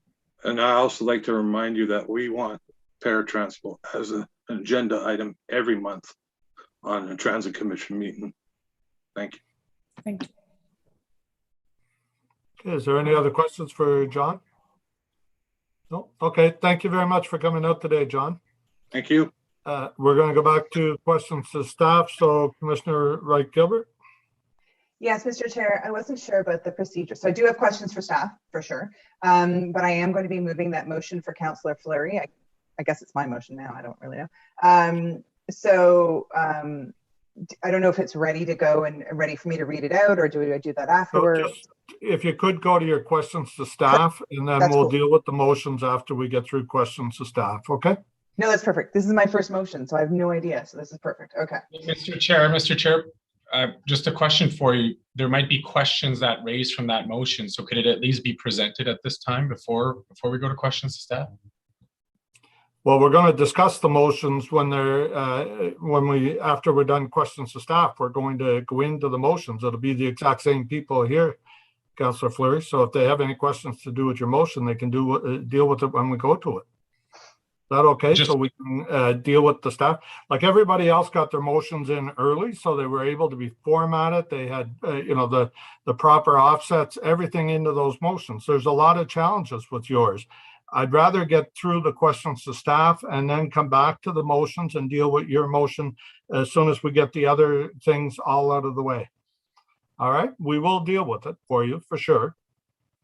I just wanted it to be presented. Sorry, Mr. Chair. Councillor Fleury, if you don't mind, we're going to go to Commissioner Wright-Gilbert's questions if we could and try and work our way through this today. So Commissioner Wright-Gilbert, go ahead, please. Sure, though I do agree with Councillor Fleury. So in the presentation, I'm just going to pull it up, but in the presentation, some of the considerations that were made with coming up to the 80, I believe it's 82% ridership by sort of the end of the year. Thank you for that additional information, because that was actually one of my questions was, what assumptions did you make to come up with this number? Can you, I'm just going to touch on a few areas. Can you provide us some more details about the substantive content of the conversations that you've had with the Treasury Board Secretariat regarding the return to work of public servants in the NCR? Chair, Mr. Squanger will answer to this question. I'm just looking to see who's here at the meeting who would have been part of that discussion. And as I don't see anyone, I can generally answer, or we could refer that to the people who were in those discussions and get a further response back later. Mr. Chair, which would you prefer? I can tell you what I prefer. What would you prefer? If that's germane. So I would like the generalized answer now to this question, but I would also then, in addition, like the specific content of that conversation by email as well, please. Is that okay, Mr. Scrimger? Is that doable? I can give some information, and we can do our best to get a communication together. Thank you. Thank you. So on discussions with, and I'm afraid I don't know if it's been with the Treasury Board Secretariat or with others, but I can say that our city manager, and I believe also our general manager of planning, infrastructure, and economic development, have been meeting with senior people of the federal government regularly through the pandemic to get their best estimates of what was to come. In addition to that, at the staff level, at the working staff level, we've been in contact with different departments to find out their plans. They are not, we don't have any certainty. They haven't announced anything. And it's all about what are they expecting and how long are they expecting, and when do they think they'll be making decisions. And I think, as we all have seen for our own employers, for me, it's with the city, it appears that it's hard to make those decisions long in the future when the public health situation changes so rapidly in the shorter term. Okay. So I will absolutely, and I appreciate your answer, and I appreciate that you could give a generalized answer. I will look forward to the email. I will look forward also to find out if it was actually the Treasury Board Secretariat that OC Transpo and Ottawa City senior staff has spoken with, because as you likely know, Treasury Board Secretariat is essentially the boss of all the public servants. They set the policy. They tell us where we're working, how we're working, when we're going back. And I say we because it's pretty common knowledge that I'm a public servant. I'm not gonna divulge any information that I have as a result of being a public servant with respect to return to work, because that's just not appropriate in this venue. And when I'm here, I'm a transit commissioner. But I will look forward to seeing what the content of those conversations were. Along the same lines, the presentation states, and I quote, "Private sector businesses will continue the return to in-person work in the new year in accordance with public health guidelines and provincial restrictions." So as we know that major private sector employers, and one that comes to mind is Shopify, they're a massive employer right across from City Hall, actually. They're not going back to in-person work. They stated very early on that they're done with in-person work, that people can work from home. And I'm hearing from a lot of larger private sector employers that's the same thing. So when these assumptions that you've made to get to the 82%, which I think we can all agree is a little ambitious, these assumptions that you've made, have you taken into account the fact that there's a real possibility that there's going to be a large amount of transit customers who are no longer going to be transit customers because they're going to be working from home? Mr. Chair, yes, we have. And that factored into your 82% number? That's correct. If I may, Chair, I think it's important here to add that public transit must be there before the clients come back, because if we don't, for sure they won't come. We need to be there. I'm not arguing that, Madame Amilcar. I'm not arguing that at all. I'm a huge proponent of public transit. You and I don't know each other very well, but trust me, huge proponent of public transit. My concern is that the assumptions that were made to come up with the numbers in this budget are flawed. They seem to be flawed. And so as a result, I then have to question the rest of the numbers in the budget. Because currently our ridership's at 41% as of October, right? November doesn't really count, but October, 41%. That's lower than it was in September as a result of the train not running. And I agree with Councillor Brockington's position. He's a stats guy and he schools me on stats all the time. So I'm going to agree with him. Why did we not be a little more realistic with our targets? 82% just seems very high. Why were we not more realistic? Why not 60%?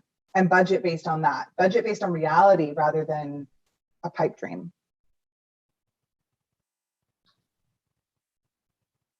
Mr. Chair, the primary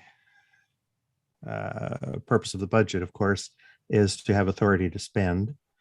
And so a lot of our effort is put into estimating the costs that we'll need to incur in future years and next year to provide the same level of service as we do right now. Perhaps Ms. Stephenson, if she's on the call, might be able to say more, but we have a very high level of confidence or high level of expectation, maybe, that any shortfall in fare revenue would be reimbursed by the provincial government with federal funding, as it has been to this point in the pandemic.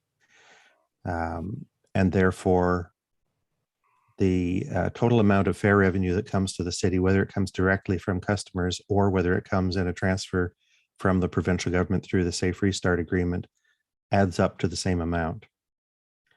As I said 2 weeks ago, the number that's in the budget is a number around which to structure the budget, an early indication of how much money we would be requesting from the provincial government. If another number were substituted to replace that 82%, we would either have an expectation that we would be asking for more or for less from the provincial government. But in the end, we will be asking them to replace all of the fare revenue between what our actual fare revenue is in 2022 and what our fare revenue would have been if the pandemic had not occurred and ridership was still at 2019 levels. Okay, so sorry, I don't mean to interrupt you, Ms. Stephenson. I feel like you're about to say something, but I just sort of want to put this out there. I have some serious concerns with this budget. I mean, the list is quite long and I'm not going to detail it, but I have some serious concerns with a budget that is based on a number that, from what you've just told me, is so that we can get funding from the province. What if we don't get funding? I know there's an A, B, and C, and we'll have to cut things, but I'm not entirely sure we should be relying on, you know, money from daddy for transit. Like that's not something I think we should be relying on. I think we should be budgeting for reality is my point. And just to your point, Mr. Scrimger, I understand what a budget is and what this budget is and how it works. But I appreciate your explanation of a budget for our viewing public, because I suspect that explanation was not for me. I will move on, but I just want to state that I have concerns with your assumptions and the numbers that you're getting to. This marketing campaign, $625,000. There was some information given previously today about this to encourage ridership post-pandemic. It sounds like all the messaging in this marketing campaign is about how our buses are safe, our buses and transit system are safe post-COVID. It's that they're clean, that it's COVID messaging. There's nothing, is there anything going to be in there about how the trains are safe or how it's convenient? I'm struggling to understand why we're paying $625,000 for COVID messaging that we already have.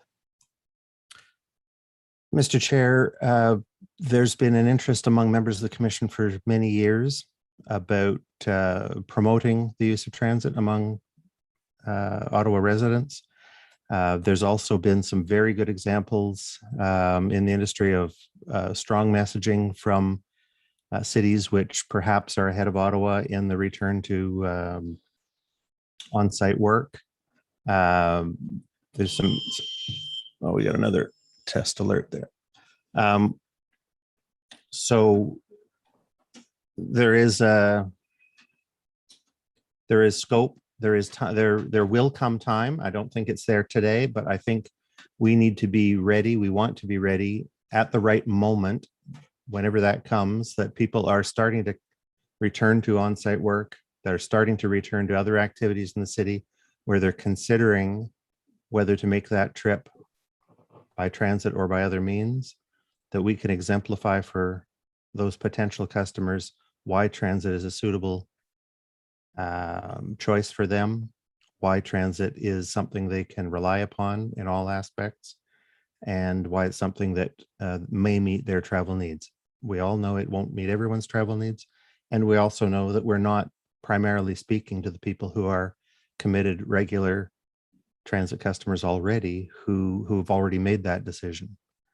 It's to, in some ways, encourage people to think about all their choices when they're considering whether to go downtown rather than go to a suburban location, whether they're considering spending time in Ottawa versus spending resources on other things. And if they're thinking about going back to work, going back to school, going out to an activity, that transit's a workable option for them. The kind of choice that many of us in this call have already made, we want to encourage people to think about it for their own choices. 20 seconds left. Thank you. Two things. Is there a work plan? Sorry, Commissioner Gilbert, before you continue with your question, if you don't mind, I just want to let the whole committee know. Vice Chair Cluche is just going to take over for a couple of minutes. I need to make a phone call. Thank you, Chair. Over to you, Commissioner Gilbert. Commissioner Wright Gilbert, I apologize. At this point, I'll answer to whatever. So two last questions, and then I'm done, I promise. With respect to this $625,000 that you're asking for a marketing campaign, and I agree, we need to increase ridership. We need to encourage more people to use transit. We're in a climate emergency. You and I, same page on that one. My question is there a work plan or scoping document that outlines the objectives, the work that you want to get done for the $625,000? Time. Mr. Chair, Mr. Vice Chair, there's been some initial work done in order to estimate what the costs would be, estimate what the scope would be, that, you know, how much we should ask for in order to do an effective job of making sure that people see these messages. There will be more done in more detail if the funding is approved by council. Okay, I'll just say this one last thing. I know my time is up, Mr. Vice Chair. I'm no stranger to asking for money in a budget, right? In my regular job, I ask for money for projects all the time. In my regular job, you have to have a detailed project plan in order to be asking for money. And so in the future, I think that this is my suggestion, I think that you would get less of these questions from me or from others if, when you're talking about this $625,000 for a marketing campaign, you can show me what your project plan is. Show me what your intent is, what the goals are, what the timelines are. You're asking us for $625,000, which in the grand scheme of things, not a huge amount of money, but it's way more than I make in a year. So what I'm asking is that details on what this money is going to be used for, timelines, goals, messaging, any of that would be very helpful. I believe Madame Amilcar would like to say something. She put her finger up at me. Vice Chair, if I can answer, je pense que ce qui est important de comprendre quand on fait un budget de marketing, surtout pour une année qui s'en vient, qu'on sait qui est une année de reprise, c'est important qu'on demande une enveloppe, mais qu'on ne détaille pas nécessairement qu'est-ce qu'on va faire parce que, par exemple, est-ce que ça va être beaucoup de communication radio, qu'on sait qui coûte très, très cher, là, puis les télévisions, c'est encore plus cher, mais ça peut être ça parce qu'on sait qu'à force de répéter, est-ce que finalement, la campagne va se baser sur le fait que, comme nous, à la ville, on a 96% de gens qui sont vaccinés, Donc, la campagne va être différente parce qu'elle va s'adresser à 4% de non-vaccinés versus que si c'était 75%. Donc, je pense, avec tout respect, que c'est légitime qu'on sache un peu vers où qu'on va aller dans un budget de marketing, où la communication va être la pierre angulaire. On en a parlé largement ce matin par rapport au port du masque. Hein. Tout le monde sait que le masque est obligatoire. Il y a des écriteaux partout. On le dit partout. Alors, on voit qu'il y a encore des lacunes. Donc, il faut répéter. Donc, ça, c'est sûr que nous, notre toile de fond pour le marketing, ça va être vers la communication. Comment cette communication-là va se faire? À quelle partie de la population elle va s'adresser? Ça, je pense sincèrement que c'est au fil des mois à venir, des semaines et des mois à venir, qu'on va être en mesure d'aller vraiment bien spécifier comment cet argent-là va être dépensé. Okay, I'll just say this one last thing. I'll just say one last thing, Mr. Vice Chair. No, I think I'm allowed to respond to what Madame Amelkar said. You are asking us for $625,000 for an unplanned project. In my world, if I go asking my bosses for $625,000 for a project that has no goals, no scope, and no details, the answer is no. And so my answer on this will also be no. Thank you, Mr. Chair. Thank you, Madam Commissioner. Merci, Madame la Directrice Générale, pour votre réponse. Commissioner Brockington, please. Thank you, Mr. Vice Chair. And colleagues, I think there's 3 issues we have to wrap our heads around with this budget. They are as follows. One is reliability of the system. How does this budget improve reliability on our train, on our bus system, and paratranspo? So reliability, there's a lot of talk about fares. Reliability is equally, if not more important. We've got to get the system reliable. So number 1 is reliability. Second is the projected ridership numbers, similar to Commissioner Wright-Gilbert. Last year, or sorry, in 2021 budget that Mr. Manconi delivered, 70% ridership was projected. We hit half that target. Our average this year for the year is about 35%. So right now, we just heard ridership at 41%. That is exactly half of what is being projected for next year. January target is 60%, and we're at 41 today, or at least in October. So when this budget was released 2 weeks ago, I asked for a memo to be released to commissioners explaining what the plan is to get public servants back to work and using public transit, and our post-secondary students. They are 2 major cohorts, not the only riders, 2 major cohorts that contribute to ridership and, of course, ridership fares. We don't have that. And so I don't have confidence in that 82% ridership average for 2022. And I can point to 2021. We didn't meet those targets. And every month I ask the same question over and over again. What is the latest with discussions with the public servant? What are we hearing? And if we don't have that information, then we cannot really feel confident about the estimates that are in this budget. And so, Madam Stephenson, I'm going to ask you a question. You are the city treasurer. You have to uphold professional criteria and guidelines to do your job, to sign off on budgets. Can you talk to me how you can be confident and sign off on a budget whose estimates, I'm not aware of anyone who has looked at OC Transpo's budget since it was released, media, colleagues, community leaders who think this is a realistic estimate. How can you, as the city treasurer, sign off on a number that we may not even come close to getting near? Thanks, Councillor, for the question and the opportunity to answer this. As my colleague has said, Mr. Scrimgeour, this is a forecast, it's an estimate, and that's how we have built the budget for next year. And I'm gonna reflect back on your comment in terms of what happened last year. We too did the same thing. We built our budget based on what our estimates were and what our forecast was. And we know that we did not hit those targets.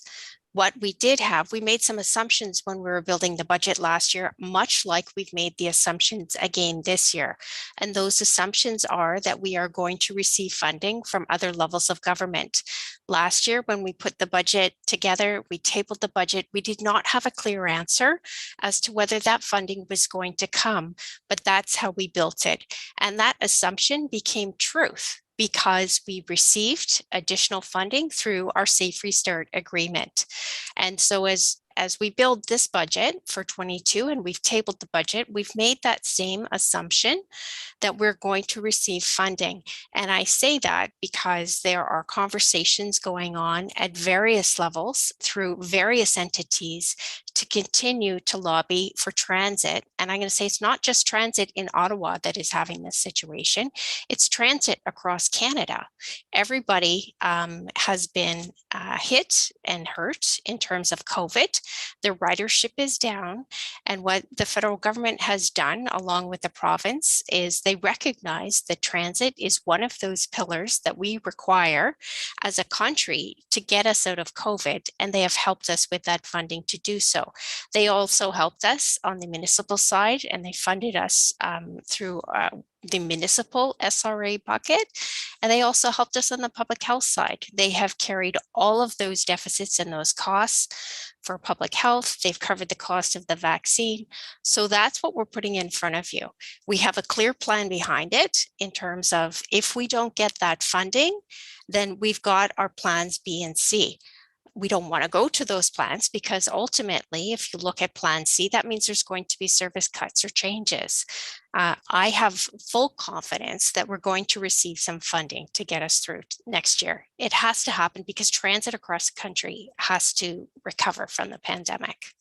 So why not use a more conservative estimate of 60%? I think 60% is reasonable. I think if you look at trends and public servants and post-secondary students do come back, and there's greater reliability, which will also bring some people back. Why not you use that number? Why would you aim for such a high number?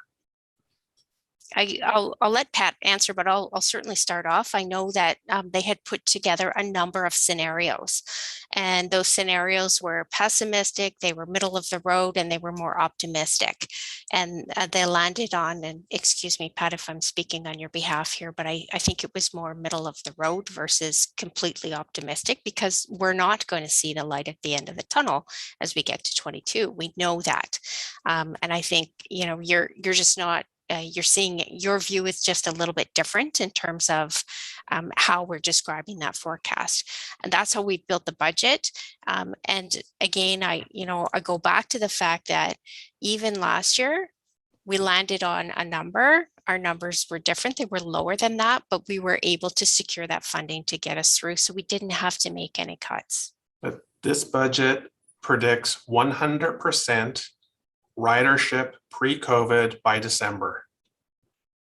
And we can't even get confirmation about what our two largest cohorts of riders are doing. And I'm asked to approve the budget today when I've previously asked for information about what intelligence has been gathered by OC Transpo to help us get through this. So regardless of what the ridership estimate is, 82%, 60, 50, pick a number. If we don't accrue those ridership revenues, are you saying right now we are banking on the Safe Restart funding to bail us out of that gap between our costs and revenues? That's our assumption, Councillor, as we put the budget on the table before you today. As I said, as we look to what happened in 2021, our assumptions were slightly lower, right, in terms of ridership, and we filled that gap with the funding from the Safe Restart agreement. We know that our ridership for this year has been lower, but that gap for the most part has been filled by the other levels of government. So there's no risk associated with it. That's my opinion. Okay. This is a big issue for me because I think our budgets that we pass have to send a message to the public that we've done our due diligence. We've asked staff questions. I don't believe for a second we're going to get 100%, by December, a year from now, of pre-COVID ridership. I just don't see that because we don't have confirmation that our large cohorts are coming back. So that's a huge issue for me.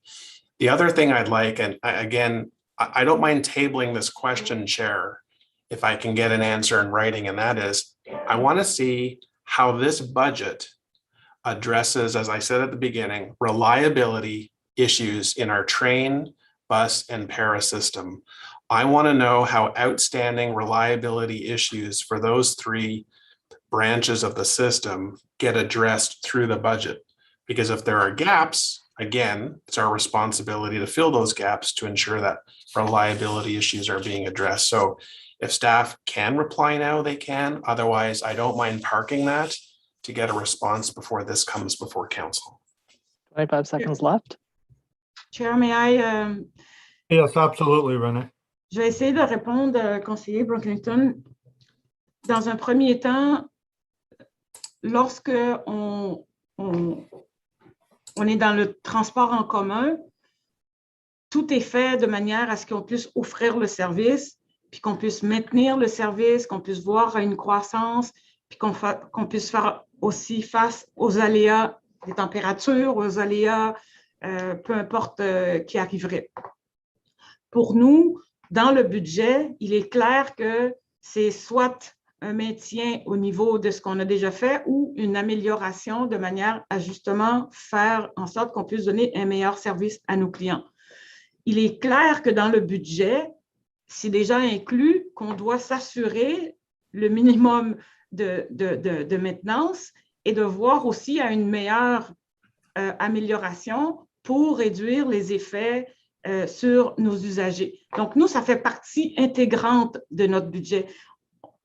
Lorsque on a un enjeu particulier, par exemple, si on avait une pièce qu'on devrait faire des retrofits sur le bus, à ce moment-là, on viendrait demander un budget discrétionnaire, un budget particulier, mais en temps normal, et que ce soit pour le train, que ce soit pour les bus réguliers ou le para, c'est clair que nous, on a un budget de maintien de parc, selon que le parc est jeune, moyen ou plus vieux. Puis, lorsqu'on monte notre budget, on sait qu'est-ce qu'on a à faire en termes de maintenance dessus, puis c'est inclus dans le budget global. Donc, la réponse est oui.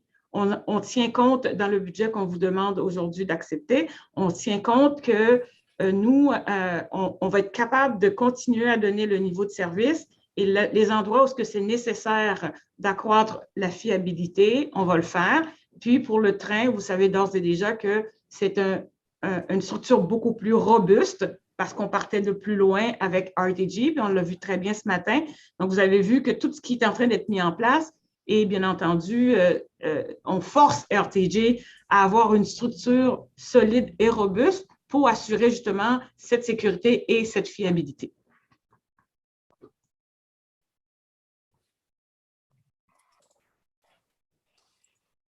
Thank you, Chair. My last question for this round is, what month are we budgeting to open the Trillium line?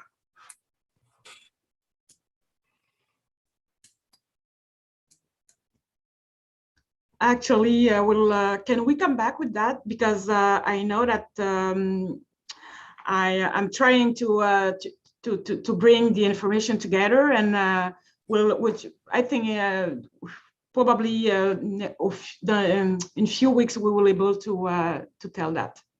But it should be in this budget, correct? 2022. If we're opening in Q4, I just want to confirm the 2022 budget is allocating the necessary dollars to supply the Trillium line, the opening of the Trillium line, the servicing of the line.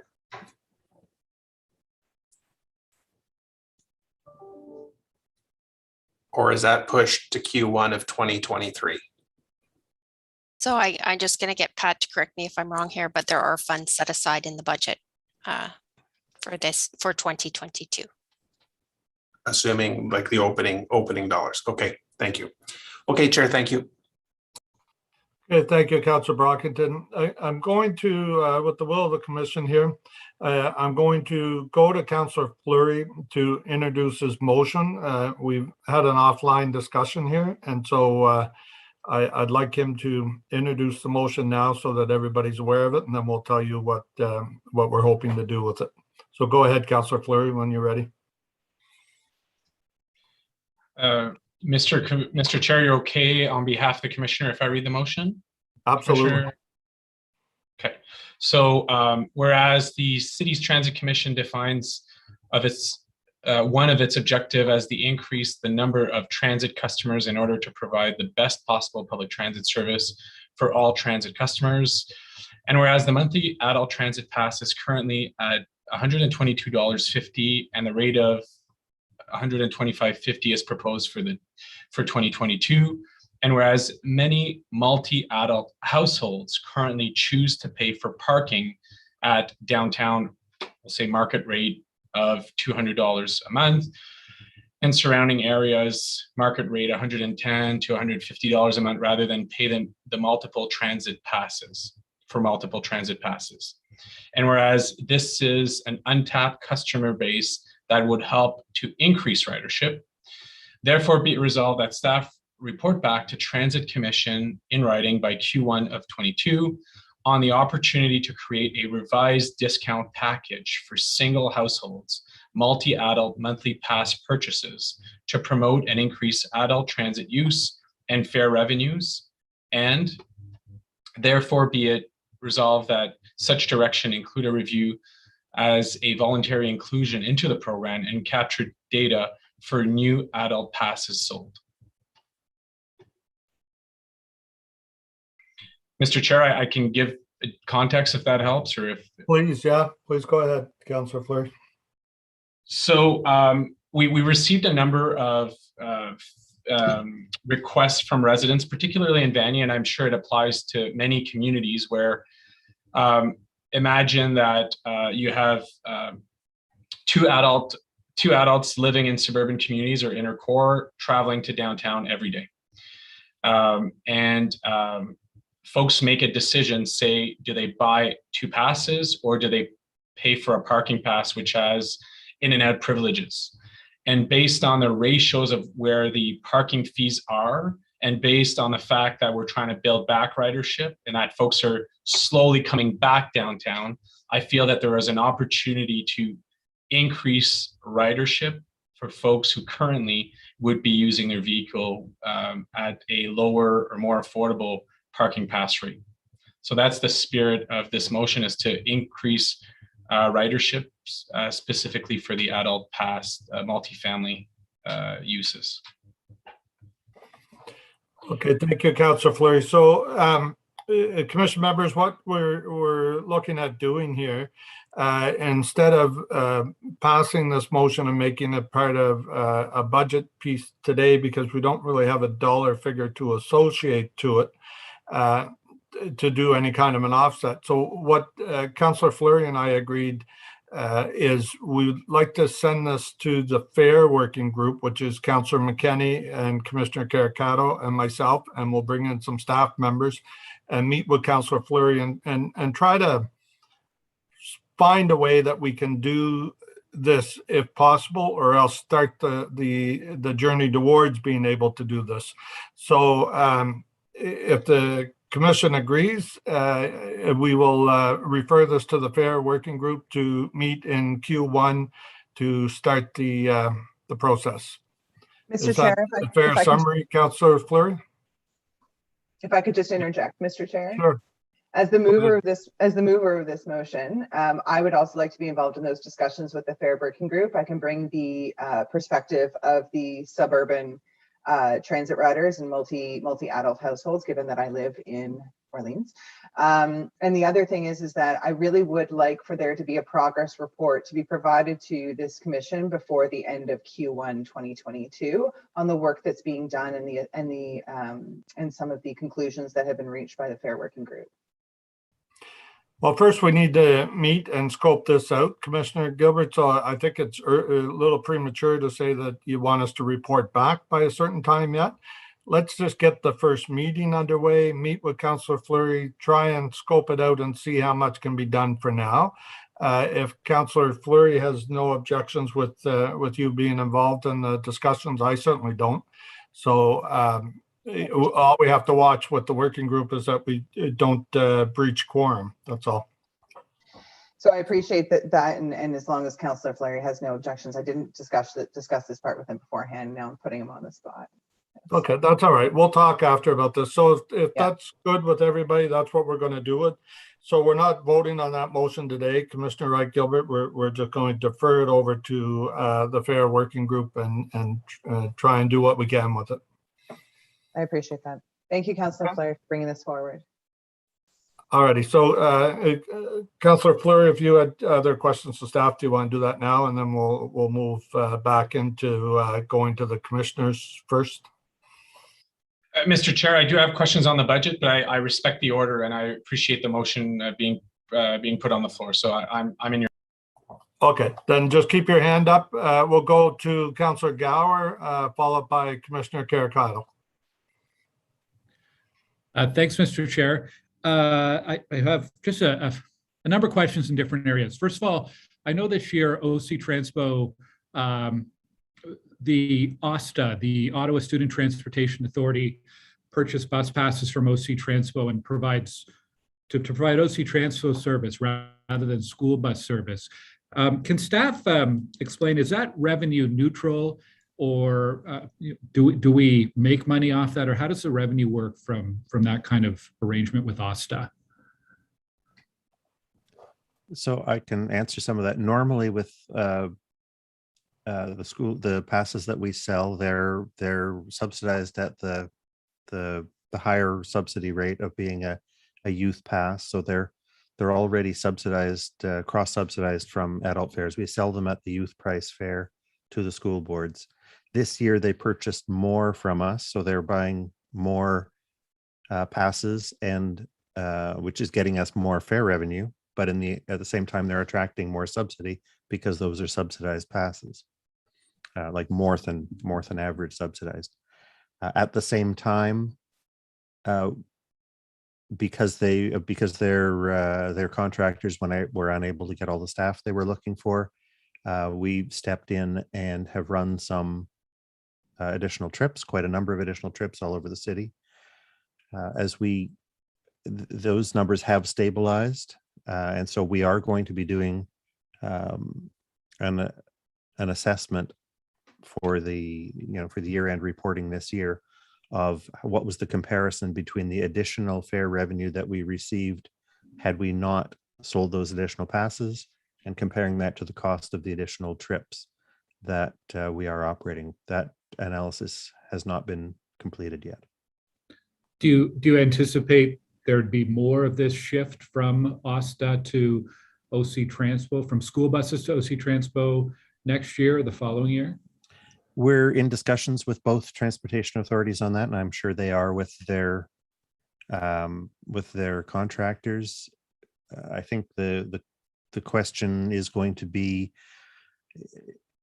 is this a long-term gap in the labor market, that they're having problems attracting people to do that work? And the other will be what's our ability in future years to fill that gap on short notice. We're hoping that I don't want to speak on behalf of the transportation authorities, whether they prefer, whether their terms of reference from the school boards are that they prefer to put people on public transit or prefer to put them in yellow school buses.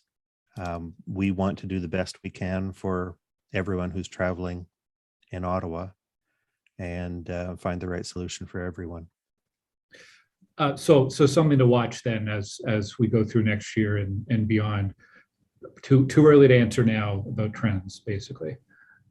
It's, we saw a little bit of it happen in September 2020. We've seen a fair amount in August, September 21. I don't think we've seen anything to indicate what a trend would be or whether it's stabilizing. I think there's so many influences that have just turned over the employment market in a way that people are just starting to come to grips with. Okay. Can you confirm there's no expansion of the urban transit area planned for 2022? That's correct. Okay. I know there's no overall service expansion planned, but could you also confirm that you still maintain flexibility if there's new growth areas where there are planned transit, there'd still be a possibility to expand transit into some of those new areas across the city if the ridership is there and if the plans are there in place? Yes, and I will answer that. And before I answer that, I need to go back and say a little more on a very quick answer to your previous question, which was, do we expect an expansion of the urban transit area? The policy decision taken by council was that the urban transit area should match the urban area of the city. So when the official plan comes into effect, and I don't know that process at all, you probably do, when the official plan comes into effect and gets endorsed by the province and all the levels it needs to do, if there's an expansion, as there is a proposed expansion to the urban area there, we would bring forward a routine bylaw to expand the urban transit area. My understanding right now is that that would happen during 22 for 23, not for 22. The second question, we have, the budget sets out how much service we're going to operate, and it's to us to administer within the service standards we're given, where those resources are allocated. As new areas are growing, as new employment locations are opening, as levels of demand are changing globally and influenced by the pandemic, we will always be moving resources around to serve customers as well as possible and ensure that the service standards are always met. So if there's a new area that has grown that is, for instance, beyond a convenient walking distance of the nearest bus service, or where there's so many new people that the buses are getting close to overcrowded, or where as more people return back to work, it's time to trigger a restoration of some of those connection routes, but also extend those connection routes into new areas. We'll be doing those things regularly and routinely in our quarterly updates and working with the individual councillors for the wards affected. Okay. Last, I guess it's a bit of comment, a bit of questioning around the projected ridership levels that we've already had quite a bit on. We expect, putting the pandemic aside, if we did not have the pandemic, we would expect year over year that there'd be growth in our transit ridership, just based on population increase alone. What % do you usually target on for transit growth year over year? I've got people who will be able to send me that answer, and I'll give it to you in a couple of minutes. When we've got a long-term transportation demand curve that's worked on in great detail by our colleagues who work in the transportation planning part of planning, infrastructure, and economic development department, and they have it's a good model that predicts transit ridership on the basis of all of those things, employment levels and population, based on historical trends. Obviously, all of those historical trends have been bouleversé. I don't even know what it is in English. They've all been overturned, and in the pandemic, we don't know how they will come out. But I'm going to get that answer, and maybe I'll be able to pop back into the conversation and give that to you in a minute or two. Okay, the precise number probably isn't super important. I think what I'm getting at is we're looking at the aim is 100% of ridership by the end of 22, achieving 100% of ridership that we had in 2019, essentially. And so I'm looking at it in a way, if we actually had factored in the increases, maybe it's 1%, maybe it's 2%, maybe it's 3%, we're still not trying to aim to where we might have been at without a pandemic. Do you have any, from a budgeting point of view into 2023, 2024, do you have a sense when we might be recovering to where we would have been at, with regular increases in 2020, 2021, 2022? Do you have a sense of when we catch up? Is that by the end of 2022 or is that 2023? I hope I'm making sense there. You are making sense. It's a very good question. Myself, I'm not the best placed person to answer it because it's that work's not done in my area. But the numbers that we're talking about here, when we talk about any percent, we're comparing to 2019 numbers. So when we say 100%, we're talking about 100% of where we were at the end of 2019.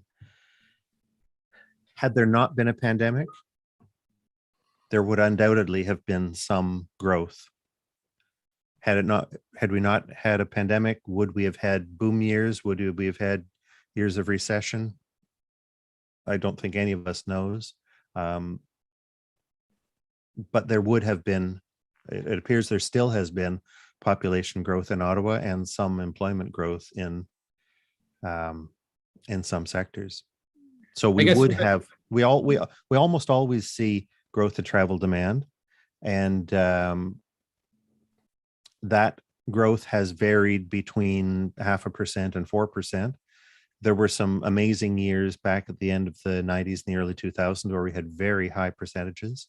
Those haven't recurred, but maybe will again when there's another employment boom in Ottawa. I hear the uncertainty around the ridership targets. I guess I want to offer a different perspective. Even at 100%, even if we achieve 100% at the end of 22 of what we had in 2019, we're still several percentage points below what we could have been pre-pandemic. We have seen population growth and so on. At 60% at the start of 2022, that would mean if you assumed all of our transit commuters were office workers who now work from home, it would mean going back to work 3 out of 5 days a week, which doesn't sound too far-fetched based on what we're seeing a lot of employment surveys saying about intention to return to work. I would like to see our city manager, City of Ottawa, take the lead on this and find ways to encourage our employees as early as possible in the new year to return to work when it's safe to do so. And I think 3 out of 5 days a week is probably achievable for a lot of office workers in downtown Ottawa. So I think that 60% is very achievable. And I also think, I really don't think we should be aiming low in terms of ridership. First of all, if we aim low, we also have to budget lower for service. And if we reduce service, it has impacts on reliability and quality of transit, which shifts our ridership even lower, which then might pressure us into more transit cuts. And we're in this perpetual downward spiral. I think it's fair to aim high. I think by aiming high, it puts the pressure on us as councillors, on our city managers to work with all of those groups in the city, the federal government, the schools, to make sure they're working with us to get transit back to it.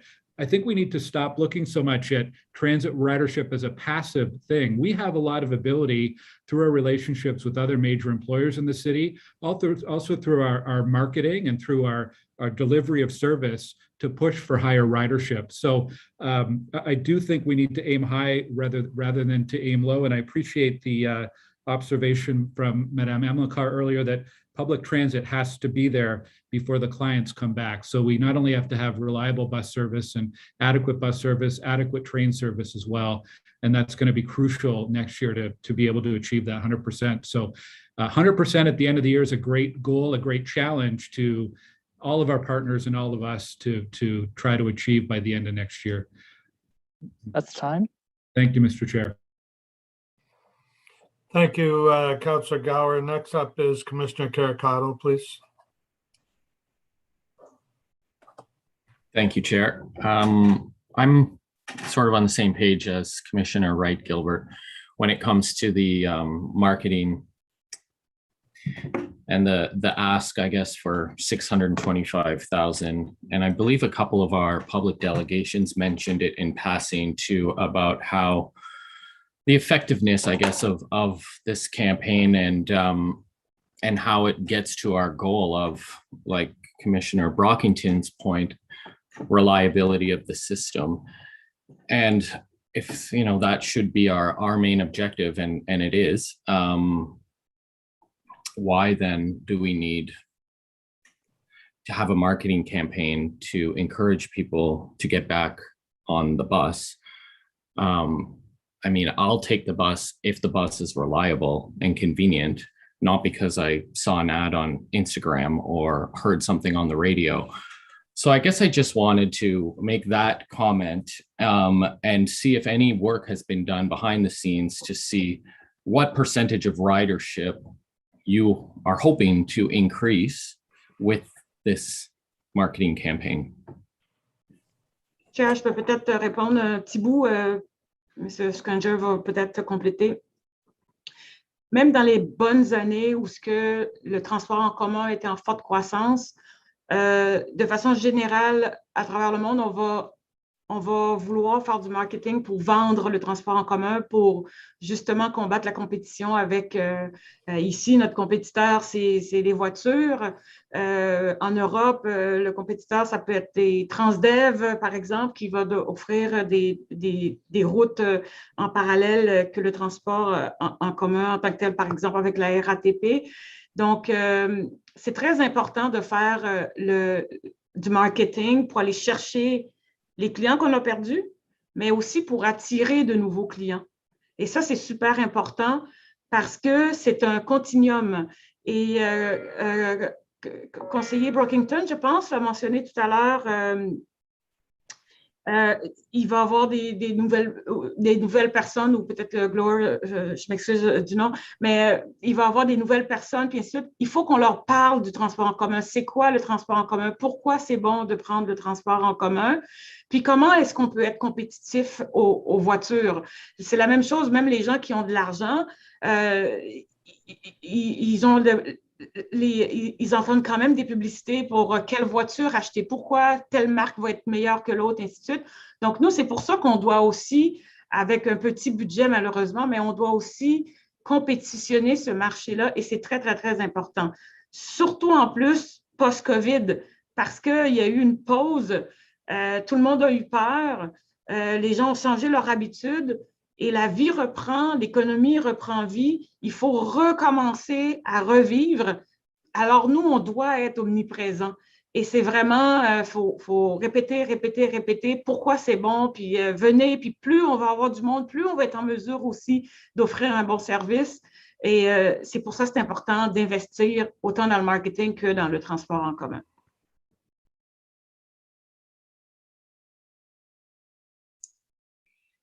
Okay, thanks for that answer. I guess I still struggle with the idea that we need to promote ourselves in marketing and ads to encourage people to ride. Again, I'll just say that ridership will increase when we have a more reliable service, and it's not in the news every day that R1 buses are not showing up on time and we have a parallel train that's not working. I mean, for a marketing campaign, I think we'd need a lot more money than that to combat some of the notions out there about our current system and the way it's functioning today. But maybe I'll just sort of, I'll take what you said, Madam Amilcar, and trust your experience that the money is worth it for this campaign. I just, like I said, I struggle with that, and I want to echo Sarah's points and just kind of keep the conversation going, seeing if others are also questioning that funding or not, or that part of the budget, I should say. But otherwise, thank you for putting this together. And thank you for my colleagues who have enjoyed what you've had to say so far, and look forward to listening to others who are up to speak next. Thank you. Thank you, Commissioner Caricato. Next up is Councillor Kavanagh, please. Thank you very much. Yes, in terms of the promotion, I know you need it.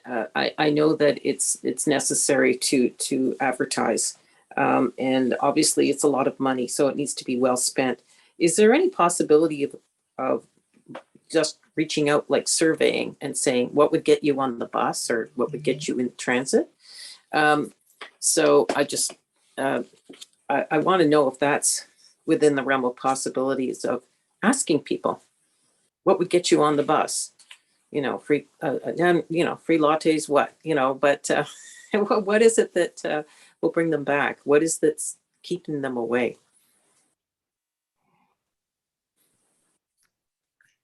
Chair, this idea is very, very important, because I think we are there for them, for customers, and we need to know what they need.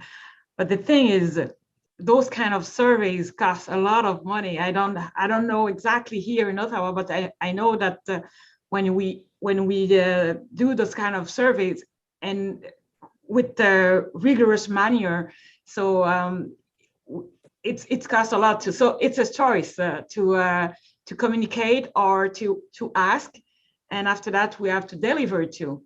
So maybe Pat, if you have more information regarding that, but for sure, doing surveys, it's good to do. I have very little more to say.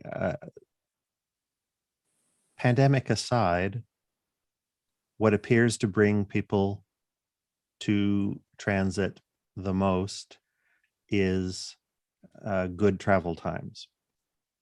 And then other things fall down the list from there. What applies during a pandemic? What applies in this return from the pandemic? Large parts of that, of course, will be out of our control. It's when people's mind is ready to go back to work, or when people's employers request them to come back to work. So our marketing campaign for recovering from the pandemic needs to be focused on that, and on showing people that the transit system is good. The transit system is something that they can build into their life. The other small comment I'll make is that I will not say that Ottawa is unique, but Ottawa is different, again, pre-pandemic, from many other cities, in that we have, for a city our size, we have very high transit ridership already. We have many of our transit customers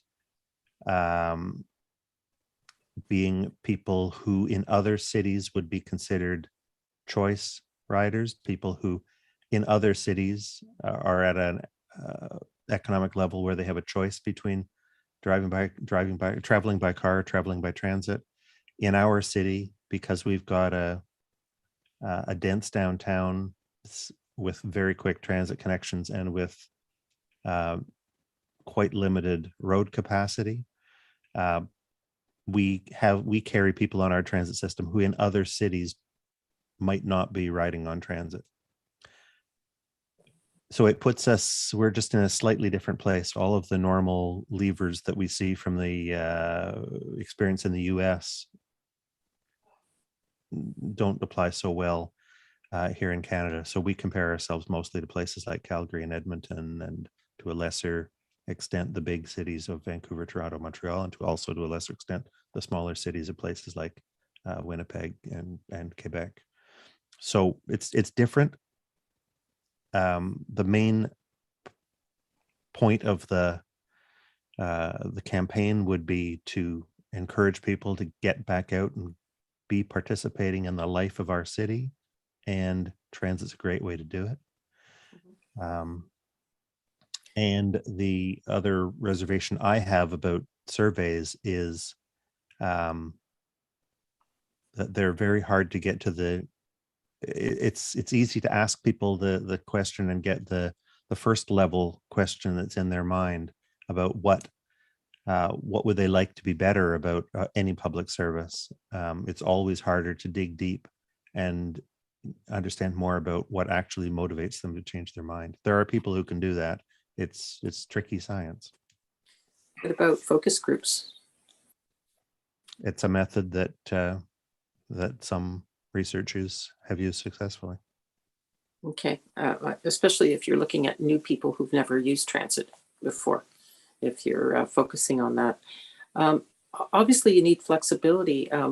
It seems like the monthly pass, I've mentioned this before, it may not be the solution, even though it's kind of the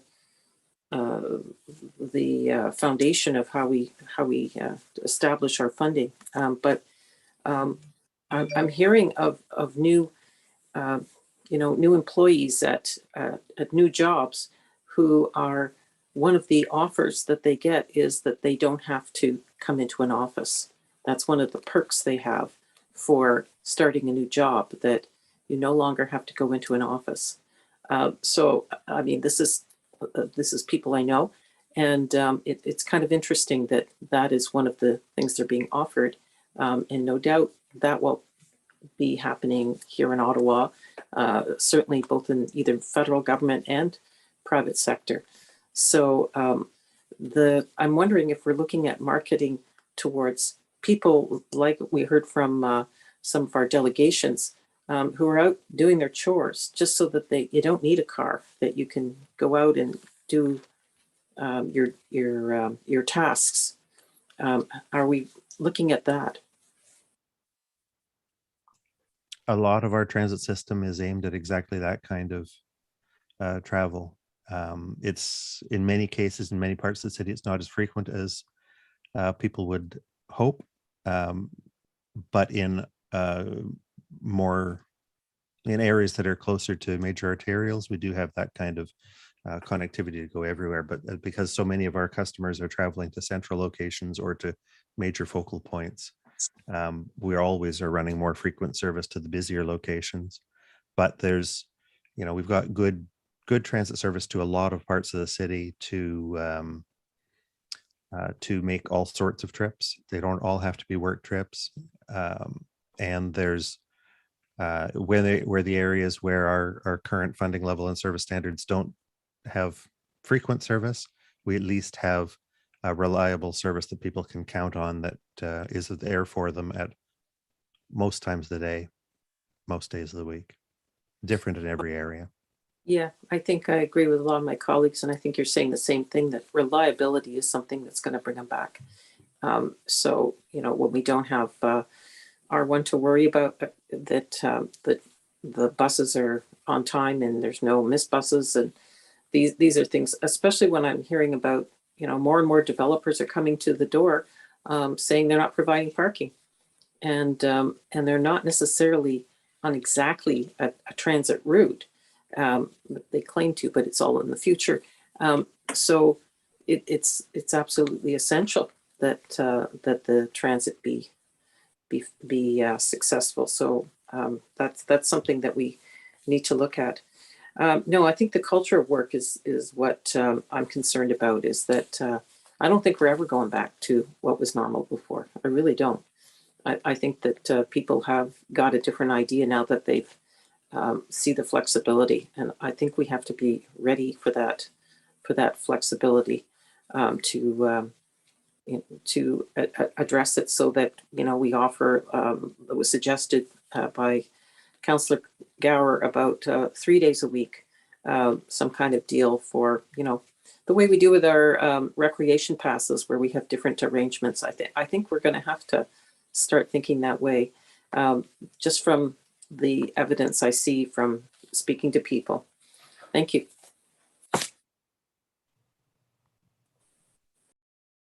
Thank you, Councillor Kavanagh.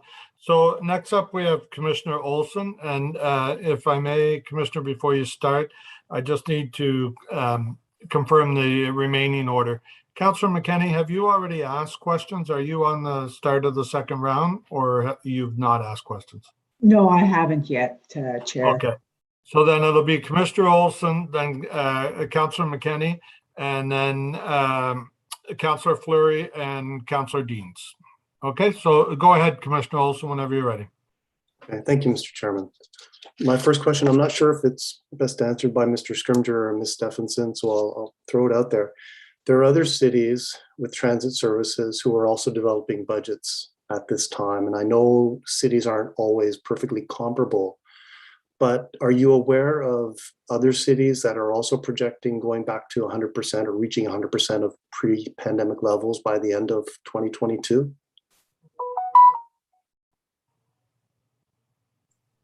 I'm just going to ask Pat if he has any information on that. I can only speak to sort of the financial or budget piece from my colleague's perspective across Ontario.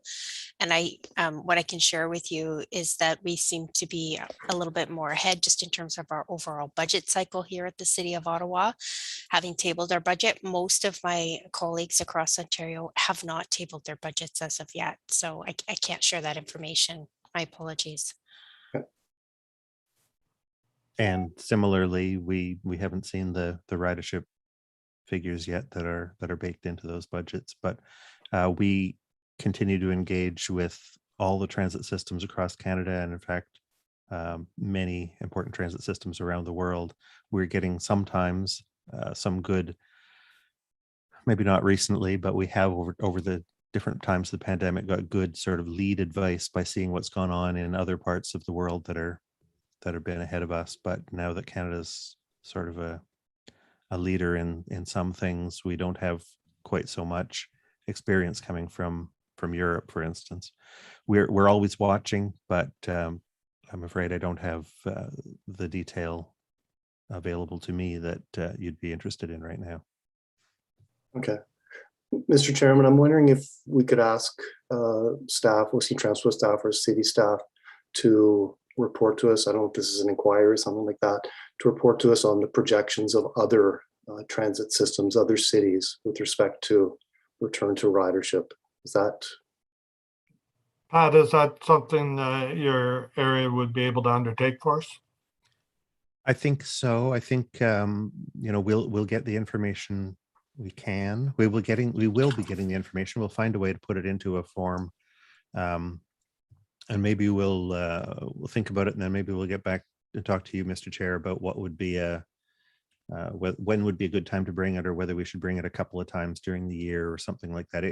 I don't think we'll have anything that influences your decisions on the budget at council, but maybe just to have an idea of what's going on with expectations and what's going on with actual ridership and a range of transit systems, through the months of next year, something like that. That'd be great. Is that acceptable, Commissioner Olson?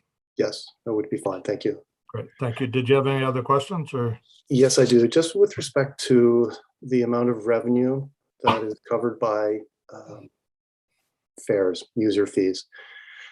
Ottawa is about 55%, as I understand. Is that correct? Okay.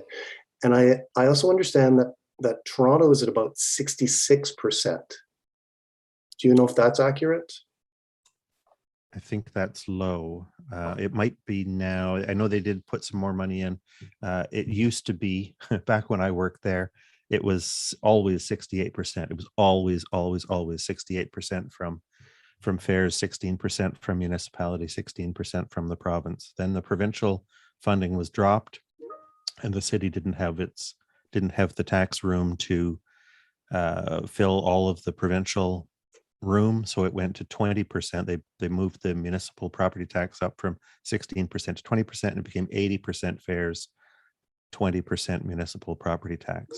Here in Ottawa, around that same time, the region stepped in and filled that provincial room, so it became they took over, so they didn't change the fares. In Toronto, the fares went way up. Now in recent years it's gone down. They've put more money in, but perhaps we can include that fact in the same reporting back of what the breakdown is, what the funding source is in other Ontario municipalities. That would be useful. I'm curious, is Ottawa kind of on the low end of that spectrum, or on the higher end, or are we in the middle, or do you have any idea at this time? If we look at just Ontario, where there's not generally large provincial funding for operating costs, I would say we're in the, well, what do you call high? What do you call low? We're in the mid to low area for how much comes from fares. We're in the middle to high area of how much comes from property tax. Having said that, it's hard to make a comparison. The policies in the GTA tend to sort of adhere to each other. They get compared to each other. So Mississauga, York Region, Burlington, Oakville modeled themselves off Toronto to some extent.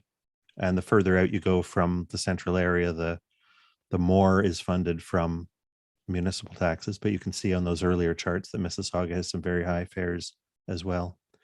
The other cities in Ontario, Kitchener, Waterloo, Cambridge, London, Windsor, are considerably smaller cities than Ottawa, and don't bear nearly as high a cost of moving large numbers of people into a dense downtown. They're much more needing to compete with auto travel, and they're dealing much more with people who are using transit because it's their only choice, and they're not running the volume of downtown capacity that we are and that Toronto is, and so hard to make direct comparisons. But I think some of those cities are running around 40% from fares, and some are running 70-80% from fares, and so in that way we're in the middle. But all of that subject to verification, because I'm not up to date on the funding policy across the province. Okay, thank you. Mr. Chair, if that could be added to the that'd be great information, I think, for the commission to have, so that we know how we stand against others. My final question, and this is probably also for Mr. Scrimgeour, I apologize for putting you on the hot seat. Are you aware of other transit systems, certainly I guess in Ontario, maybe across the country, who provide free of charge passes either on a weekly or monthly basis to shelter residents?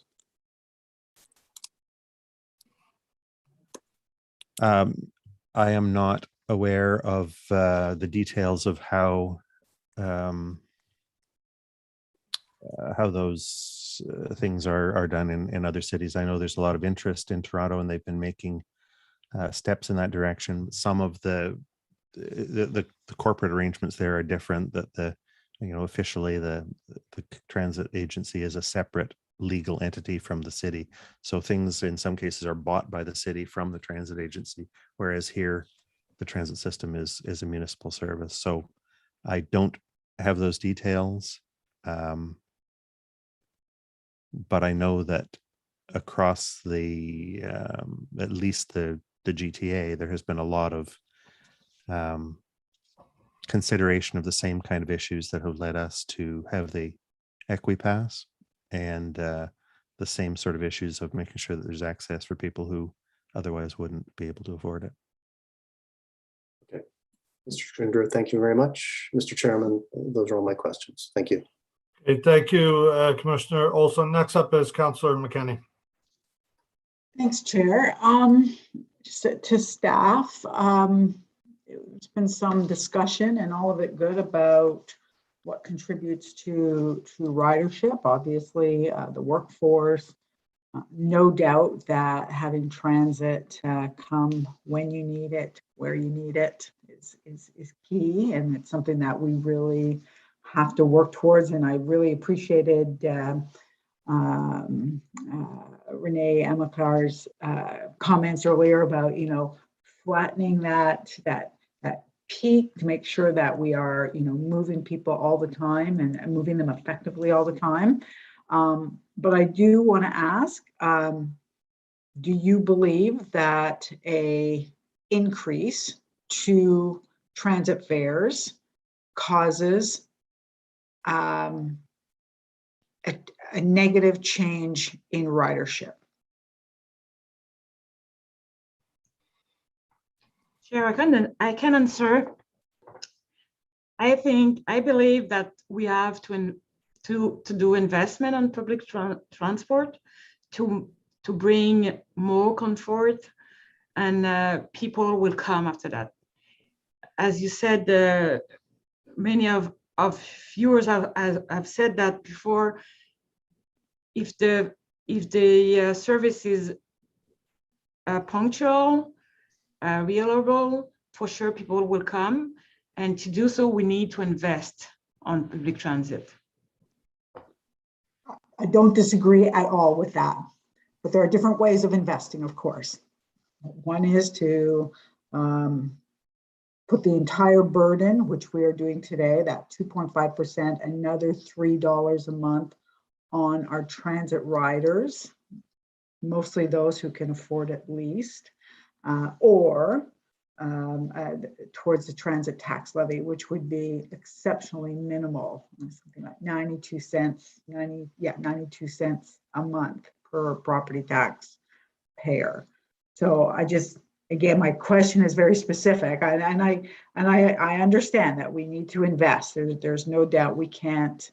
Our transit can be almost free, and if it's not good transit, people won't take it. But do you feel that an increase in the fare has a corresponding negative impact on ridership? Will we lose any riders, do you think? Will we lose ridership or not gain ridership that we're looking for as a result of increased fares?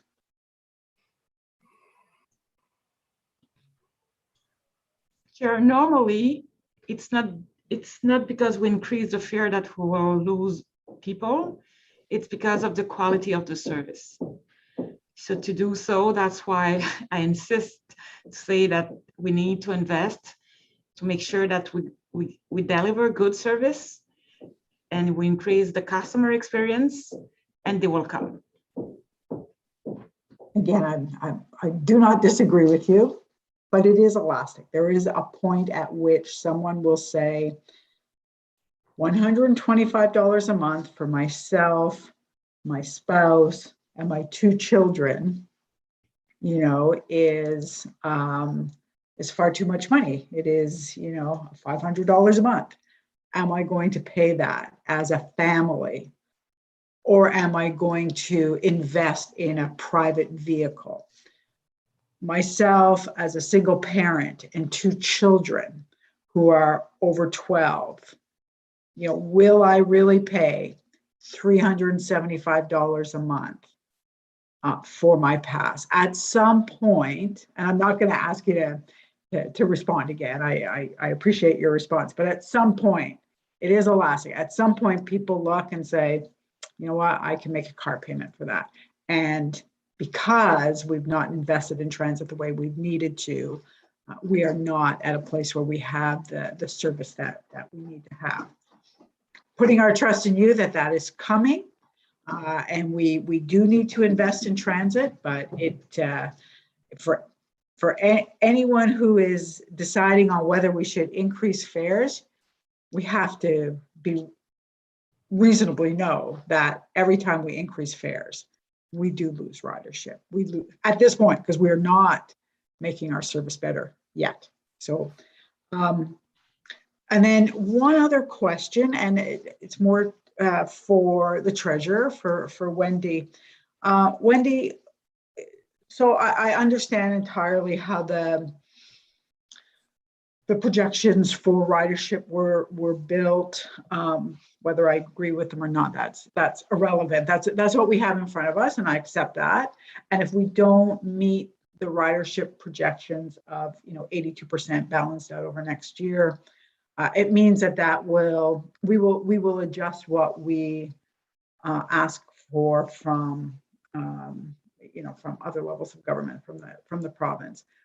Can I ask you, is our ask and the way the province determines how much of our hole they're going to fill, if you will, is it based on a 2.5% fare increase?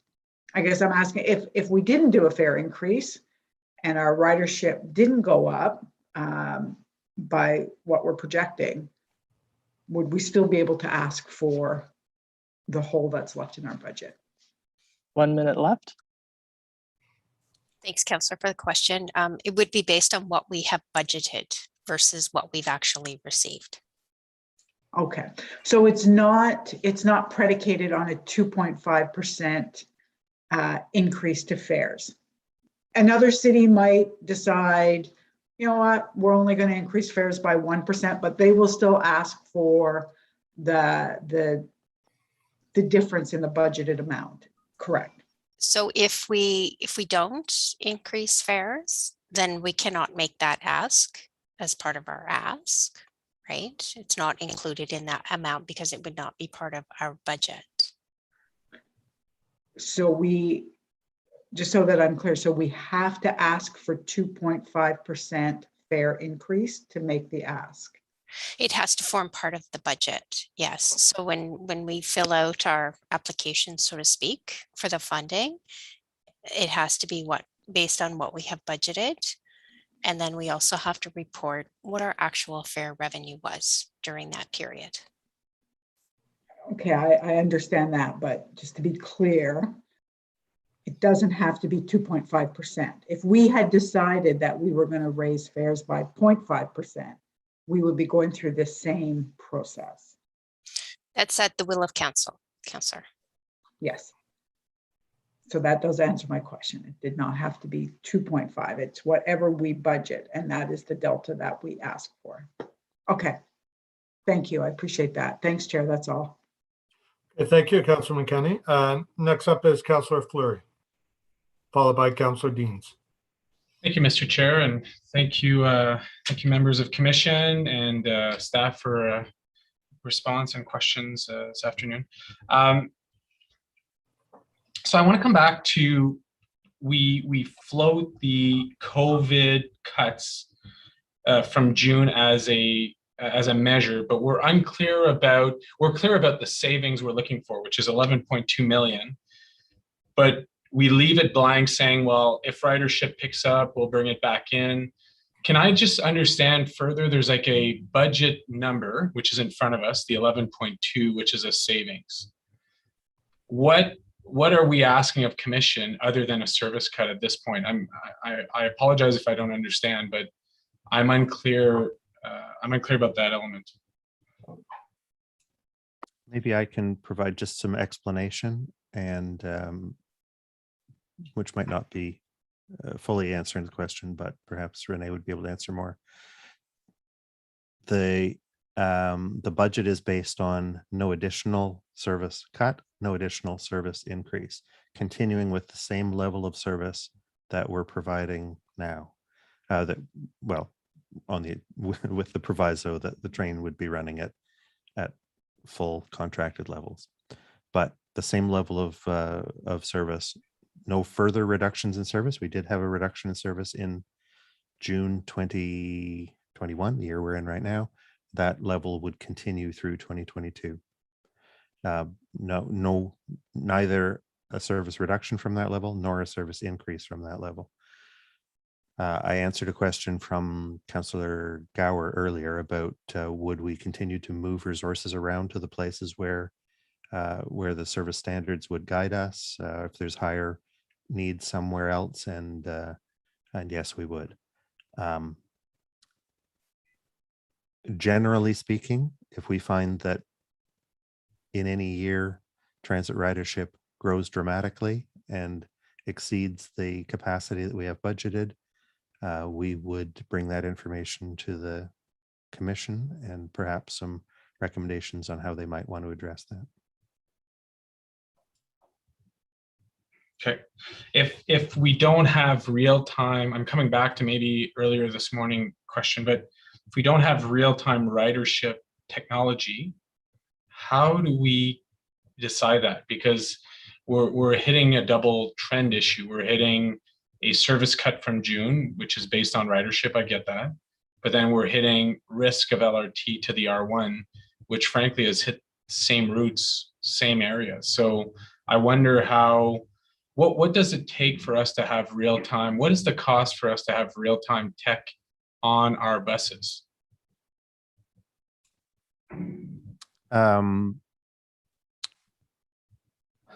I don't know the answer to that question. I would say that there would be a cost to build. So it would be the cost, I'm guessing, of installing APC equipment on all of the older buses, only the new buses, some of the older buses and all of the newer buses have it now. So it would be the cost of installing it on all the buses.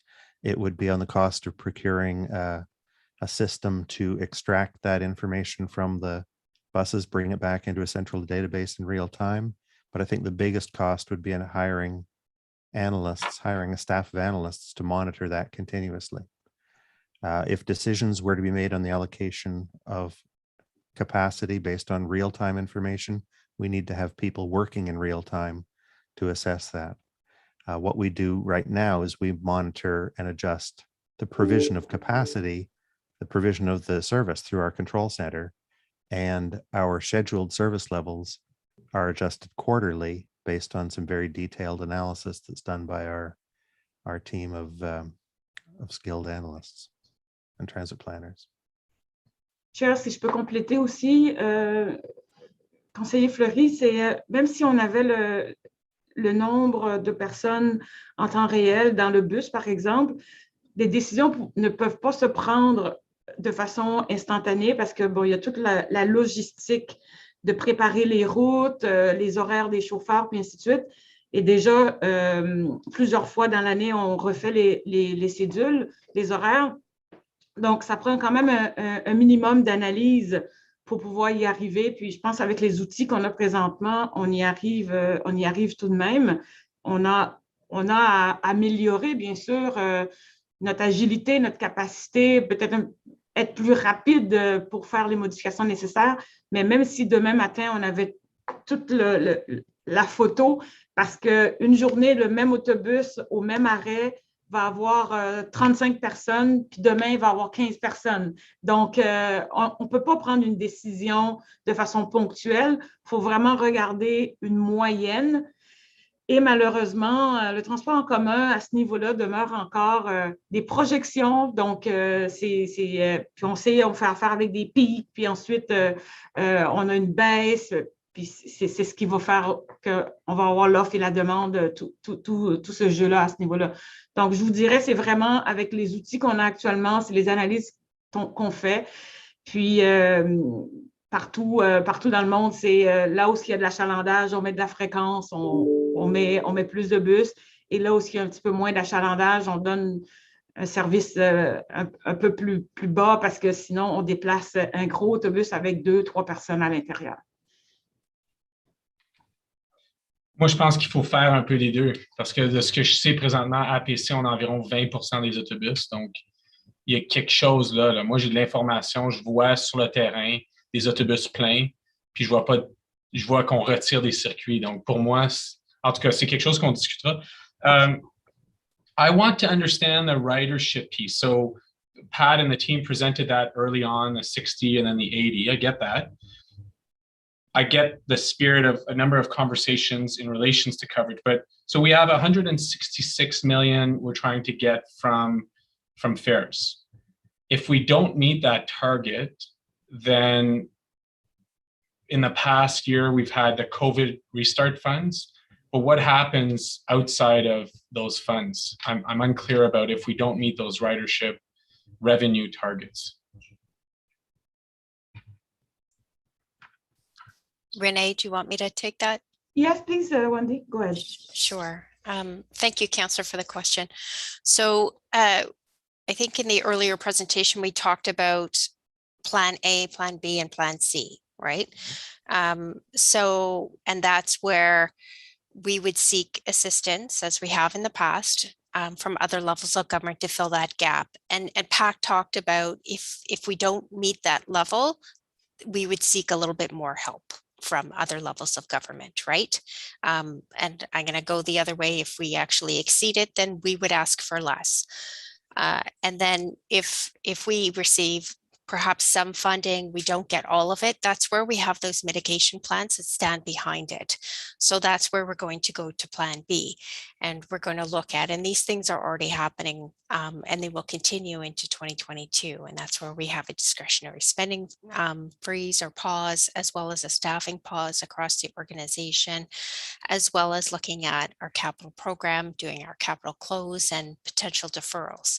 So that's sort of Plan B.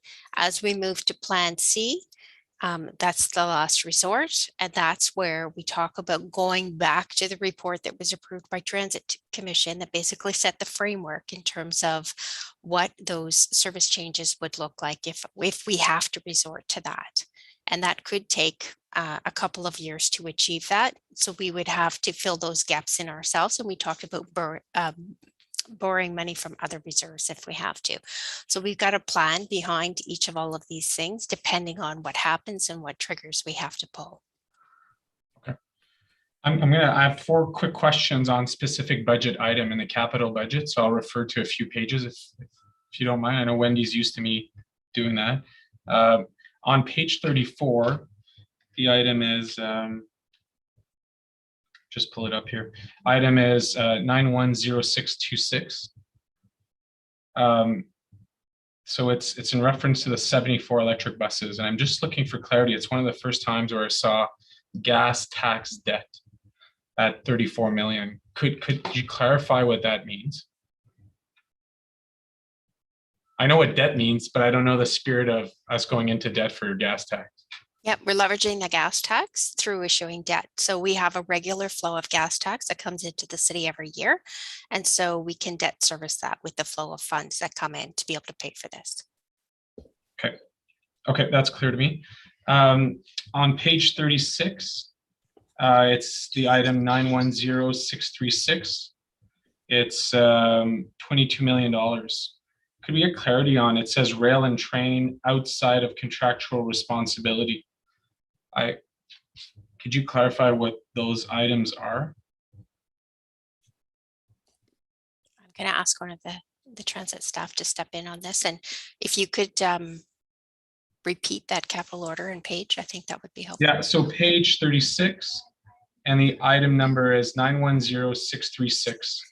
It's a $22 million allotment for phase 2 outside of contractual responsibility, but then it's specific to rail and train. And I just wonder if we can get some clarity on that.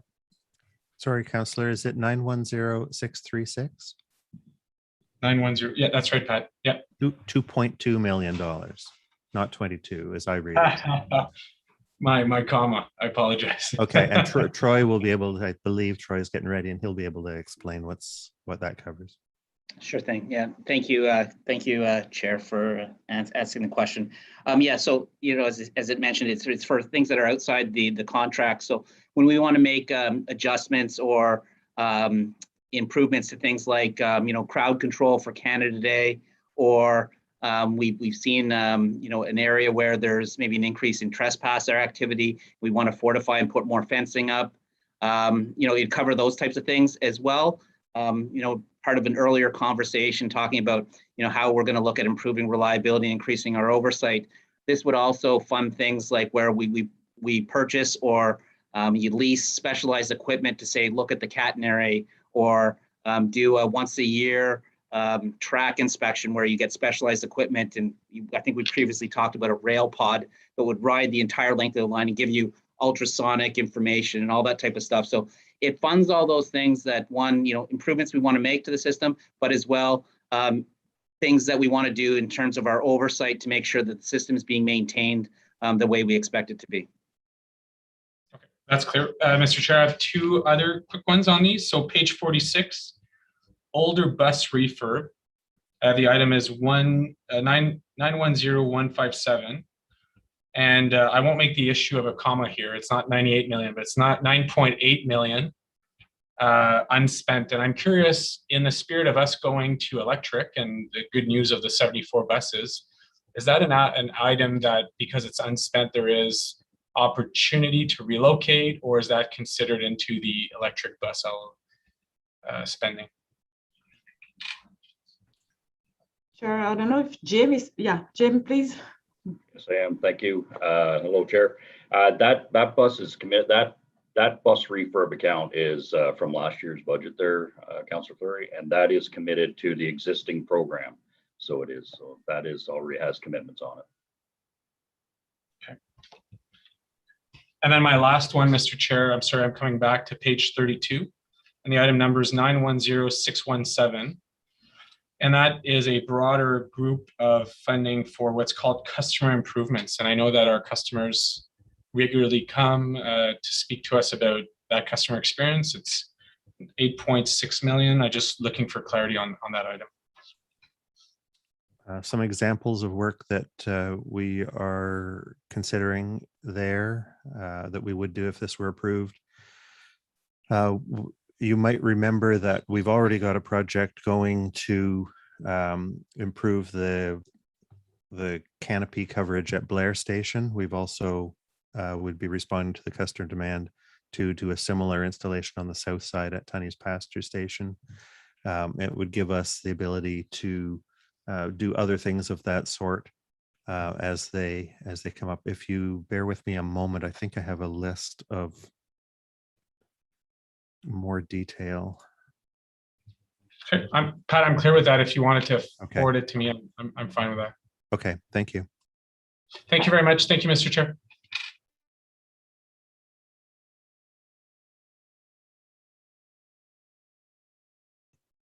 Chair, you're on mute. Sorry, and I just gave a nice little speech. It's up to you now, Councillor Deans, and I was saying sorry for making you wait all day for this, but you're our final speaker, so over to you. Okay, well, you didn't make me wait all day. I chose to participate in this conversation today because I think it's very important. I do have a number of questions, so I want to start with a local one. In January of 2021, residents in the Cedardale community in my constituency were brought inside the urban transit area. And I think, Pat, you know this well, but they have next to no bus service. They have one unreliable, very infrequent trip in the morning that actually is counterintuitive because it goes south to Riverside South instead of to downtown, and the reverse is true at the PM peak. And then beyond that, if they want any kind of reliable service, they have over a 40-minute walk, which in no way, shape, or form equates to what we expect in an urban transit area, which I believe is 5 minutes walk at peak and 10-minute off-peak. Period. So in working with your staff last week, they told me that December changes are in the can. There's no changes for Cedardale community. So next hope would be in April. And then I just heard you say today that there are no changes in service levels expected in 2022. So what am I supposed to tell the residents of Cedardale who are now paying urban transit tax and getting really no urban transit service? Mr. Chair, this and Councillor Deans may not have been on the call when we had a pretty similar question from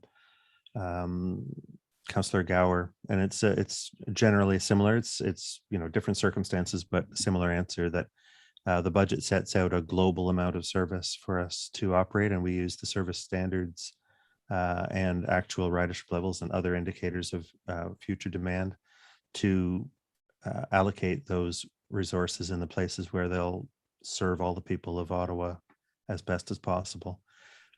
So just as we are working with Councillor Gower and will continue to do so to plan the service in that area and find the right time to put it into place, we're also working with you, and you had a discussion quite recently with members of my team, and I'm getting a briefing from them later on. I think it's tomorrow or the next day, and we'll be able to come back to you, Councillor Deans, with some concepts for you to review. We're always able to move the resources around. We just need to be sure that we're putting them in the right place and in the right way and at the right time. Okay, well, I appreciate that. I would really appreciate some early service changes. I just can't message to these people that they've been paying for this service for over a year and they've gotten nothing. And, why would we bring them in when we're not providing any service to them really at all? Just seems so patently unfair. So I would appreciate your attention to that. My second question, I wanted to follow up on a question that Councillor Brockington asked earlier about the resumption of service on the Trillium line in the fall of 2022. And Councillor Brockington had asked if there was money embedded in this budget, costs associated with the opening, and the answer was yes, from Ms. Stevenson. But I did detect quite a bit of hesitation in that. And I recall that we were told that the opening of the Trillium Line in 2022 would largely be dependent on how the summer months went in terms of advancing this project. So I wonder if you have an update for us on that. How did summer go? And is there a reasonable expectation at this point that the Trillium Line will resume service in the fall of 2022?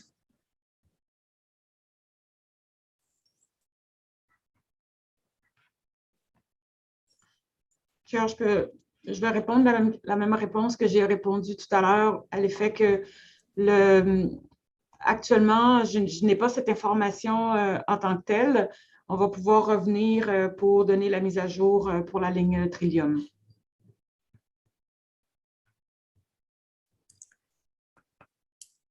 Okay. I mean, this is problematic because we're being asked to pass the budget now, and I would like to know if you could point me to the line item in the budget that has money for the resumption of service. We'll get that for you, Councillor. I'll just look for it now. Okay, thank you. Well, then I'll just go on and then we can return to that at the end. I think this transit budget is a very difficult budget because it's a house of cards.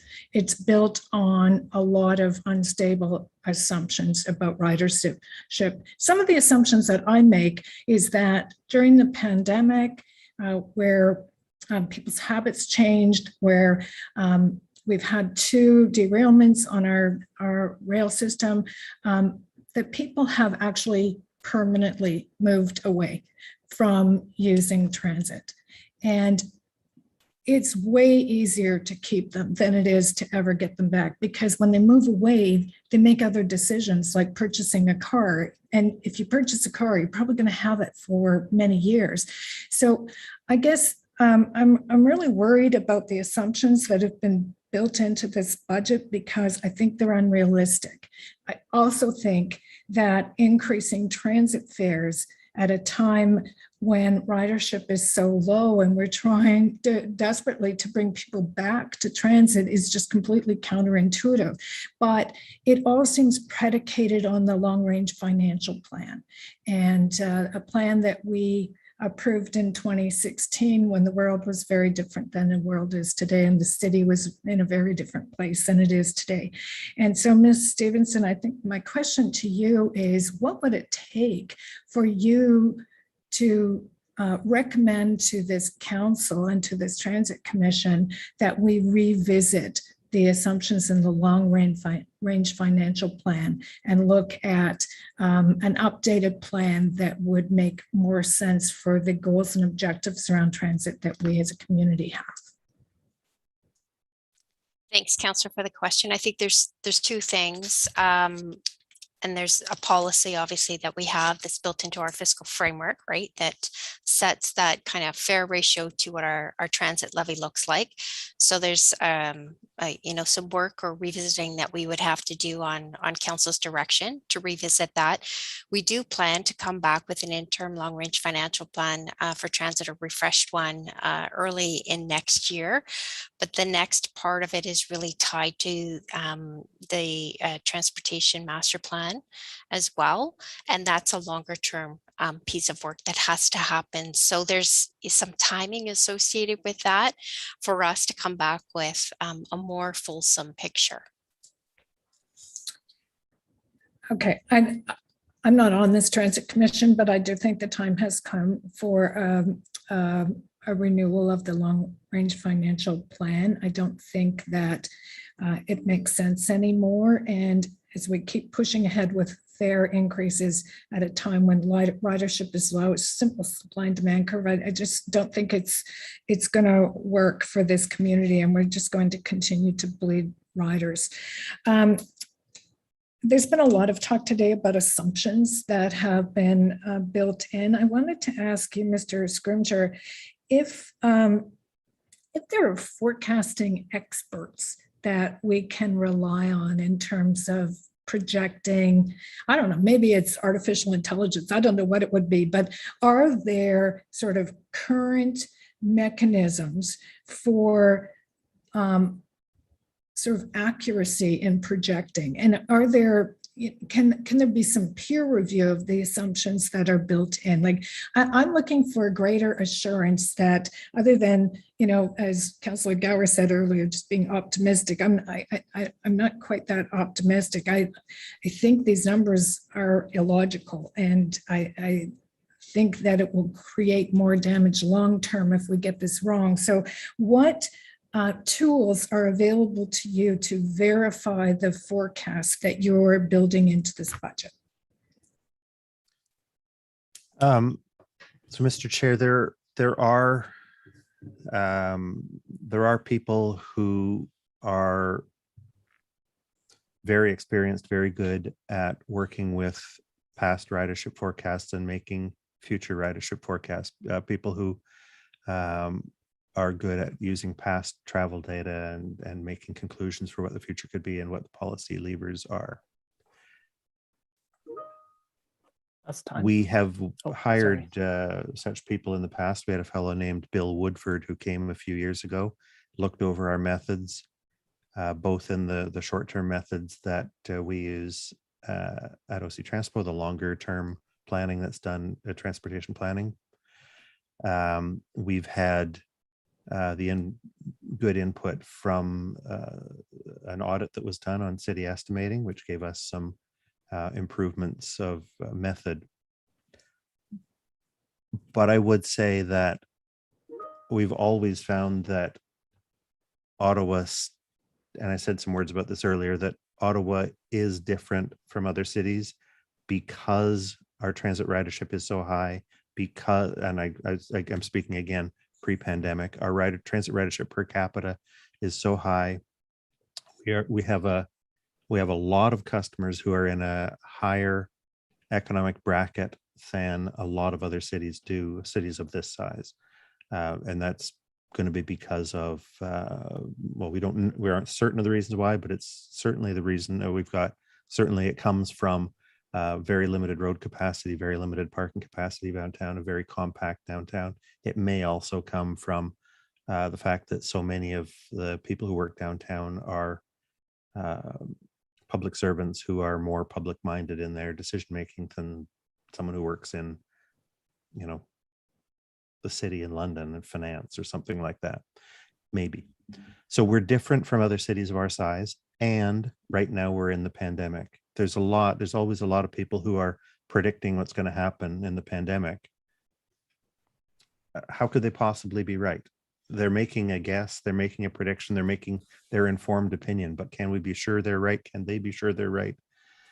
I'm going to suggest that it's all depends on how convincing they can be in their explanation.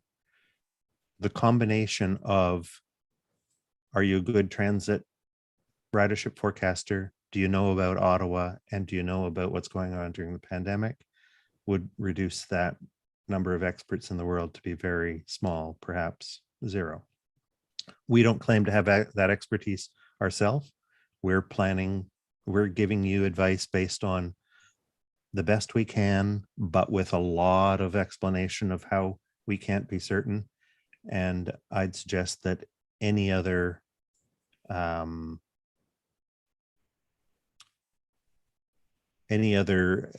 analyst in this area who had enough ethics would also say they can't be sure either. The people who would say they can be sure are the people I wouldn't trust. Do you see value in having our projections validated by through a peer review? It will always help us to have people look at our methods. And it may serve us well from time to time to bring in people with more experience to work alongside us, or to have a closer look at some things, or to bring their knowledge in. So it's always valuable to have for us to learn more from others. Which does bring me to artificial intelligence. And I'm wondering if you have considered using AI as a predictive tool, and if you are aware of any other transit agencies across North America are using artificial intelligence to more accurately predict transit assumptions in terms of ridership. I'm not aware. I'm curious, and I'll ask, but I would think that a lot of what purports to be AI is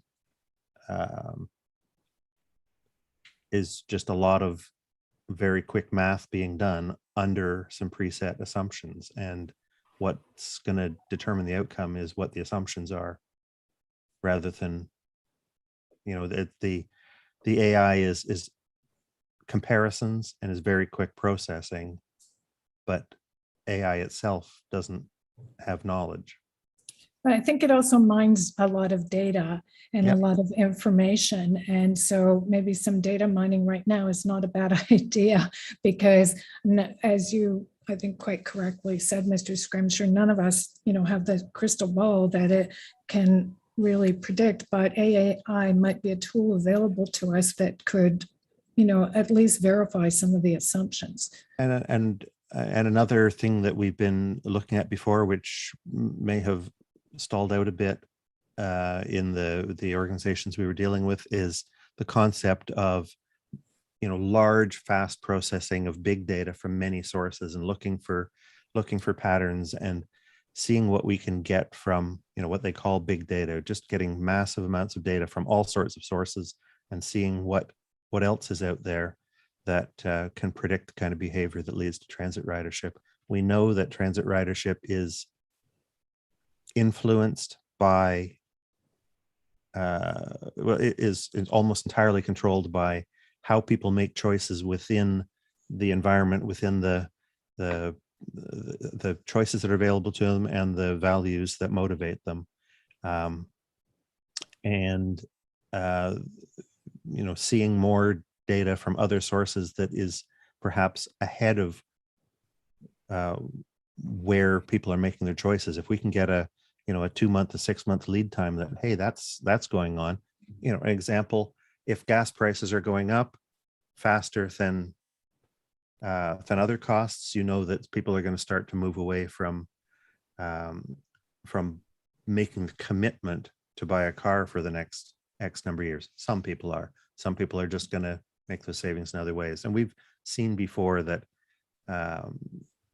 that there are things like that are going on, but usually we're seeing it in retrospect that transit ridership went up when employment went up, and you don't know that employment's going to go up until it happens, so you don't know that transit ridership has gone up until after it's happened. But some things we can see in advance, and we're always, you know, all across the transit industry, we're looking at that area, but we want to always avoid snake oil salesmen as well. Yes, we do. Deans, if you don't mind, can I just do a time check with the clerk to see where you're at, and we'll just put you back on if you want to start. I'm the last one, so it won't really matter. You should be safe. Clerk, how are we doing? The councilor's at time, Chair. Okay, so she's just going back on then. Thank you, Councillor Deans. I just have to reset this thing. Okay, thank you. Go ahead. Thank you. Okay. I'm almost finished, but I wanted to return to the question that I had asked. I think, Pat, you were frozen when I asked the question about the resumption of service on the Trillium line and what we know about that right now. And Councillor Brockington had asked a question about if there's money for the resumption of that service in the 2022 budget, and the answer was yes. So I want to know what we know so far, and where that money is and how much money is there.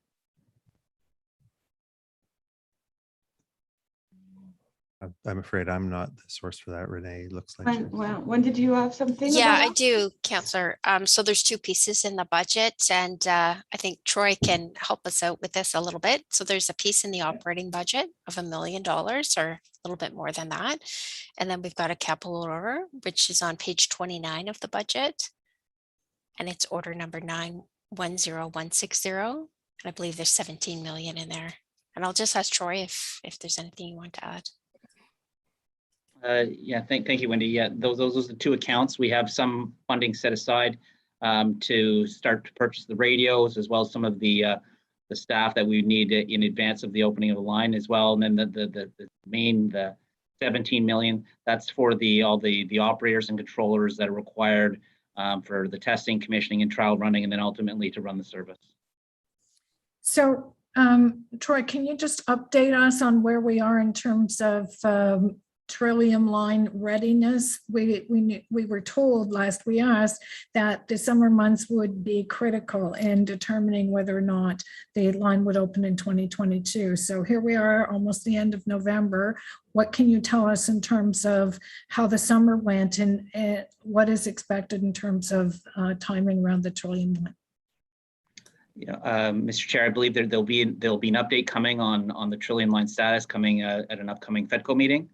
But I can tell you right now that we're proceeding with our staffing and hiring plans, and we'll make sure that OC staff are ready whenever that trial running whenever the testing, commissioning, and trial running will start. So we're moving forward in that regard. Okay, so we have, $1 million in operating, 17 million in capital in the 2022 budget, but if it's not going to open, then perhaps we don't need those funds there. So I do think in the context of council's budgeting process, we do need up-to-date information. So I would ask that that be made available to council prior to the budget deliberations. Those are all my questions, Mr. Chair. Great, thank you very much, Councillor Deans. Okay, so let's see here. We'll now consider the amended motions in the following order.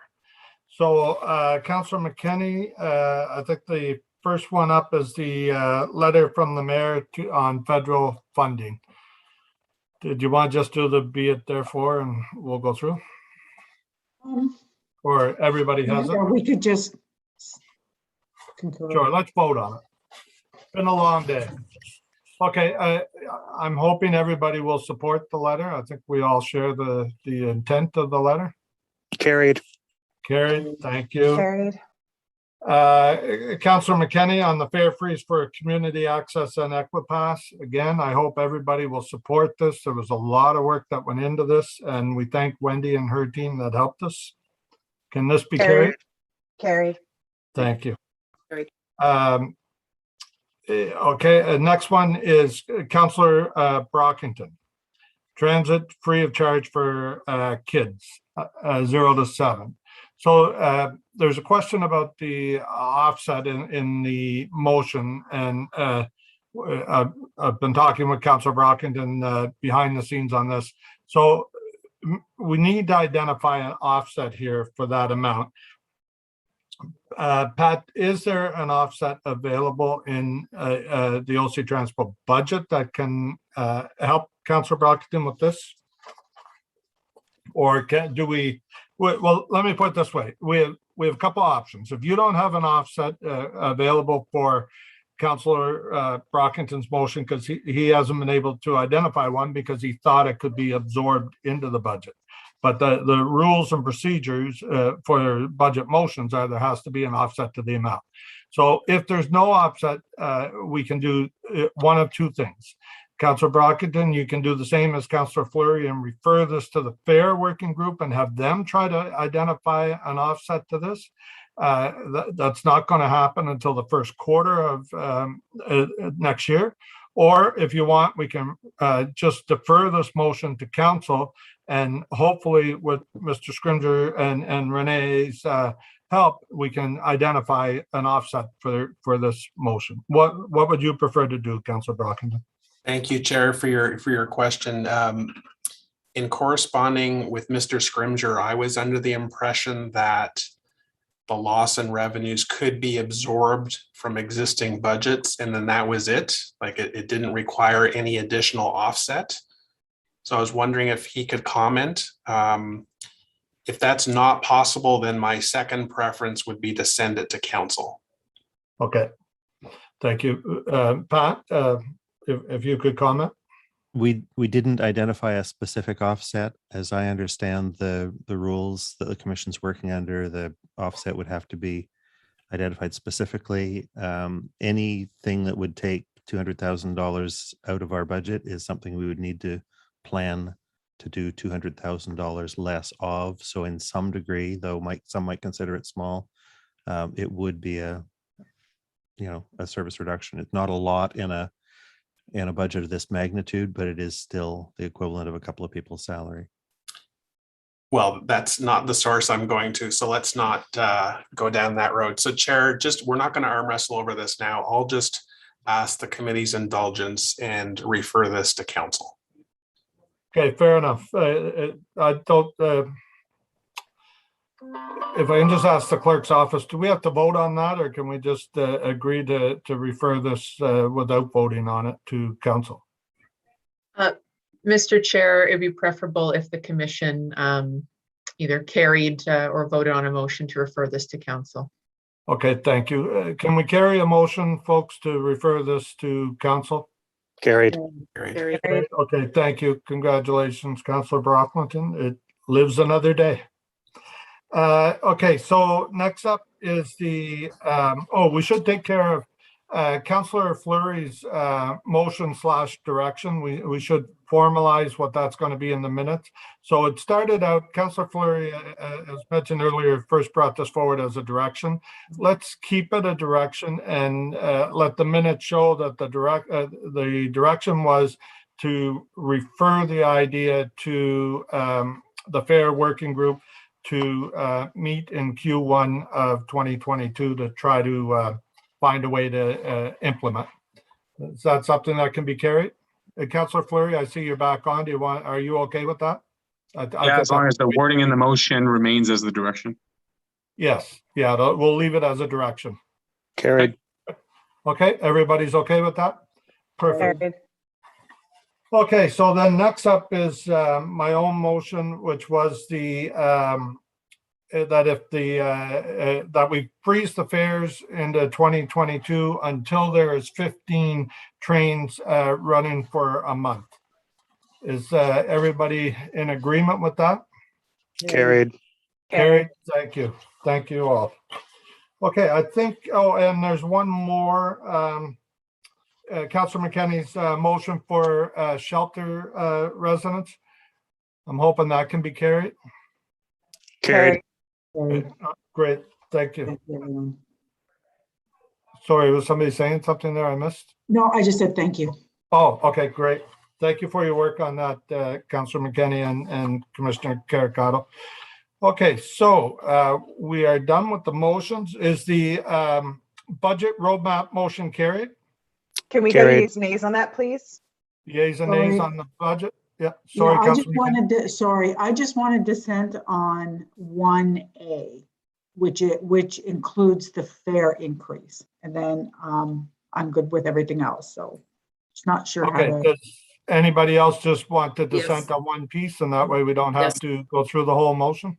Yes. Same here. Same here. 1A for you, Commissioner Wright Gilbert? Yes, okay, please. and Commissioner Kavanaugh, you're 1A? Correct. Okay, thank you. So then otherwise the roadmap motion is carried. Thank you to our staff for all their work on this. It's very much appreciated. Sorry, I'm dissenting on the lot. I'm not picking pieces out. I'm dissenting against the whole motion. The whole roadmap. Thank you. Okay. Okay. So I'm trusting that the clerk has noted that Councillor Brockington is dissenting against the whole roadmap. Okay, so carried. Our next item on here is the status update on Transit Commission inquiries and motions for the period ending November 4th. Yes, Chair, I have a question. Sure.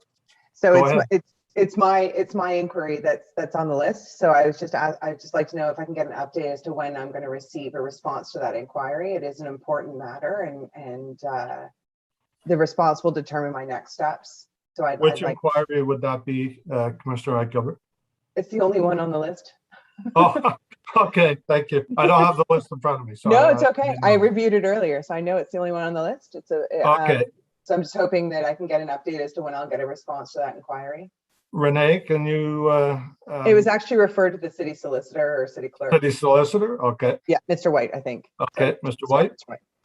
Awfully dark in here. Yeah, apologies for the delay. I actually anticipate that that'll go out likely early next week. I appreciate that. Thank you. Sorry, those are my only questions, Mr. Chair. Okay, great. We don't have any in-camera items. We should receive that report, I think. Yeah. Okay, thank you, Vice Chair. Yes, can we receive the report on inquiries and motions then? Received. We're good. Okay, thank you. So nothing in camera. Motions of notice which have been previously given. Oh, I was just going to go. I'm assuming there's a memorial.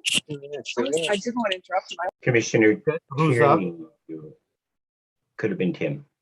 Oh, okay. All right, so I don't think we have any motions under there that we need to deal with. Notice of motions, are there any? And don't forget, I'm not forgetting you, Councillor McKinney. I know under other business you want to talk about your motion, but for here, you're not giving notice of motion for transfer.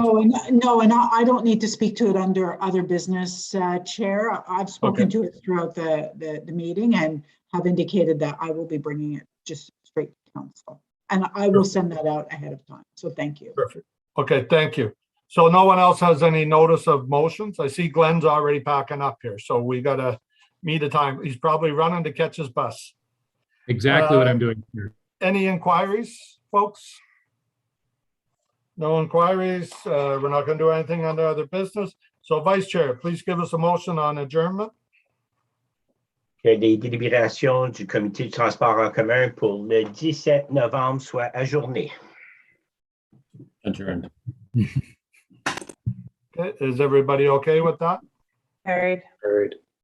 Okay, thank you. I want to thank the clerk's office for all their help today to get us through here, and all our staff at OC Transpo. It's been a good meeting. The media availability, does somebody want to give us a time?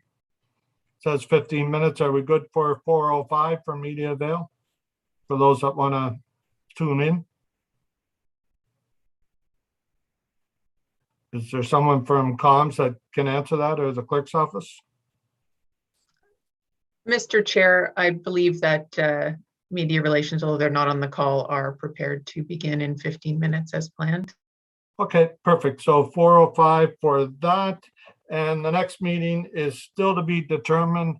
Keep the December date in your calendar because we may need to call that meeting if anything comes up between then and now. I'm sure you all agree that with the current status of our system, we should keep that date in our calendars. Okay, thank you. Thank you all. Merci. Thank you. Chair.